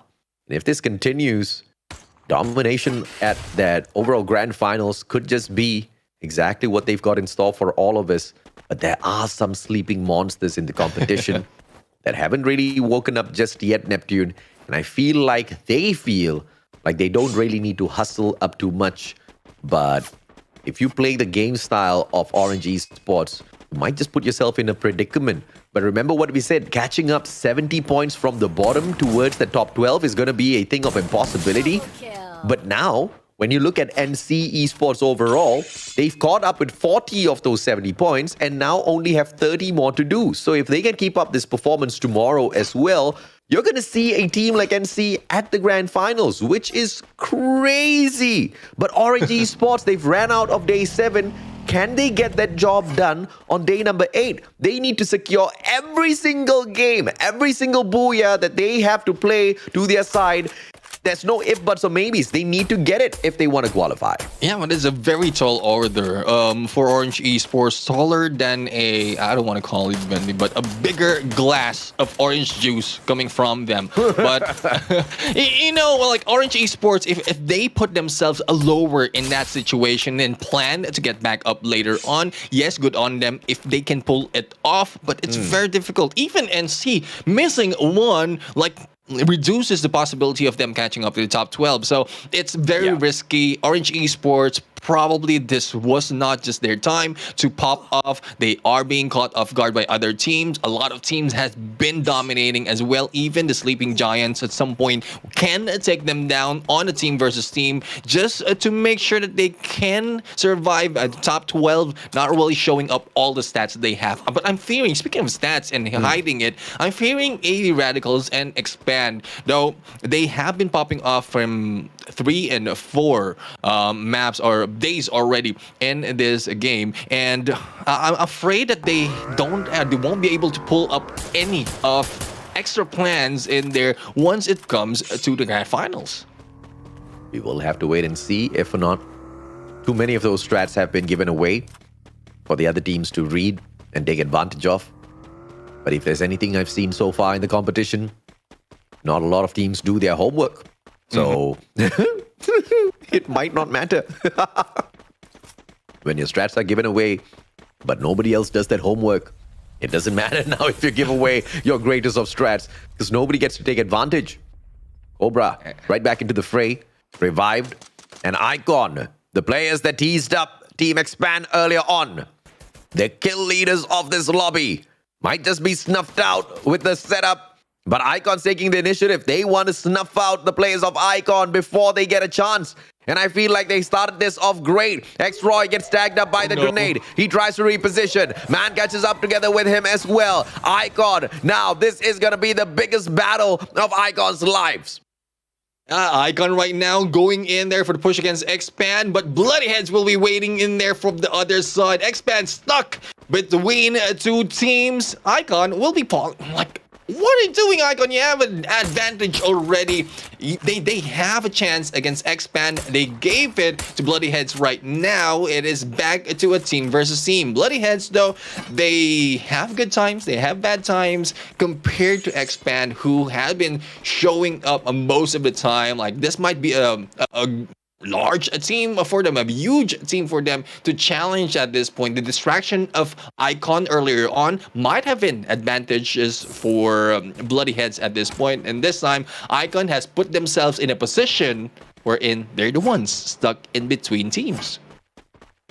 As Icon circles around, terrible decision being made, but it's all about how they make these adjustments. Too many teams to deal with. And they are in the center of all of this attention. The players of No Escape Revolt approaching Expand. Bloody Head kind of got out of the way there, so they can be a good third party and whip out the players of Expand from this lobby so that they do not take over those kills and points towards the end of the game. Axis Esports with the slow rotation down the edge of this slope here to play a better position against Icon. And it's all just a game of wait and see, to wait and see who makes that first move, to also wait for the position of the next circle here, because everybody has made great headway into positioning themselves well in the current circle. But the next one is just going to bring out pure chaos out there on the battlefield now. Yeah, Todak right now initiating it against ORV, and we'll have to find out how much more Todak is doing. Chill right now, is just chilling in there on the corner, waiting for anything to happen. But Axis Esports, though they have a good chance for the hit, Sem9 will be behind them. Crossing the river might be taking them from the backstab. Now, Bloody Heads going for the battle, and the chase is on. It is no one just yet being taken down. Expand Cobra in the dance. Mark right now stuck in the door with that glue wall, and there goes Voidface taking down Cobra in the process. On the other side, we have JC going in against ORV. Bloodhead's Voidface eliminating Cobra. Now, Expand has lost one of their members. Too Fast needs to move away. Axel right now is moving to the different direction to buy back two of their members, but they've also lost Roy in the process. So 3 against a lot of teams surrounding them. Not looking good for Expand at this point. Jay-Z brings Batman back into the fray. Expand has managed to purchase 1, make that 2, both players back in the mix already. And as quickly as they go down, Expand manages to resuscitate their players right back in this matchup. But dropping into the game with barely any loot on them, and Blacklist International swarming this compound. It looks like this is going to be the end of Expand, and you can thank Bloody Heads for that, for getting the damage done. And now Blacklist is going to pick up the missing pieces and complete this puzzle piece of destruction, annihilating Expand. Too Fast and Axel trying to play the game of survival here. 0 kills on hand, barely any loot on them. This cannot be any further from impossible, because the team of Expand, not only are they far away from those purchase points, they are out of money, they are out of loot to make it past even a team like No Escape Revolt. Unless we can just see the players of Expand go ham all of a sudden against No Escape, things are going to be quite impossible here, Neptune. Yeah, but I think Expand will be sitting this one out. They will be giving the fight of No Escape against against Bloody Heads at this point. ORV right now, Jan's taking on Batman, and Hard to Get. No sights of the rest of the team. Neptune right now being hit by Hard to Get, and this is what we have. The one has been taken down already for this fight. The comeback of the teams as well as the airdrop that they're looting right now might give them the opportunity. They have this ridge as cover, but not so much because Blacklist might be seeing them and might be pinched by Axis Esports as well. Yeah, I think Expand just got a little overexcited there. They needed quite a massive number of points. In fact, to be specific, 35 points. Oh, Cobra gets brought back. Where's this boy going to fly into? Barely a defensive position for him to work around with. As we play Purgatory, there are not a lot of those tall buildings for him to find out there on the battlefield. Blacklist International continues to engage with H2G. H2G, lower ground, disadvantage. Zen OP, Max 7 finds one, puts Jay-Z down onto the ground with the help of Newbie. And they swarm around Ares as well. 1v2. And this is just a GG for the players of Hard to Get, as they just do not have the numbers to sustain, but Forbits punishes Ashura from the back.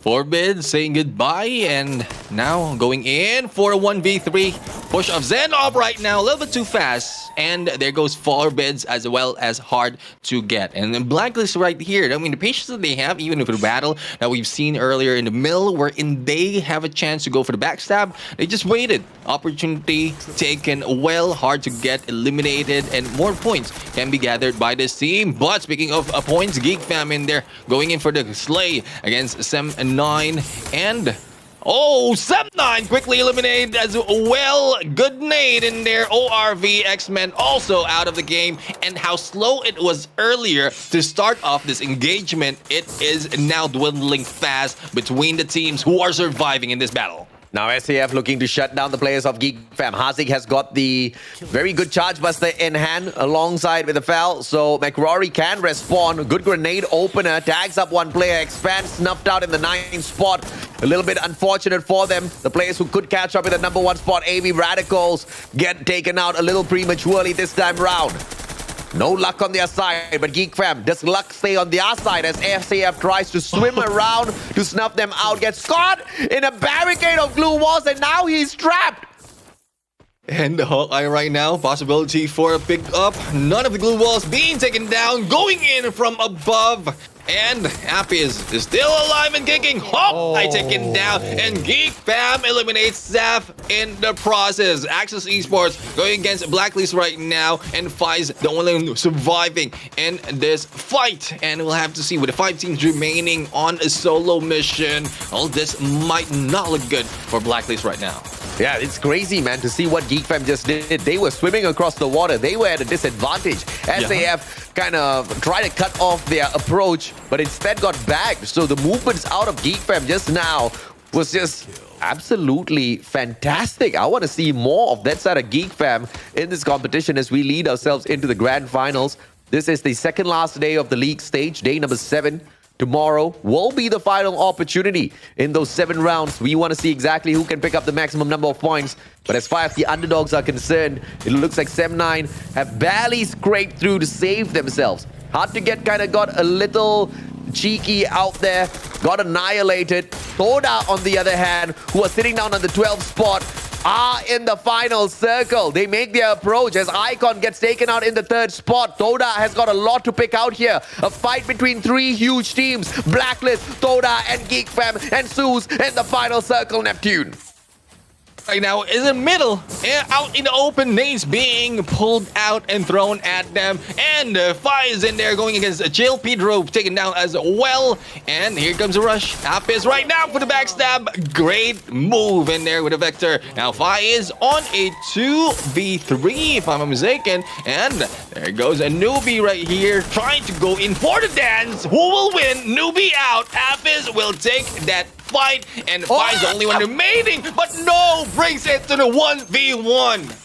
Oh, he needs to heal himself. He's super low on HP. Yasta gets picked up, and he says, Yasta la vista, as the players pick up a solid booyah for themselves. Geek Fam wakes up, and Geek Fam wants to snatch away that 8th spot from Pando EWG. In fact, they want to take away the 7th place from SAF as well. Can they not just jump 1, not just jump 2, but jump 3 spots into the 6th place by overtaking anxiety at the same time? We will have to wait and see.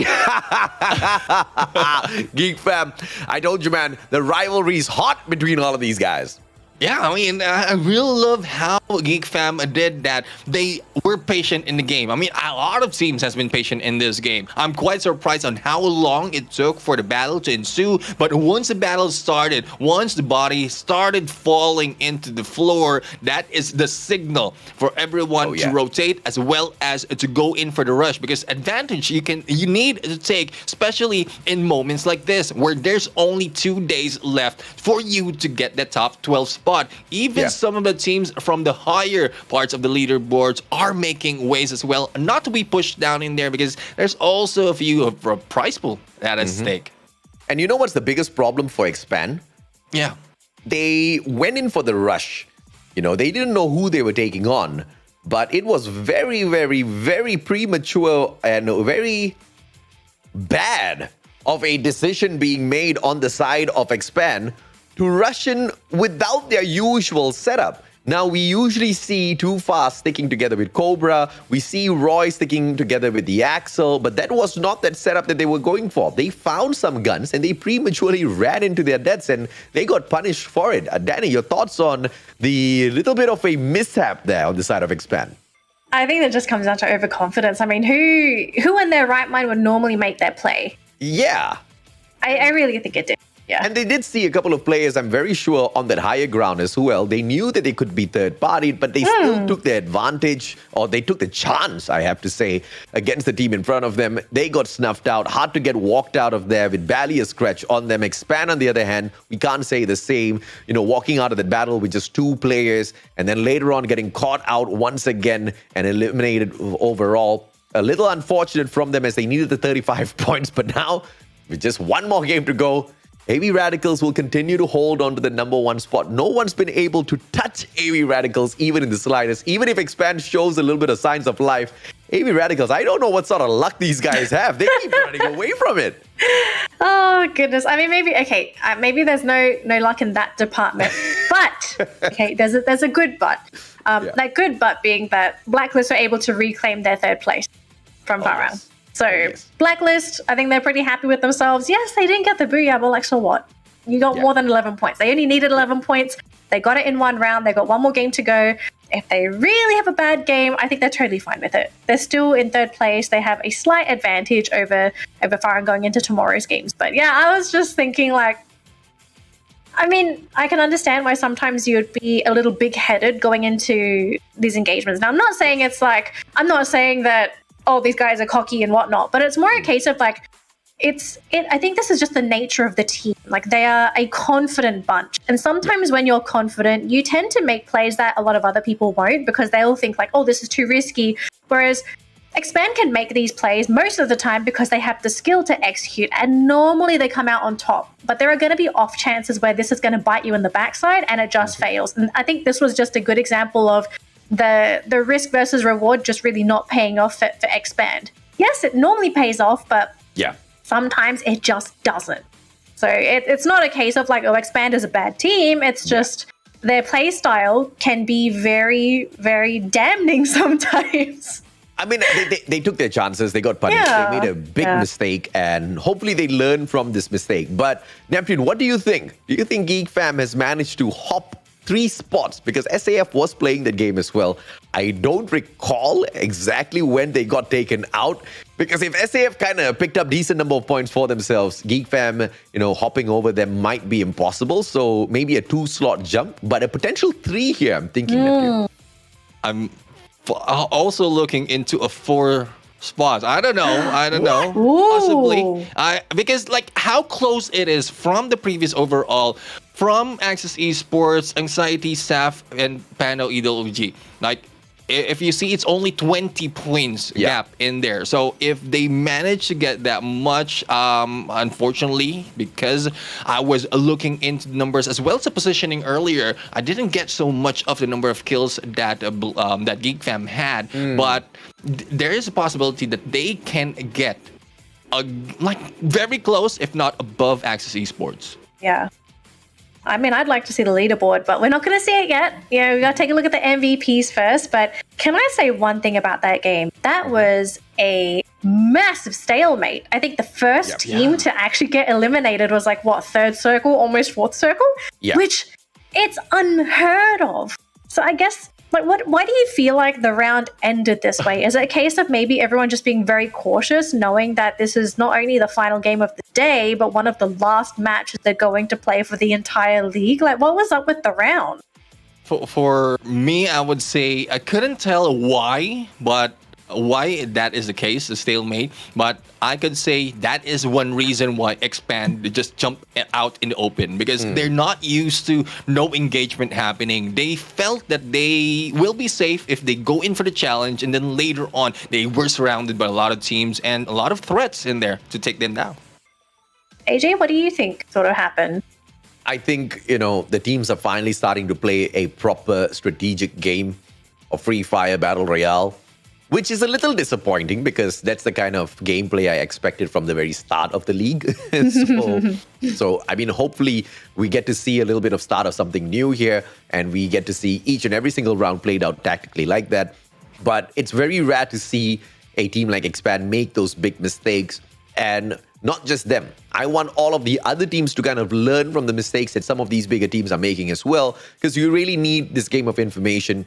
Decision making at the end of the day decides if you move up to the top or if you bomb out. And speaking of how the players of Geek Fam needed 20 points, the ones that scored 21 points here is Blacklist International. So there's a high probability that Geek Fam does not jump up the 4 spots here, Neptune.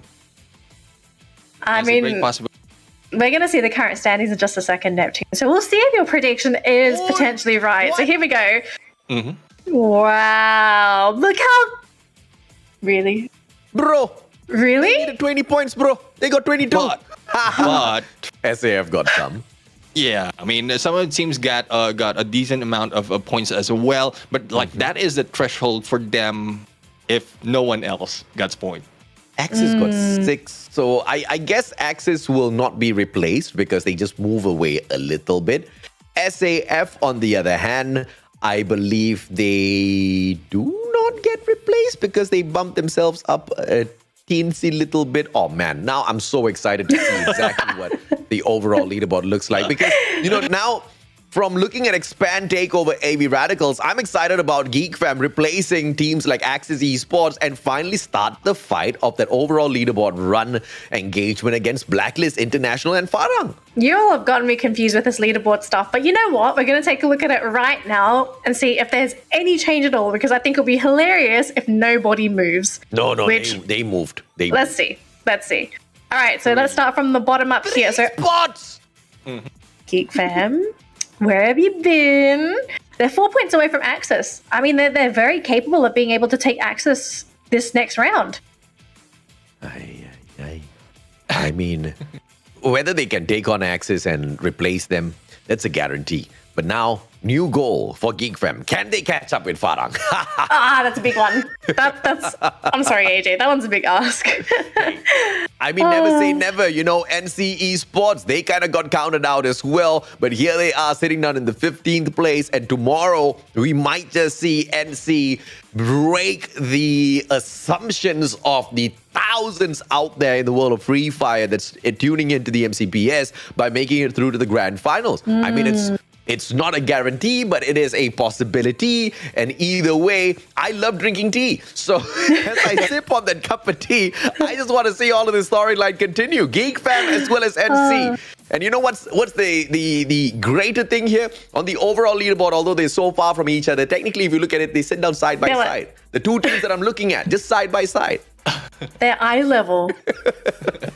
Can see them. I think we're going to calm down on the panel here, and I think this is a good time to do it as well, because our giveaway code is on the screen. If you haven't claimed it already, do claim your code now, because if you claim that code, you're going to get 2 AC-80 Fury Tribe weapon loot crates free of charge from Garena to you as a thank you to watching the stream and supporting the Free Fire scene with your persistent play of the game, and also supporting the esports scene by being here as well. This code is claimable by everybody, so for anyone that you know that might not be able to tune into the stream or maybe doesn't know about it, you can share this code with them and they'll also be able to claim these free goodies. So do claim it now, because this code will expire at the end of this broadcast, which is in approximately one more game. Yes, we have one more game to go to end the day. And so far, we do have a couple favorites, I suppose, on the panel. Some teams that we're sort of expecting to win, some other teams that we're expecting to grab points. But we're going to talk about the ones that are struggling. It's their time to shine. We're going to shine the spotlight on where it don't shine. What's happening with the teams down towards the lower end of the bracket? I mean, who's struggling so far in this grouping? Who needs points? Who needs to step it up? Because I'm sorry, guys. I think this is, you either step up now or you just never step up at all. I mean, ORV's continuing to step it up, and they are leaving Orange Esports in the dust, Neptune, and this is something we did not expect at all, my friend. Like, with the movement of NC in there, it might be a motivation for some of the teams, but they need to catch up in the points. And some of the teams, even for those very close to the top 12, are not performing in most of the games. So the focus has been so much on the top heavy area, wherein we have the bigger teams. So hopefully they can make it do with this last game for today. Well, let's see what's going to happen in this final game. We are here for our last game for Group A versus C, and it's also the final game of the day. Let's see what the teams are going to be able to bring out, because we know that some teams are in dire straits, others are just trying to overtake their opponents. AJ, Neptune, take it away. Thank you very much, Danny, as we hop on into the final game of the day. Just to give you guys a rough idea of who has dominated day number 7 so far, AV Radicals, the team in Group B that's not playing in this final matchup, has picked up the most number of points. That is 86. There are 2 teams within Group B as well as Group C that might be able to overtake them. In fact, you know what? Let me take that back. There's just one team that can overtake their performance, and that's Expand. They blew their chance in the previous matchup. And in this final game at Alpine, this is one of the maps where Expand truly knows how to conquer. There's a probability here, but I also said there was a probability at Purgatory earlier on. They bombed out with the decision making. Let's see if they can get the job done this time around here at Alpine, Neptune. Yeah, we'll have to find out, depending on the position of the teams as well. But with this new map, compared to Purgatory, I mean, I don't think they will be that close in terms of occupying a compound, and no stalemate might be happening. Early engagement is expected as well from these teams. Challenges on the hot drops, well, not so much on the rivalry that we've seen so far earlier, because one of the teams that already dropped opportunity for either one, and this time it is a Blacklist International to take that point. But if we go back in, if we look at the map right now, I mean, this is a new map, and a lot of talks already has been thrown into how this affect the gameplay of like both of these teams so far. On how it is similar to Purgatory, I don't think it has lost any momentum between all teams playing this battle. There's a little bit of a delay on the matchup, ladies and gentlemen, boys and girls. We do apologize, but, you know, don't worry. The game is going to be appearing on your screens in a little bit. There is an opportunity for a lot of teams to make headway out there on the battlefield. But on the final round of the day, who is going to pick up the solid number of points to save themselves from the brink of annihilation? We've also got our eyes on the players of Hard to Get who are in Group C, who currently sit down at the 12th spot, Neptune. They've been pushed down into the 12th spot. Sem9 goes down 1 rank, as well as Toda jumps up 2 spots. They've been on fire, picking up 15 points in the previous round. And I'm very sure right now, Toda wants to continue climbing up the leaderboard. But catching up with Pando EWG is a whole other beast altogether. Just in today alone, I don't think that is going to be a possible play. But, you know, it's all for Toda to prove if or not that is going to be possible. Because if they do outperform and manage to replace Pando EWG in the 9th spot, I'll be amazed, man. Because that's a massive number of points to go for. Yeah, I mean, especially for the team of Todak with the performance that they have previously. But this time, early engagement happening. Expand right now, going against SAF, and a special assault forces has one knockdown earlier, but has been picked up. Yadop right now being tagged, not yet down. Too fast, a little bit too fast on the trigger in this game. But he might not be seeing one as he jumps in. Let's Go will be waiting for him, and Yadop in here pinching them. So Expand a little bit too cheeky, too confident in this approach. Let's see if that confidence will be punished. SAF, very safe place so far though. Both teams backing away, but Let's Go catches the back of Too Fast, puts him down onto the ground. But look at Expand, instantaneously playing the revival here. Cobra's going to get caught out, so no revival just yet. And it looks like Expand continue to struggle, Neptune. Yeah. And right now, they try and go for that revive, but Hawkeye caught off guard by Cobra. And I mean, I couldn't say enough about Cobra. Even in a situation wherein he's stuck, he managed to get that kill. It is now, well, not balanced anymore because the revive has happened against by Too Fast. And here comes McRory for the chase against the Axel. But the turnaround, taking down McRory into the process. And another one, Dope almost taken down. Good glue wall pulled out in there, but the Axel will take this opportunity to take out McRory. And there goes Expand getting the second.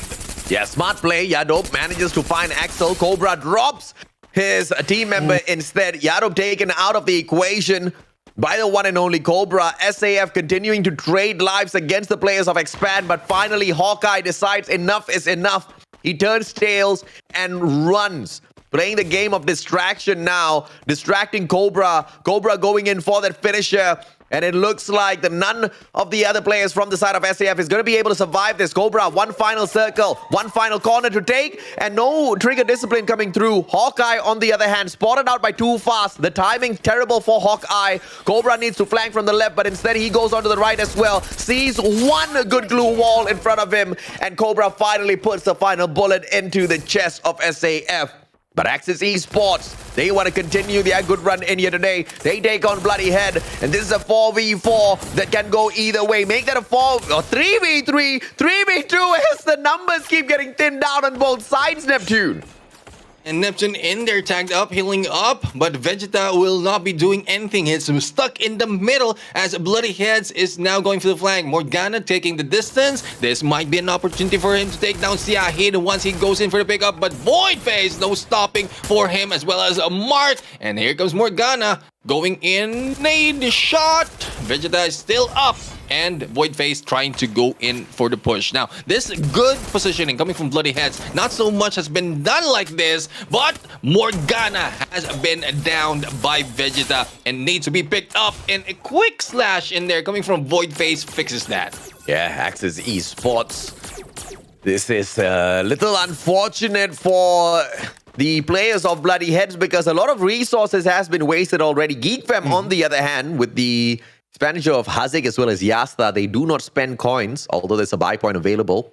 I mean, why would you use that when a revival point instead can be used? Yes, a lot of time is needed. Finally, we see a little bit of player camps out there on the stream. Thank you very much, production.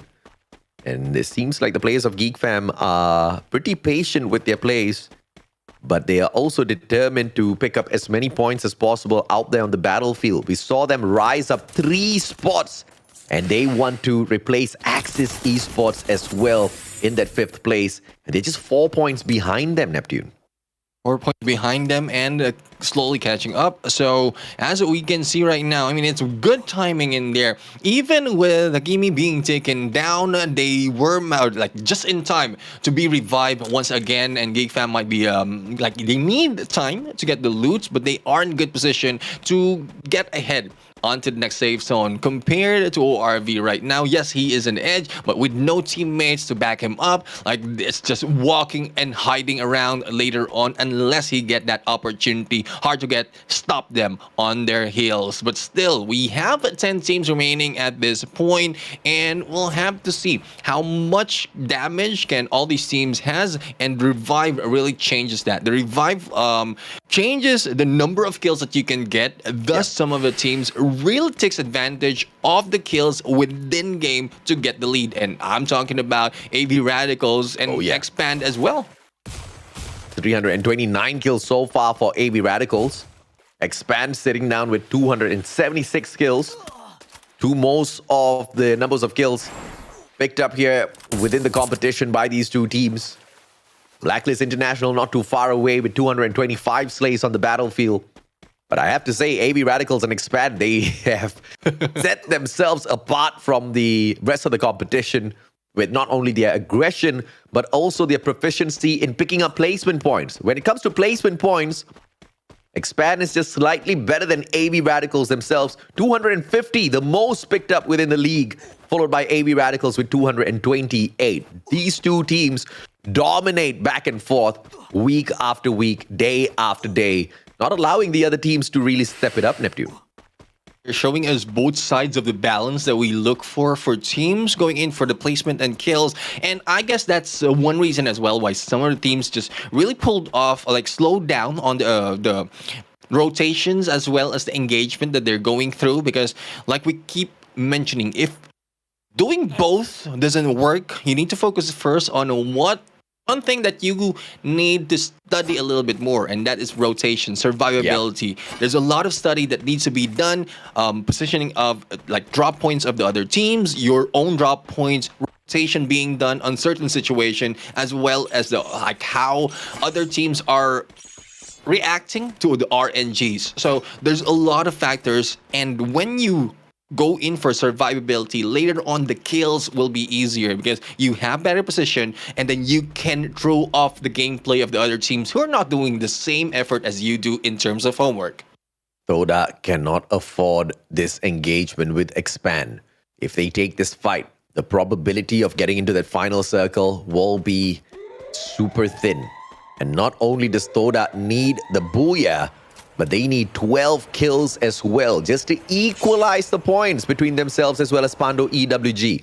So 13 kills and a booyah is what Blacklist International requires if they want to replace Pando in that 9th spot. It's a lot to ask for. Toda's the kind of team that can get the job done, but their performance out there within the league so far hasn't been super impressive.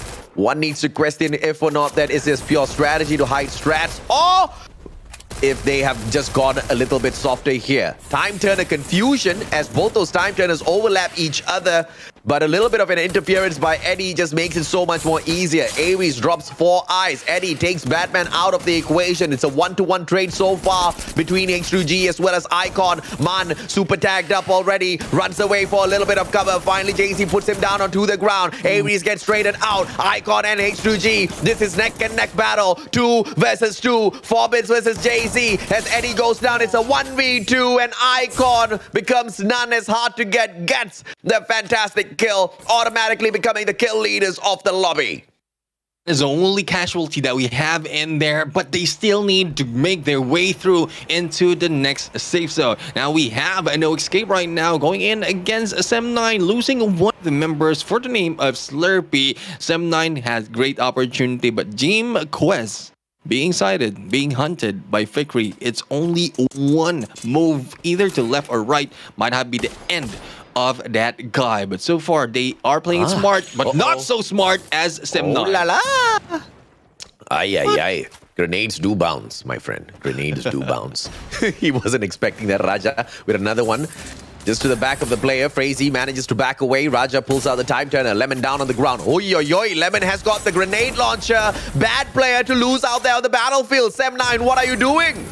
Yeah, that's Lemon squeeze right there. And what a hit by Man 04. Charge Buster in there. Now, Jim Quest cited earlier. This might be the pressure that Sem9 can put in against this guy. And Phrase taken out of the equation. No way that no escape will be moving in here unfazed, because so far the capture as well as the location information being done by Fikri is so upbeat, and there goes the final shot.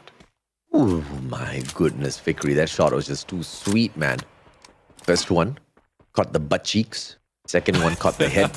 I mean, the perfect way to finish that off. Victory is going to be happy. Sem9 still on fire as they get into the next circle. Sem9 overall in the leaderboard, 11th place. They want to climb up. They want to outdo Toda.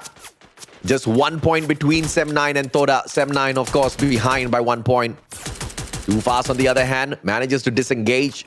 Speaking of Toda themselves, on screen with 0 kills so far. Pretty much nothing picked up.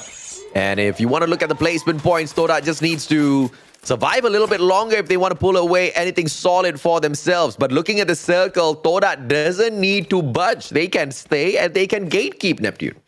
Yeah, but unfortunately for them, we have Blacklist International behind them as well. They can gatekeep other teams, and I think we've seen gunshot exchange as well coming from Todak in there. But with Blacklist, who's waiting for them, the moment that they are caught off guard, without a doubt, Blacklist will take advantage of that. GeekFam, on the other hand, they made great stride earlier, getting a lot of points, moving up the ranks by 3 points. And this is a chance for them as well, but not so much for Bloody Heads. Expand, taking them down.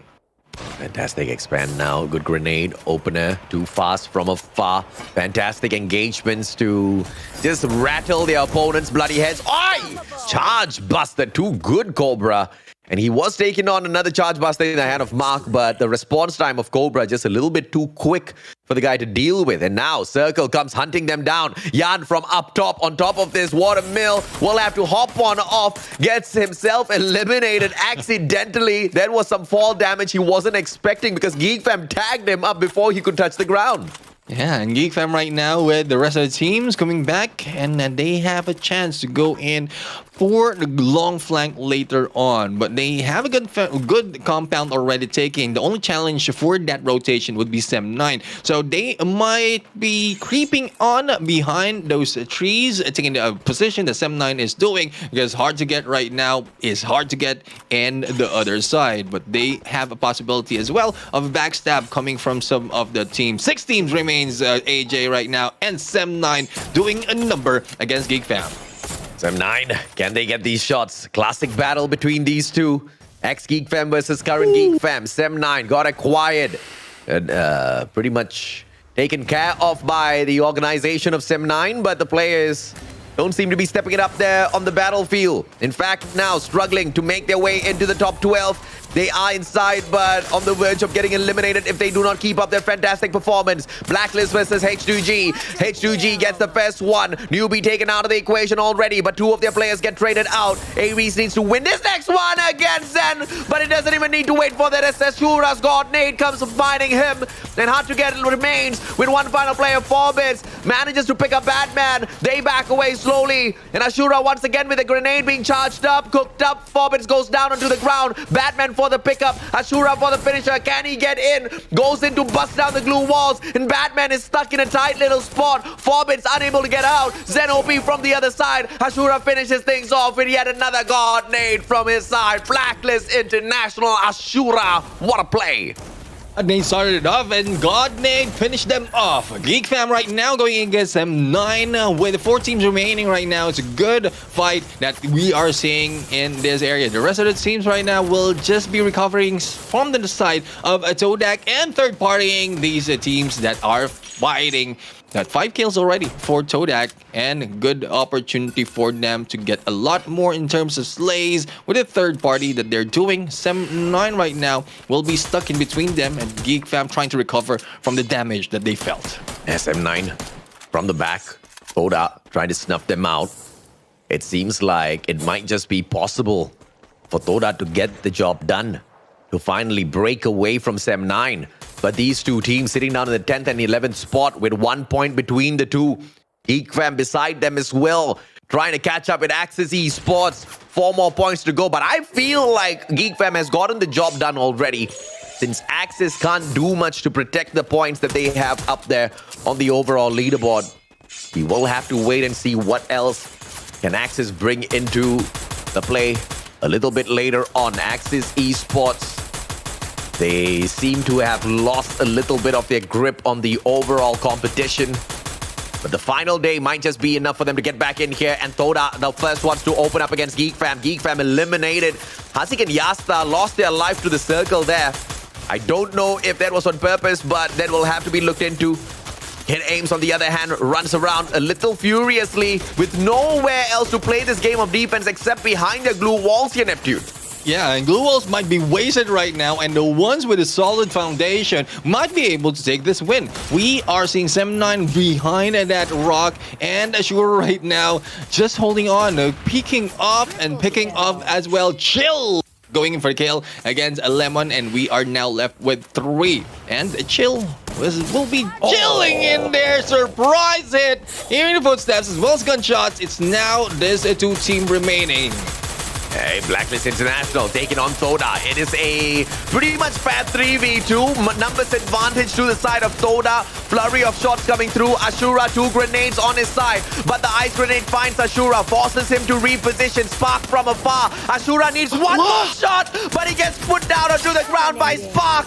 And Chill finishes things off. Toda secures the booyah after such a long time. And Todak, this team right now, really showing us that they can pop off in the late game, in the late part of this league stages, and like we are expecting a lot of turnarounds for tomorrow, because we've seen some of the teams, especially with Todak right here, who have been working, and even NC right now, and AJ, Todak right here, real popping off. Yeah, basically that message just said, keep calm. There's more that we have got in store for you guys. I talked about the 2 spots that Toda had jumped up over, hard to get as well as 7-9. Yeah. And the question was, can they also replace Pando EWG? I don't think, Danny, you had a lot of confidence with them being able to pull that off, but it looks like they might have just gotten that done, because we remember, Neptune, I talked about how they needed the booyah. They also needed 12 kills. They got the booyah, but the question is, did they secure the 12 kills? Because I wasn't keeping an eye on those numbers. I actually wasn't checking it either. I was just trying to see who was going to get the booyah at the end of the day. Oh my gosh. I mean, what a way to end the day. It was just so intense. But I really want to see the leaderboard. I don't think every team has currently played equal games, but I don't remember what group is currently at a deficit. I think with this round, it might all be equaled up. Did Axis play? Yeah, it might be equaled up with one group having the advantage in rounds. And that might just be Group A with 1 round advantage with 36 matches played. Yeah. So we'll still have to, of course, wait and see. But I'm more curious as to what did Toda manage to do. Have they also managed to replace Pando EWG? And that only means that they skipped 3 spots towards the end of the day, which is quite crazy for Toda. I love how you just casually say it. They just skipped 3. It's okay. They just skipped. 3's not that many.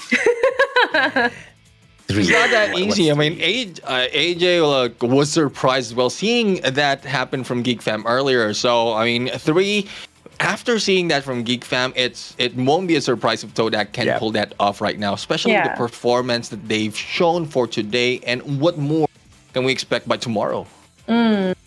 I mean, there's a lot of expectations on the line. There are some teams that are expecting to keep their placement. Other teams are expecting to make it to top 12. There are others that are praying that they don't drop below top 12. There's a lot of feelings right now amongst the teams. Like, yes, we don't know who's feeling what, but I think the leaderboard, it gives us a pretty good idea as to where everyone is and what their faith is when it comes to that final day, which is going to be tomorrow. Yeah.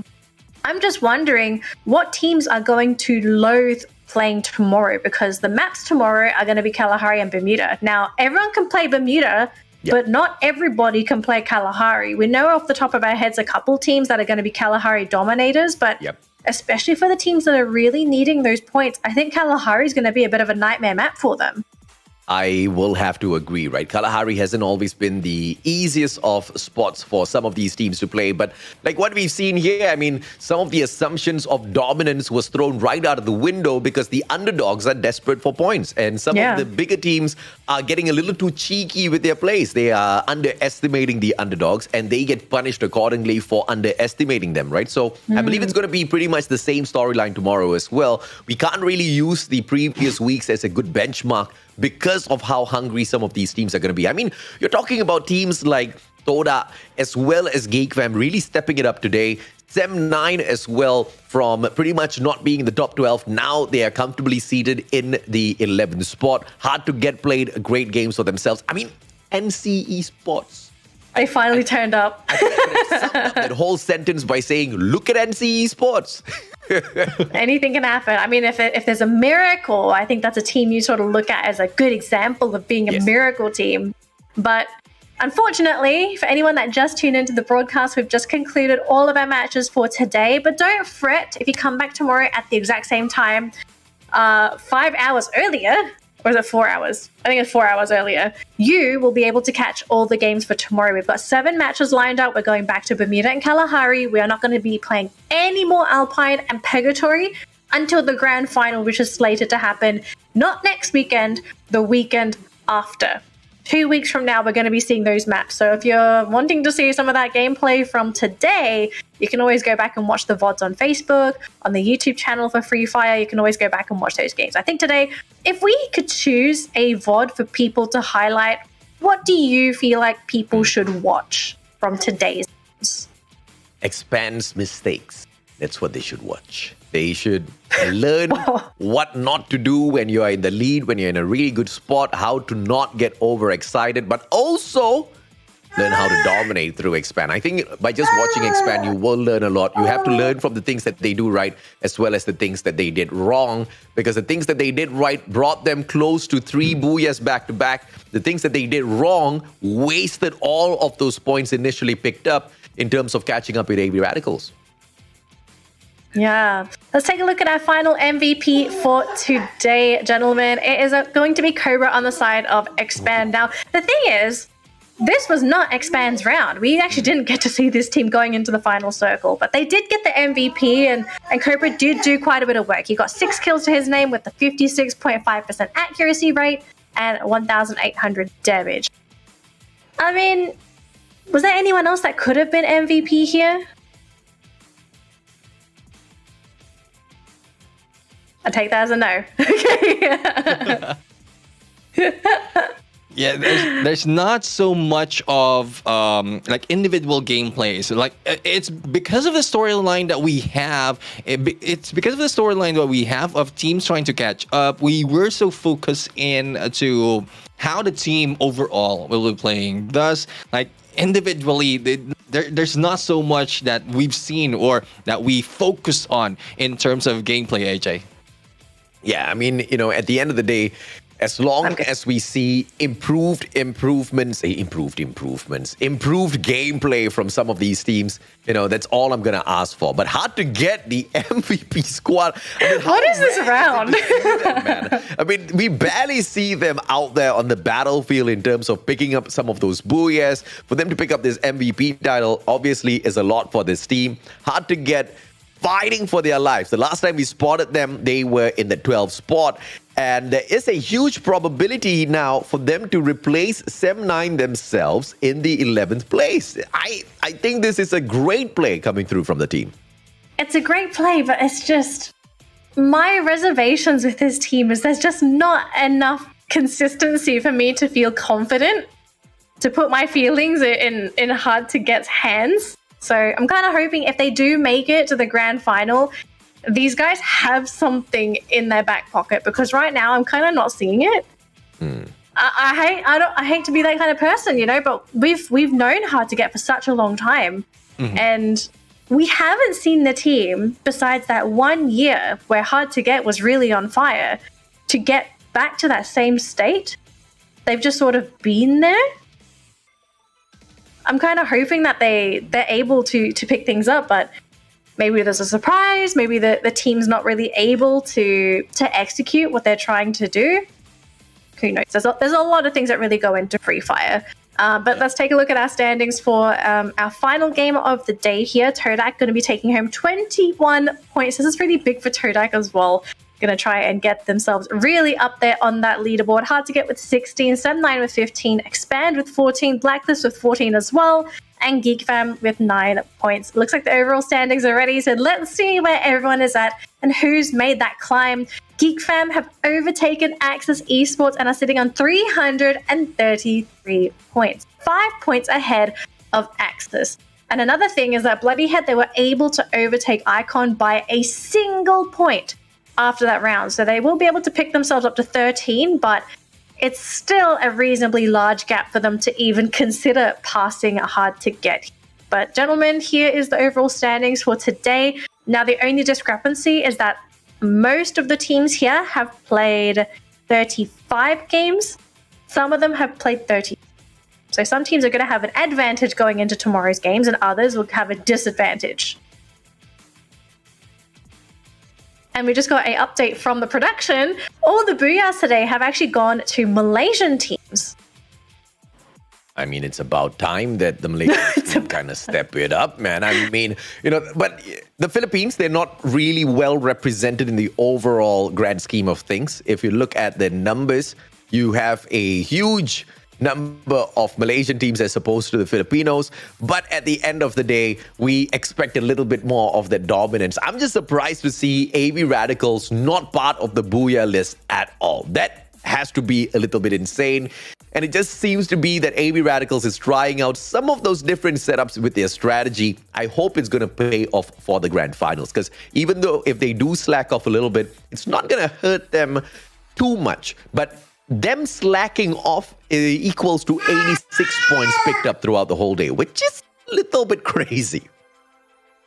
There's a lot of chance really for AV Radicals to do so. Not so much in this game though, but probably it's because of the challenge that Expand has put in on the earlier games that they have, and then once Expand is not available, other teams who's much hungrier are really showing up in here into the game. In fact, 86 points picked up by AV Radicals is the most number of points throughout the whole day of play. I don't know how they did this without the Booyah, because they got so close and just still stayed a little bit too far. But, props to NC. 74 points picked up in today's play day. Just means that this team has truly woken up. And I've never seen NC play like that. In fact, none of us have, because NC just hasn't played like this just yet. Today was their breakout day. Hopefully tomorrow is another day of breakouts for the players of NC, Danny. Yeah, I do agree. I mean, I'm looking forward to seeing if this team can keep it up tomorrow. But the question is, can they do it? We're going to have to find out on Sunday. But to everyone watching, thank you so much for tuning into the broadcast. This was the Free Fire MCPS season for Majors. My name is Danielle. He's the Mustachio AJ. He is Neptune. And hopefully we will see all of your wonderful faces again tomorrow for the final day of the league stage. See you!